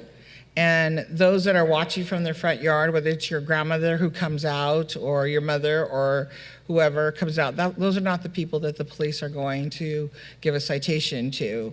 That is not the people. It's those that are there present. So if they could even make contact with them. So do you have clarification? So I have one question on the item. So Councilmember Penalosa, if you're agreeable to more clarity on what dictates and what defines a spectator, then I believe I do have majority support. Yes, that would be fine, as long as that's, Oh, I'll get it. Hold on. Go ahead, Councilman Pelosi. as long as I guess from what I'm open to that. My ask tonight was that we bring back this, because we've had this conversation, it's been vetted, our police department. In the beginning, it was an open question. How can we curb street takeovers in these specific areas of town? And we said, the direction was, come back, city police department, to see what you'd like us to do. And that was what we ended up on. That's what our professional police department said, hey, if you gave us this tool, we would be able to address this. This is We understand, I think I clearly understand what it is you're trying to address. What I don't clearly understand is whether 4 of you want us to bring the ordinance that you attached to your report back to you with the staff report. That's what I'm trying to seek clarity on. So Councilmember Fan wants to clarify something, I believe. Thank you. I don't need the definition of spectator. I think it is clarified in the ordinance, I believe under section 1. My question is, in the staff report, provide me with information with who these individuals are based on the police department's experience. Are these children? Are these teenagers? Are these 15-year-olds that we might say, we're gonna give you a misdemeanor and that's gonna go on their record? I'm in support of bringing this item back as it is to have further discussion regarding that information. Thank you. So then the way it is written now, you're not in support of. That's what I'm hearing. No. So I didn't can you hear that. clarify? Because, here's where the confusion lies for me. I'm not confused. City Attorney, hold on, Okay. I need to say something, and then you can speak. So this came before the council in 2021. Is that correct? Yes, So it you did all the work. Yes. You brought it forward. Yes. Very clear information in there. And then first one passed, according to the city attorney. Second one did not. Okay, so that's what I'm hearing. And so now Councilman Penalosa has brought it back, I think the exact same way. Of the first reading. Of the first reading, Not correct. as modified. And so now you do have clarity or you do not have clarity on what the majority is asking? So, Mayor, I believe So that we can end this discussion. Okay. I believe I have clarity. There is majority support to return with the ordinance. Just the additional ask is additional information in the staff report as to, in the police experience, who tends to be the spectators at past events. Perfect. Okay, great. We're good with that then. Everybody's good? Let's move on. What date, Madam City Manager? Yeah. I'll defer to, I believe. We're ready. We're ready to go. I think if we can get that information from the PD, it doesn't seem like that would be difficult for them to share the experience as who they are. We'll do the staff report and assist the city manager's office.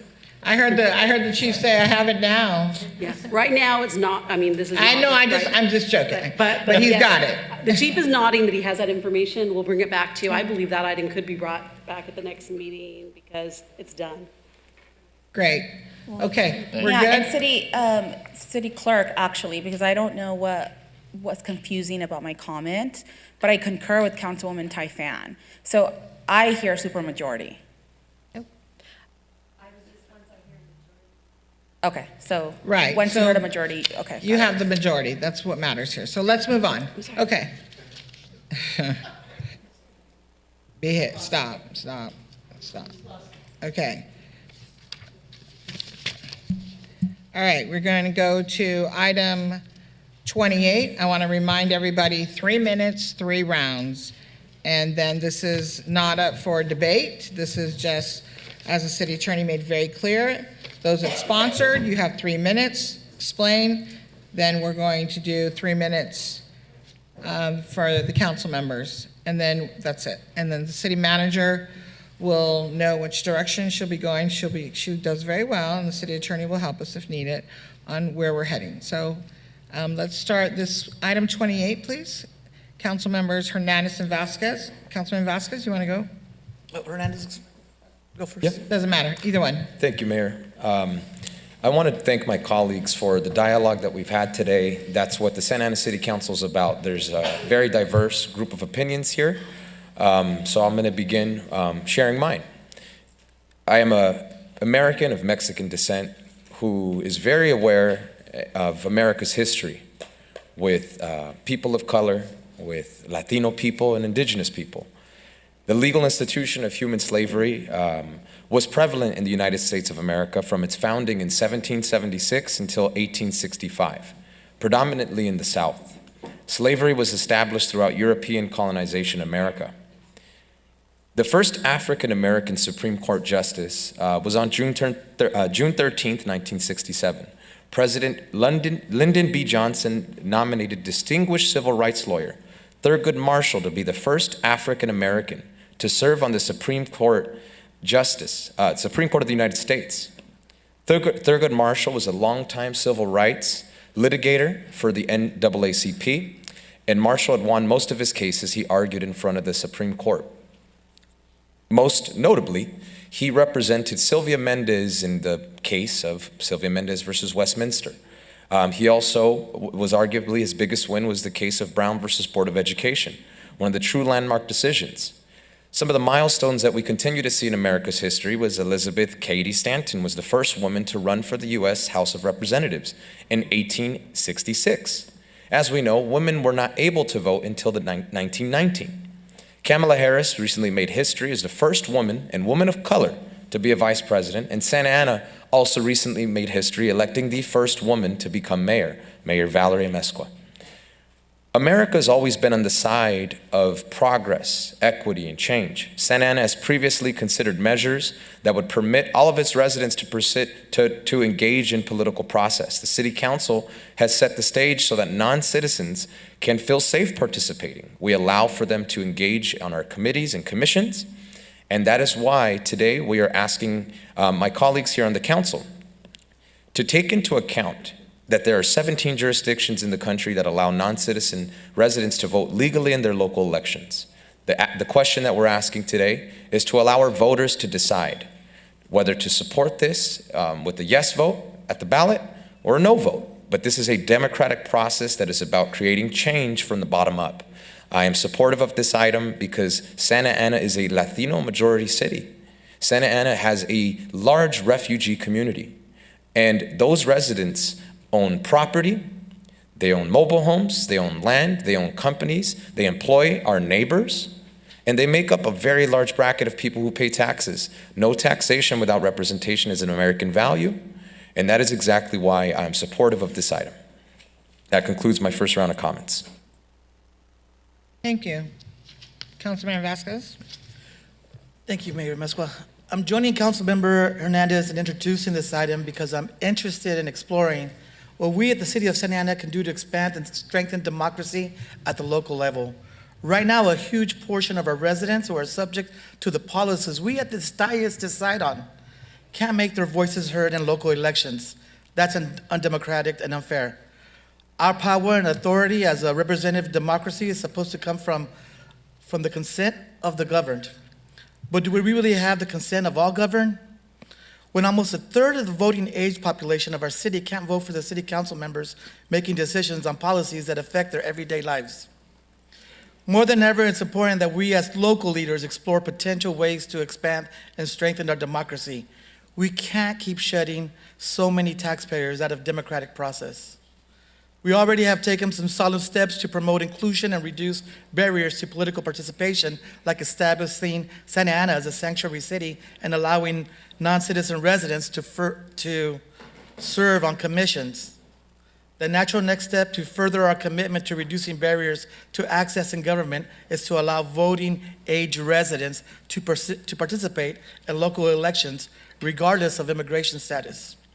The recent court appeal decision on San Francisco's case affirms that expanding the franchise to non-citizen residents and local elections is legally permissible, and that we do have the authority to explore this option.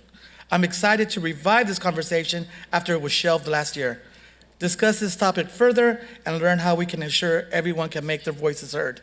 Thank you. Thank you very much. Okay, 3 minutes, 3 rounds. Councilmember Fan. Thank you, Mayor. As many of you may know, or I've shared this story, I was a non-citizen. In fact, I might be the only person on this dais today who has been a non-citizen. I am a refugee. I was born in Thailand from a Vietnamese family, and I didn't get my citizenship until I was 16. And it wasn't until I got my citizenship that I realized how important it was, how disenfranchised we were, and how precarious our lives were. In being the first Vietnamese American elected to this dais, the Vietnamese American community, through a lawsuit with the California Voting Rights Act, fought for representation because for the 47 years plus that we've been here, we had never elected someone to represent us. I support bringing this item back to, have the voters decide in the November 2024 election whether or not we should expand voting rights to non-citizens. What I know is that many, if not most families here in Santa Ana have non-citizens in our families, in our households. What I know is that non-citizens serve in the US military, and many of whom have been deported. What I know is that non-citizens pay taxes in the state of California and the city of Santa Ana. Non-citizens are our neighbors, our families, our friends, and our teachers, our commissioners, our staff. There are so many. And I think that it is crucial that as the arc of human history bends toward justice, sorry, my quotation's not exact, we have to expand our democracy. And to those who said America is not a democracy, yes, we are. We are a democratic republic. We are a democratic republic, and for anyone who tells us that America is not a democracy, I challenge you. I challenge you because our family, my family, has fought for this democracy, for this democratic republic, and we are not going to let you lead us astray. So with that, I would like to see city staff bring this item back and for further discussion. Thank you. Thank you. I don't see names up here, so I'm assuming, did anybody else push it? Can you talk yet? I could go to Mayor Pro Tem Lopez. Go ahead, Mayor Pro Tem Lopez. Yeah, thank you. So the item is asking us to discuss or consider options, and I'm open to reviewing the options that city staff brings back. You know, at the end of the day, it will be the voters of the city that decide on this issue. And so so I don't have a problem with that. Thank you. Councilmember Penalosa. Thank you, Mayor. I want to first start off by thanking everybody that took time out of their day to come and speak tonight, not just on this item, but on all the items that we discussed tonight. Although I'm not supportive of this idea at the moment due to the number of unknowns that come with it. Firstly, one of the biggest unknowns that comes with allowing non-citizens to vote is the potential harm this can do to one's immigration status or case if one chooses to indeed vote in a U.S. election, due to the fact that under federal law, only U.S. citizens currently have the right to vote. The other one is the anticipated, and what I mentioned earlier during Councilmember Fan's item, is the anticipated number of ballot measures that we will have on the 2024 ballot and election. I'm proud that over the last 5 years, I have championed the expansion of voter access and voter rights, specifically in the summer of 2020, when the Registrar of Voters moved to an all vote-by-mail election and decided to install only 2 ballot drop boxes in our city. The hardest hit in the county only had 2 ballot drop boxes. And it was, if I recall, it was me and Councilmember Becerra who challenged the Registrar of Voters until they agreed and installed an additional 10, bringing that total to the current 12. But initially, the Registrar of Voters thought that it was appropriate for only 2 ballot drop boxes to be installed in our city. Because I am a core believer in expanding and protecting voter access and rights, I would like to suggest, same suggestion that I had last time, that we create a 2024 election ballot measure ad hoc, because this isn't the first or the second ballot question that will be before us in 2024, but I do know that there will be 10 others, and it's time that we zero in on what next year's ballot is going to look like and what that cost is across the board, and make sure that all the legal boxes are checked. If there are any legal questions, cost, all of the above, so that it gives staff the ample time to research all of the legal, financial, and any other anticipated questions as it relates to the numerous ballot measures. So that's where I am saying not supportive to bring it back as a standalone, but supportive of forming this ad hoc so that we could look at all of these once and for all. Thank you, Mayor. Thank you, and I agree with you about the ad hoc, because we're gonna have a lot more coming up. I see only, okay, there we go. Councilman Hernandez, you hit it twice, so. My go ahead. apologies, No, Madam. no, you may want to go Did you see twice. mine? Yes. Okay. Go ahead, Councilman Hernandez. Thank you, Madam.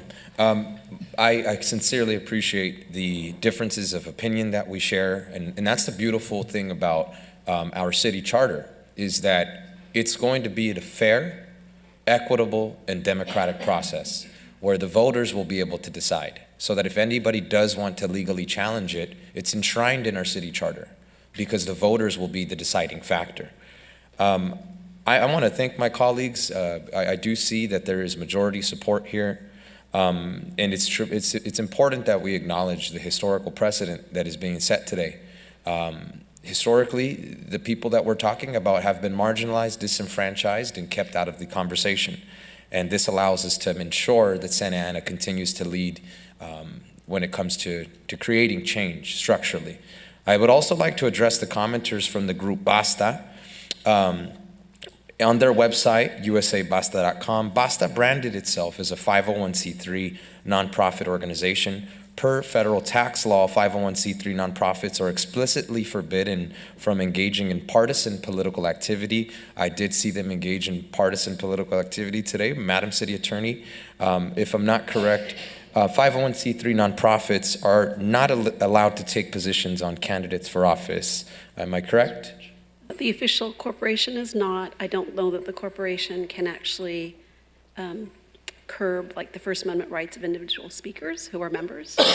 Okay, thank you. The reason I wanted to bring this up is because I know that this group opposed it, and I know for a fact that last year BASTA dropped literature in support and opportunistic to candidates on the city council, which is not allowed under federal 501c3 nonprofit organizations. So I just wanted to thank my colleagues for the differences of opinion and the consensus that we have in bringing this item back. Thank you. Councilmember Becerra. Thank you, Madam Mayor. Had my colleagues consulted with our city attorney, they would have been informed that nothing has legally changed since the last time this proposal was brought forward.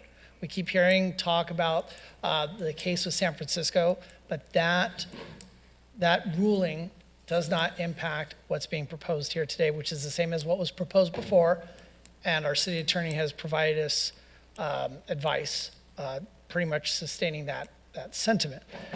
Sadly, what we're seeing tonight up here is we're seeing political expediency and the desire to adhere to campaign timelines, where we're seeing things come forward in a certain manner and fashion. We have had practices in the city that are transparent, that are deliberative, that allows for community input on these sorts of measures. But instead, there are certain things that are happening within the next month and a half or so that all of a sudden we're going to see all kinds of things come forward. And we have already seen 2 of them tonight. So it's very disappointing because this measure could have long-term harm or could cause long-term harm on folks that are trying to become United States citizens. And so it's unfortunate that that would be forsaken in order to score political points. So again, I will not be supporting any further action on this Please do not proposal. engage from the audience. Go ahead and finish, Councilmember Becerra. Madam City Attorney, I'm gonna have the last comment here because nobody else's hand is up. And then hopefully the city manager will have some direction. But I want to read something to you out loud, Madam City Attorney, you can confirm. This is from this November 8, 2022 San Francisco School Board election, because in San Francisco, they allowed them to vote for school board elections. Only parents had, from what I can find, children in the schools. So I'm surprised you all didn't start at the school board. So, important notice for non-United States citizens. Any information you provide to the Department of Elections, including your name and address, may be obtained by Immigration and Customs Enforcement, in parens ICE, and other agencies, organizations, and individuals. In addition, if you apply for naturalization, you will be asked whether you have ever registered or voted in a federal, state, or local election in the United States. You may wish to consult with an immigration attorney, an organization that protects immigrants' rights, or other knowledgeable source before providing any personal information to the Department of Elections and before registering to vote in San Francisco Board of Education elections. You can find a list of nonprofit organizations that specialize in protecting the rights of immigrants on sfelections.org. And I only share that because, as some of my peers have stated up here, that there are going to be several items that are going to go on the ballot, and if this is one of them, then there does need to be an ad hoc committee, because what we're doing, we're just adding and adding. And I'm not quite sure, I think as Councilman Becerra, is politics, right? People are playing politics. What's a priority in our city? So we shouldn't be playing with people's lives. My grandmother and my father and many of my family members came here undocumented. My grandmother worked 3 jobs to pay for everything she had to pay for to get her citizenship. My father did. So, and many of you are working, and that's great. But I'm not going to support it because I wanted to come back with more information. And I think Councilman Becerra made it very clear. I was not here when this came forward last time, but I do know that, Madam City Attorney, we did receive a very clear email from you regarding this item, and that nothing has changed. And so I just want clarification on that. You've received a lot of comments tonight. You know, lawyers can always have different opinions. I respect that. You're exactly right. But what I can share with you, and I actually think I brought it with me this evening because I think the one letter we received as a comment came from the Chinese for affirmative action. It was support for the non-citizen voting. And I think that they put forth, I think the attorneys who wrote this were very thoughtful, or it looks like they might be their managing director of policy, and said that the ruling in San Francisco, the Lacey decision, is favorable to Santa Ana. It's not dispositive. And it's not dispositive because the court clearly, as I sent you communication, said that they decided the issue solely on the question that was before them. They decided the issue solely for Board of Education, parents of children who were attending the schools there, and it says, the court very clearly stated, this does not leave charter cities with limitless authority to determine the electorate for school board elections or, for that matter, the election of other municipal officials. This is not to say that a city who wishes to test these boundaries, to take Lacey as a favorable action, could not put this policy forward. But I do want the council to understand that those who came before you this evening saying, hey, don't worry about it, the law is clear. When you ask me if you can adopt an ordinance to regulate spectators at street takeovers, I can tell you unequivocally that you have the legal authority under Article 11, Section 7 of the California Constitution and City Home Rule and your charter to adopt that ordinance. I can tell you unequivocally that you can do that. I cannot sit here and tell you unequivocally tonight that what you propose, even if your voters approve it, can be done. What I can tell you is there are good arguments here, there are good arguments there. I also would just like to say that my advice from the last time has not changed in terms of you really needing to give us time to analyze a lot of factors. The city and county of San Francisco is one entity. The county registrar handles the registration of voters. We are not. I have questions, just about practical questions. This is not because I support this policy measure or oppose it, but as a professional staff person working for cities for over 30 years, I understand that when you make policy, your policy is only as good as we have directions and can enforce that for you. So how are you going to register non-citizen voters? Where are they going to go? I can guarantee you that the Orange County Registrar might not do this for you. How are you going to reconcile the ballots for the local, state, and federal elections? Can it be done? Probably, but I think we need a lot of time to figure out how that exactly is going to work. And then overall, what are the costs? What are the staffing?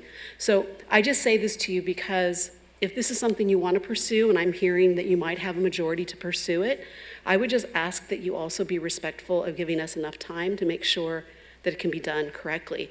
I cannot bring this item back to you in 2 weeks. I said that the last time this item came before you, and I will say it to you again. I think it would be irresponsible for me to come to tell you I could bring it back in 2 weeks. That might be the popular thing to do, but clearly it's not the responsible thing to do.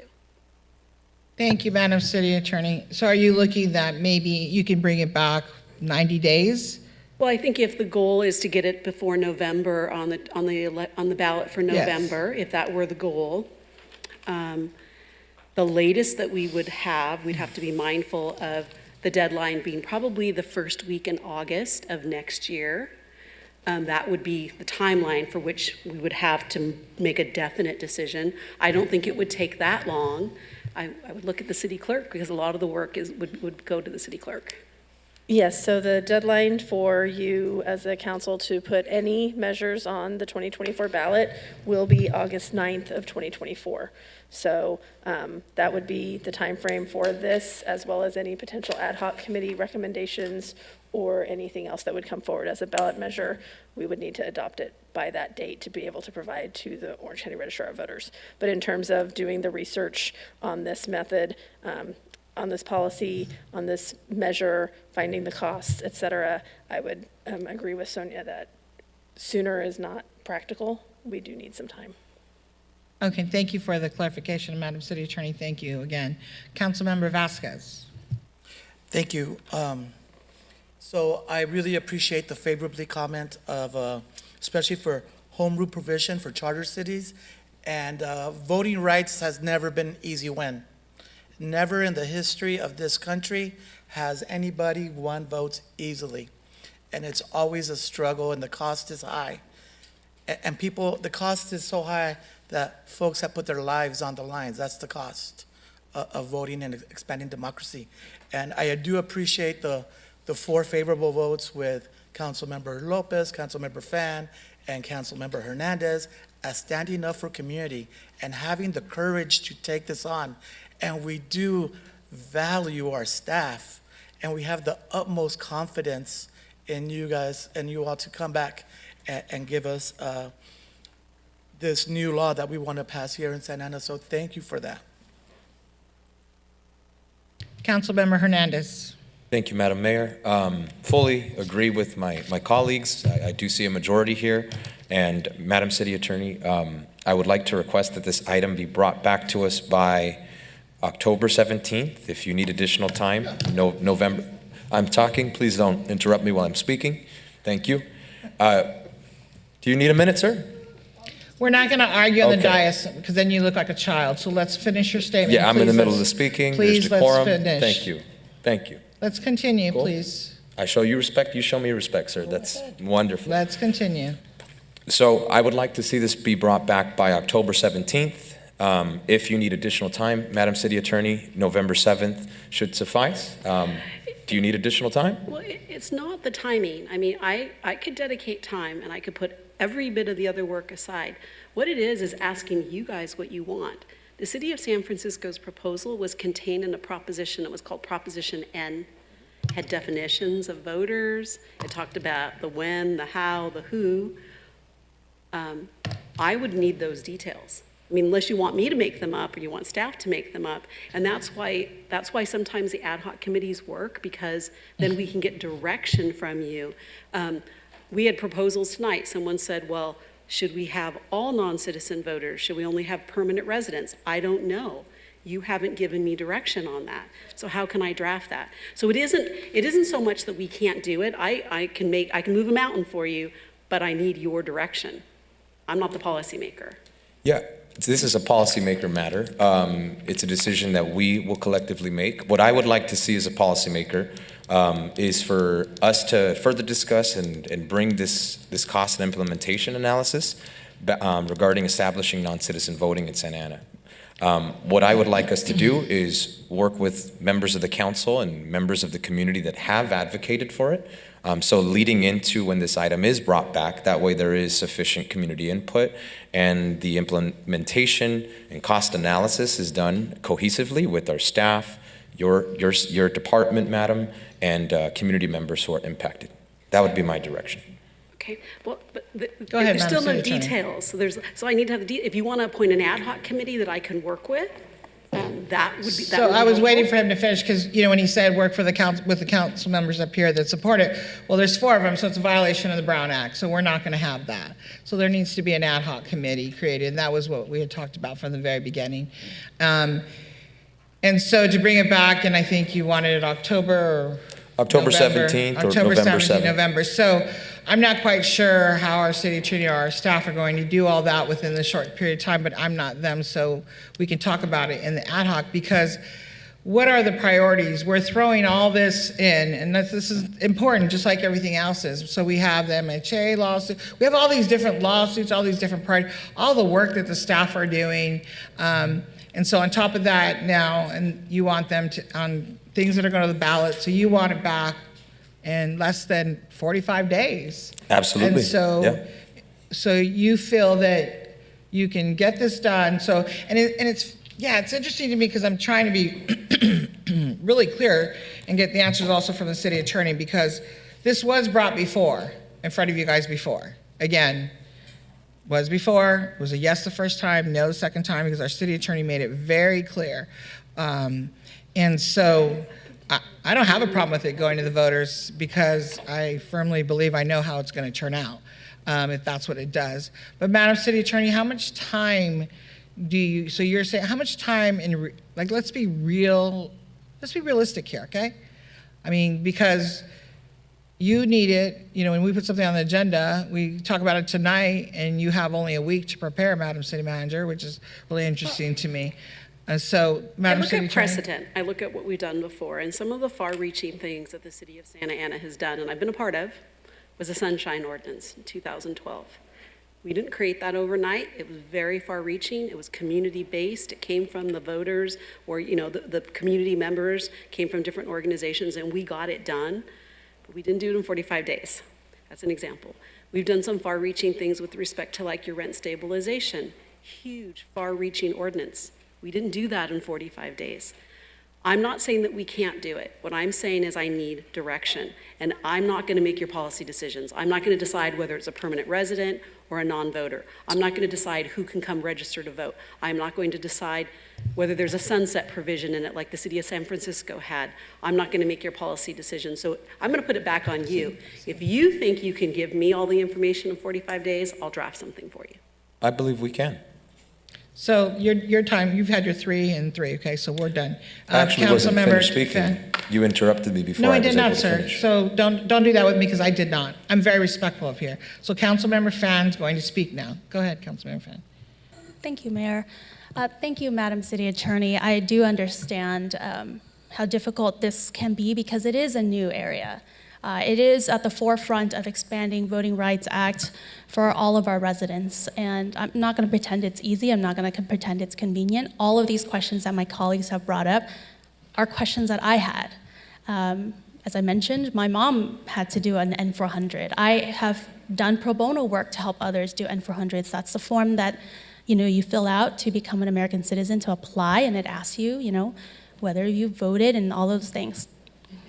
I guess the direction I would give to you, Madam City Attorney, and the City Manager's Office is to draft a resolution for a ballot initiative that authorizes and directs the City Council to research and implement non-citizen voting here in the City of Santa Ana. I think the language is almost, it's probably pretty exacting to the ballot initiative, because what we're saying is, do the residents of the City of Santa Ana, do the voters of the City of Santa Ana want to expand voting rights to non-citizens? Once they tell us what they want, then this City Council and this staff can begin to research and implement that. But we need that directive from the people of the City of Santa Ana. So if you're asking for an advisory measure, yes, simple, can be done. If that's what you're asking for is an advisory measure, not a binding ordinance, not a binding proposition, absolutely we can do that. I would like to see it to advise. It will advise us. I think any ballot measure will advise us on what the right thing to do is. I guess my issue is, for example, in the city of Oakland, they didn't have a detailed, implementation, because I want the city council and the, staff to have some flexibility in implementing what program might be. However, it does direct the city council to implement non-citizen voting to the extent authorized by law. Right? It's not just a simple, should we do it or should we not, and we don't know whether it will be looked into, followed, or analyzed or implemented.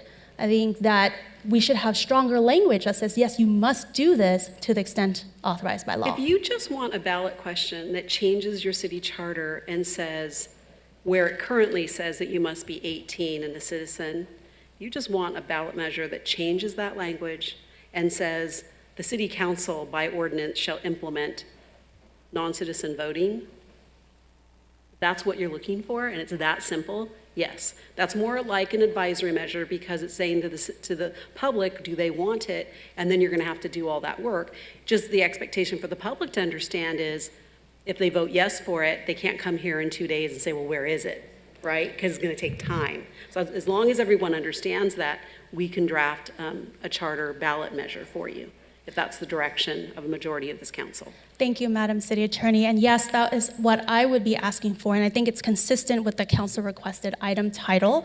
And part of that is because if the measure passes, and we don't know whether it will or will not, but if it passes, I envision there will be a citizens commission or some other ad hoc committee to work through all of those items to implement the voters' will.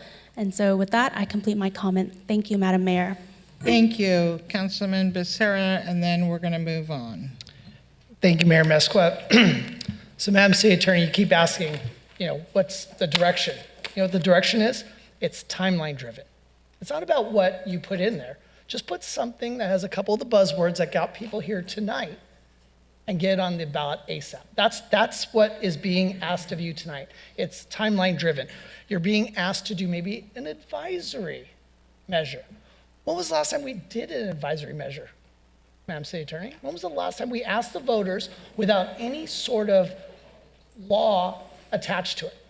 Like, have we said, voters, should we in 2 years change the charter, or do we actually put forth the work to propose actual language with the amendment in it? So I think I can answer that. I think it was in the election that preceded me, but in 2010, the voters were asked, do you want an ethics ordinance?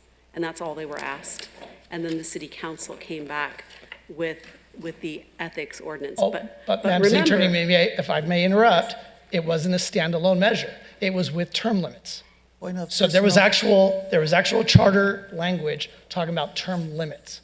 It was bunched in with a number of other items. Correct. But I'm just saying that that's what it said. It said have an ethics ordinance. So just like if you had a question that says do non-voter, But it wasn't a non-citizen voter. standalone. It wasn't was not a standalone. It was not. Work needs to be put in. As policymakers, we should be willing to take the time to actually craft legislation to propose to the voters. The fact that everybody wants this done in 30 days, 60 days, the reason why I was laughing earlier is because for everything you're asking for, it's not wrong to actually want to go out to the community and get their input, but to then say, oh, by the way, do it tomorrow, or do it in 30 days, or do it in 45 days.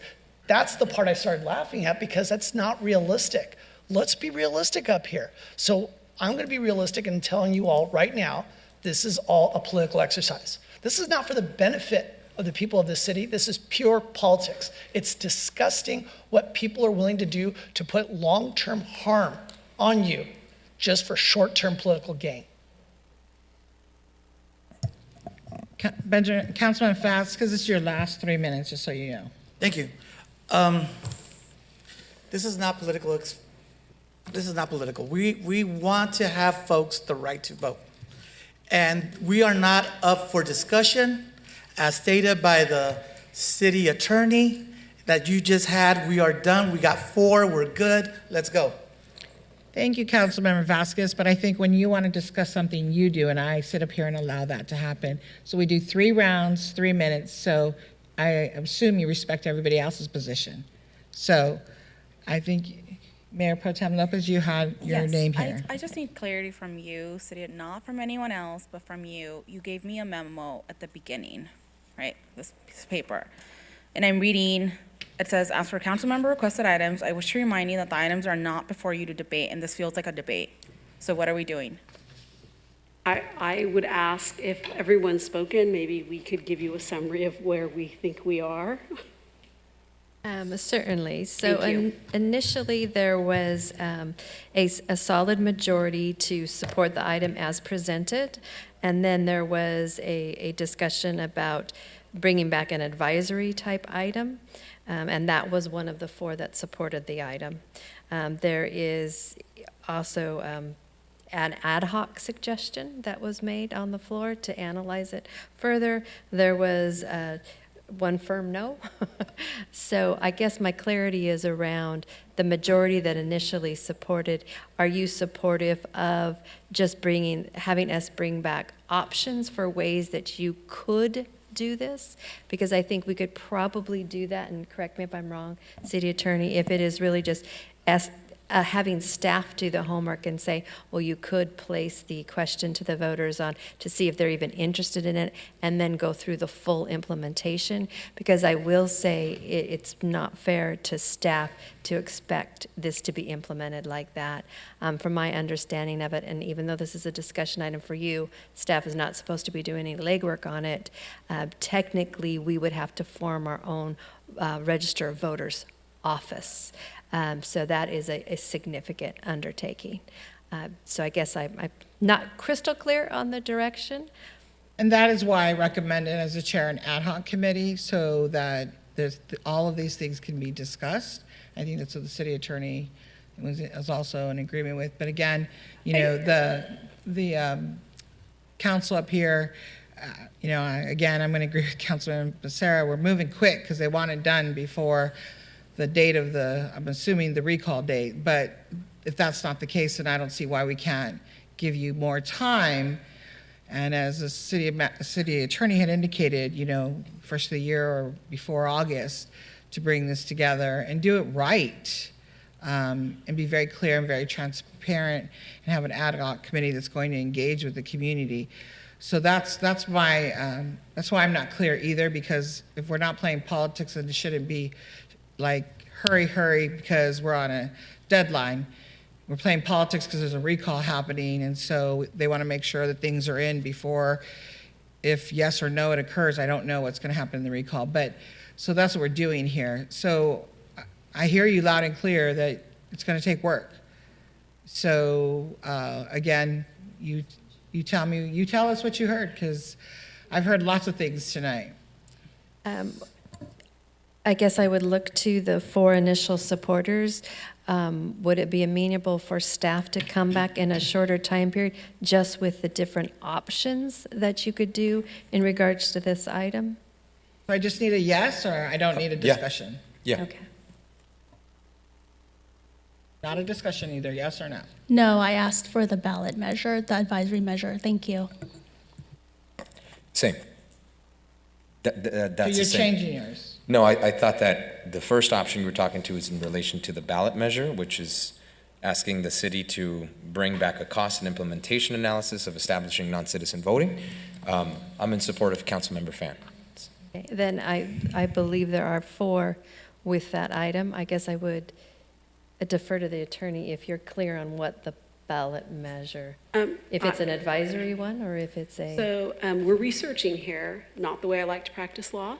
I told you in July, last time, when you sprung this on me at a discussion in July, to put a city charter measure forward, and I'm going to state that again. As a professional, I'd recommended an ad hoc committee. I don't like to do work that isn't the best work. But as we were researching this, we have seen a question that the city of Oakland put before their voters. We are looking at it now. We could work that up if that's the direction of the council. And we would just, in our staff report, tell you everything that I've sort of told you tonight, which is what are the pros and cons of the Oakland proposal. You know, it's being legally challenged right now. It's not like San Francisco where it's not, but I'd be happy just to bring that all back. And clearly I have direction from 4 that this is something you want, we'll bring it back, and we'll bring it back with a full staff report. Whether I can do that at the October 17th versus the November 7th? Was it November 7th? November 7th. November 7th. No, November 7th, yeah. So thank you, Madam City Attorney. I really appreciate it. And I can guarantee you there will be legal challenges in this city as well. There will be lawsuits filed. So Councilman Penalosa? Well, anytime I hear Oakland or San Francisco, I tend to run a million miles in the other direction. But Madam City Manager, can you just clarify, because I didn't hear a majority, but can you clarify the 4 that support this idea? So my understanding is that Mayor Pro Tem Lopez, Councilmember Vasquez, and Councilmember Hernandez want to move forward with it on a shorter time period. However, Councilmember Fan did indicate her ballot item was an advisory item. I'm not sure the other 3 agree with that approach. That's where I'm a little bit confused. Okay, so we're past the 3, so you need really quick clarification and then we're done, please. So it's a resolution to adopt a ballot measure that voters would get to vote on in the November 2024 election that states something like, the City Council of the City of Santa Ana shall research and implement non-citizen voting for local municipal elections within the City of Santa Ana. That's it. Okay, yes. And then the City Council, if it passes, would come back and do the research and implementation to the extent of the law. So we're good now? Thank you for that clarification. I just want to make sure that the other 3 now understand what the item is that's returning. Just say yes or no. No. Yes.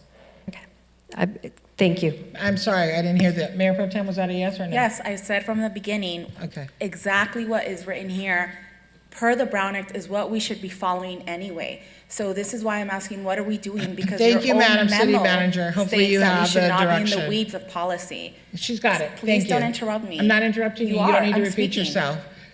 We're good? Okay. Madam City Manager, you got direction? Yes, we do, and All right, more thank details you. on the options. Let's so. move on now. Thank you. We're going to go to council comments now. It looks like there is 2 items, Councilmember Fan and Mayor Pro Tem Lopez. For your travel. Go ahead. Yep. Thank you, Madam Mayor. Yes, last week, or maybe the week before, they're all blurring in my mind, but I attended the 2023 Asian American Pacific Islander Leadership Conference. It is the first and largest conference of API elected and appointed officials to talk about issues of leadership and good governance. I was very excited to connect with other local public officials to talk about how we can better represent our communities. Also, a couple items that I want to announce for everyone. October 7th is going to be our second ever Mid-Autumn Festival at Centennial Park. Hawk's giving me looks. Second annual. Yeah. Is that not what I said? 3 minutes or 1 minute? Anyway, so it is going to be our second annual Mid-Autumn Festival at Centennial Park. I am very excited. I am so appreciative that the members of this city council support that item. I know that it's going to be bigger and even better than last year, and we had way more attendees than we initially anticipated. So thank you to Parks and Rec, as well as all of our staffers, for putting this together. And I'd just like to say that recently I held a tea with Ty at Godinez Fundamentals High School, and it was just a really fantastic time connecting with and talking to high schoolers and Santa Ana residents about civic engagement, about issues affecting young people, and about how they can get even more involved here with the city of Santa Ana. Thank you and have a good night. Thank you. Mayor Pro Tem? Yes, in accordance with AB 1234, the city did pay for my travel and lodging to the local progress convening, and I'm very fortunate to have access to this legislative advocacy space and these resources. Most organizations like to talk about the federal government, really macro issues, and so to be, in rooms with people that are elected to represent smaller towns, cities similar to our size, cities bigger, and to be able to compare the issues that they're going through, how they're dealing with them and solving them in comparison to our city has been a really great learning opportunity for me. And so I see that as part of the work that the mayor appointed me to the legislative ad hoc as well. And so a lot of the issues that many people out there care about, like affordable housing, economic justice, public safety, those are the type of topics that we discuss. We also have another park cleanup tomorrow with OC Habitats. There are many events happening in honor of California Coastal Cleanup Day. So please get involved, help clean up your local park, a creek, a wetland, and ultimately that's gonna help our beaches. I will also be in Edna Park hosting my office hours, so please stop by and grab a cup of coffee from one of our local coffee stores, Corazon Coffee. Thank you, have a good night. Councilmember Vasquez? Yeah, I want to give a shout out to all the people of Sahuayo and Michoacan. We just had your mayor and part of your council here. They were amazing people. We're happy to host them. Thank you to the staff who did all the work of doing all this work around Fiestas Patrias. You guys are amazing. The parade was amazing. We loved it. My godson loved being on the car with me. We told him the whole parade was for him for being such a good kid. He loved it. And I am looking forward to the Mid-Autumn Festival. I was there last year, amazing work. I just want to let folks know that the County of Orange is now accepting applications for Section 8 housing. So that's opened up. It opened up yesterday, and it's going to be open till September 29th. So make sure you get your applications in for Section 8 housing. Thank you. Thank you. Councilman Hernandez? Thank you, Mayor Mesqua. I just want to thank my colleagues for today's council meeting. I want to thank the residents who come out time and time again to listen, learn, and share their input. And I want to thank Parks and Recreation for hosting a beautiful Fiestas Patrias. They did bring back the parade. It was beautiful and empowering to see so many families come out and see reflections of themselves in the different forms of music, art, and entertainment. Quiero agradecer a todos mis vecinos que celebramos las Fiestas Patrias aquí en Santana. Somos una ciudad latino con mucha historia. Quiero agradecer al Departamento de Parks y Recreation por todo lo que han hecho. Y arriba Zahuayo también. Nosotros estamos muy agradecidos de la relación. We're very fortunate and thankful of the sister city relationship we have with Zahuayo. I want to thank my colleagues for hosting them. I want to thank our staff as well, who worked really hard to put an itinerary together in a very short timeline. You guys were consummate professionals and were a shining example of what Santa Ana is. And so I just want to say thank you. Thank you. Councilman Penalosa? Thank you, Mayor. And Councilmember Vasquez, staff told me that that parade was for me, so I'm kind of bummed. I'm kidding. Teasing. Just want to shout out to Parks and Rec. I mean, the last couple of months, you guys have done a phenomenal job with the numerous events, and I know there's still more to come. Keep at it. Remember to let us know if you're stretched too thin. Resources, we could find them.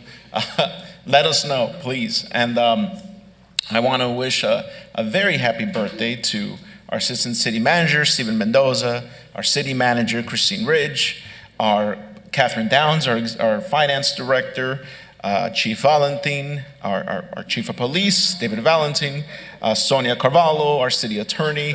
I know that I've made this joke in the past, September babies. I mean, your parents had fun New Year's Day, I'm sure, New Year's Eve. So happy birthday to all of you. Thank you all for everything that you guys do. And I also want to announce that I will be traveling to Sacramento. The city is paying for my flight and hotel. Well, to Cal Cities this week, where I will be getting sworn in as the second vice president for the OC division to represent our city. So honored to serve you, and thank you, city staff. And I also want to announce that this past Friday, September 15th, I had the distinct honor to get married at our local courthouse. And so I want to give a shout out to my wife, Mrs. Kim Bernice Nguyen Peñalosa. I'm sure she's watching. I love you. So wonderful. You're earning brownie points for that one. Wow.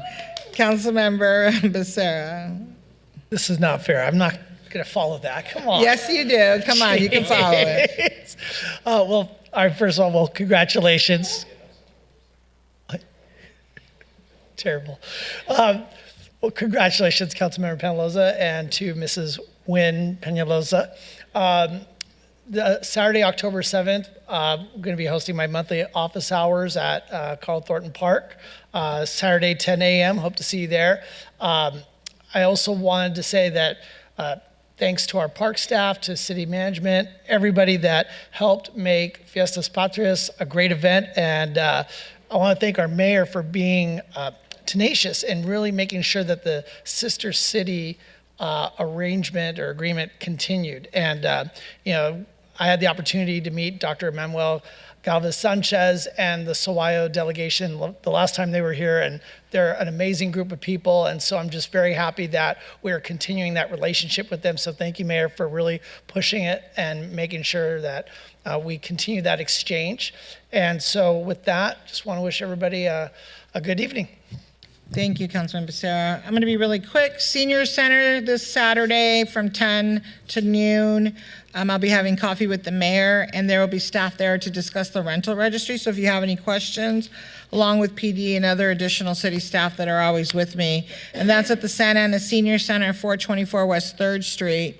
I also want to make it very clear that the budget that we approved in this year is for next year. The fiestas are on there: the Autumn Festival, Juneteenth, Chicano Heritage, Fiesta Patrias, and I'm sure a couple more. Correct? I would say Councilmember Hawk, but correct, City Manager? So the events, yes, that take place up through just want to be really June clear on that. Yes. 2024. Yes, because there's, the little chatter, and people want to start trouble by saying, we're not having these festivities when they pay attention, they've already been approved in our budget for next year. But again, it's all part of the game of the politics that we play, so that certain people play. Also, I want to thank the Santa Ana Police Department and the Fire Department again, because there was, as I had indicated, a stabbing at Chicano Heritage, and sometimes we do damage to our own reputations and we do it to ourselves because we have these great events and then sometimes people can't behave properly and somebody gets hurt. We also had a car show that did not have permits, and I love car shows except for we need to make sure they get their permits. And there was a shooting at the car show on September 3rd. So these are the reasons why sometimes the council, or I shouldn't say the council, but sometimes why the majority of us are asking these questions and really pushing for public safety and addressing these issues, because on September 3rd at the car show and a shooting occurred, the last thing we want to know is somebody died, a child got shot, or anybody for that matter. So I would hope that people get permits for these events. It's the right way to do it. And leave the trouble at home, please. Don't bring it to our community. And lastly, which is really important, is on October 3rd will be our first presentation, our report on the public intoxication. So is that correct, Madam City Attorney and Manager? That's correct, Mayor. So thank you, and I want to also thank staff for Fiesta Patria's, Hawk, and all the city staff that put it together, police department, fire. It was a wonderful event. The grito was great. Nabil and his team, everybody that really in the city that worked. Madam City Manager was with us, Assistant City Managers. Everybody did a great job. Our city attorney. I just thank you all very much. Fiesta, Hawk, quit pointing at people. I can't name them all. Just everybody, all the staff, because the grito on Saturday was wonderful, and the parade was beautiful, and Sawayo really enjoyed themselves. And thank you for planning the agenda and the itinerary, and everybody who made Sawayo's visit very productive for them, memorable, and they're excited to work with us, and they're looking forward to our next visit there and their next visit here. And so I want to thank all the staff for that. And they weren't given a short notice. They were given time to really put the trip together. So I appreciate everything. And with that, I'd like to close tonight's meeting in honor of, I want to make sure I get the names right. Apologize. I understand. Somebody's asking me for something? I'm going to do her comments in a minute, Hawk. I just want to, before I say, I'm going to let you do your comments. Can I just give the names and then? Go ahead and make your comments before I close. Yeah, he's pointing at you. He leads me. He kind of. Well, you skipped me, so I didn't know if you were going to. Go ahead. You were going to let me do comments. Enough has really been said, but I did want to talk about, if I can find my notes now. So Fiestas Patrias, a few of you did mention that. One of the things that we did for the first time this year was to live stream it, and we had thousands of viewers on that. We had viewers even from Mexico watching that at the time, so that was quite exciting. And I'm sure this is why Hawk was pointing at me, is because the Parks and Rec Senior Services section invites the older adult community to come together and join us for an International Older Adults celebration on Friday, September 29th. It's a free event and it's open to everyone, but you have to be 55 and older. And you do need to pre-register, and that's all. Hawk will be there, though. I'm still waiting for my two seniors to be placed on our commission, so I don't know when that's happening, Hawk. So, all right, we're good? Okay, I'm going to close the meeting now. So I'm going to close the meeting in honor of three people tonight. Josefina Martinez Aguiano, Leonard Joseph Garcia Jr., and also in honor of the LA Sheriff's Department Officer Ryan Klinkenbrummer, who was ambushed by some awful person and was killed in the line of duty. So with that, I'm closing, and our next meeting is October 3rd. Are we in October? We're in October, huh? Well, my goodness. Next meeting is October 3rd. Meeting is adjourned. Thank you.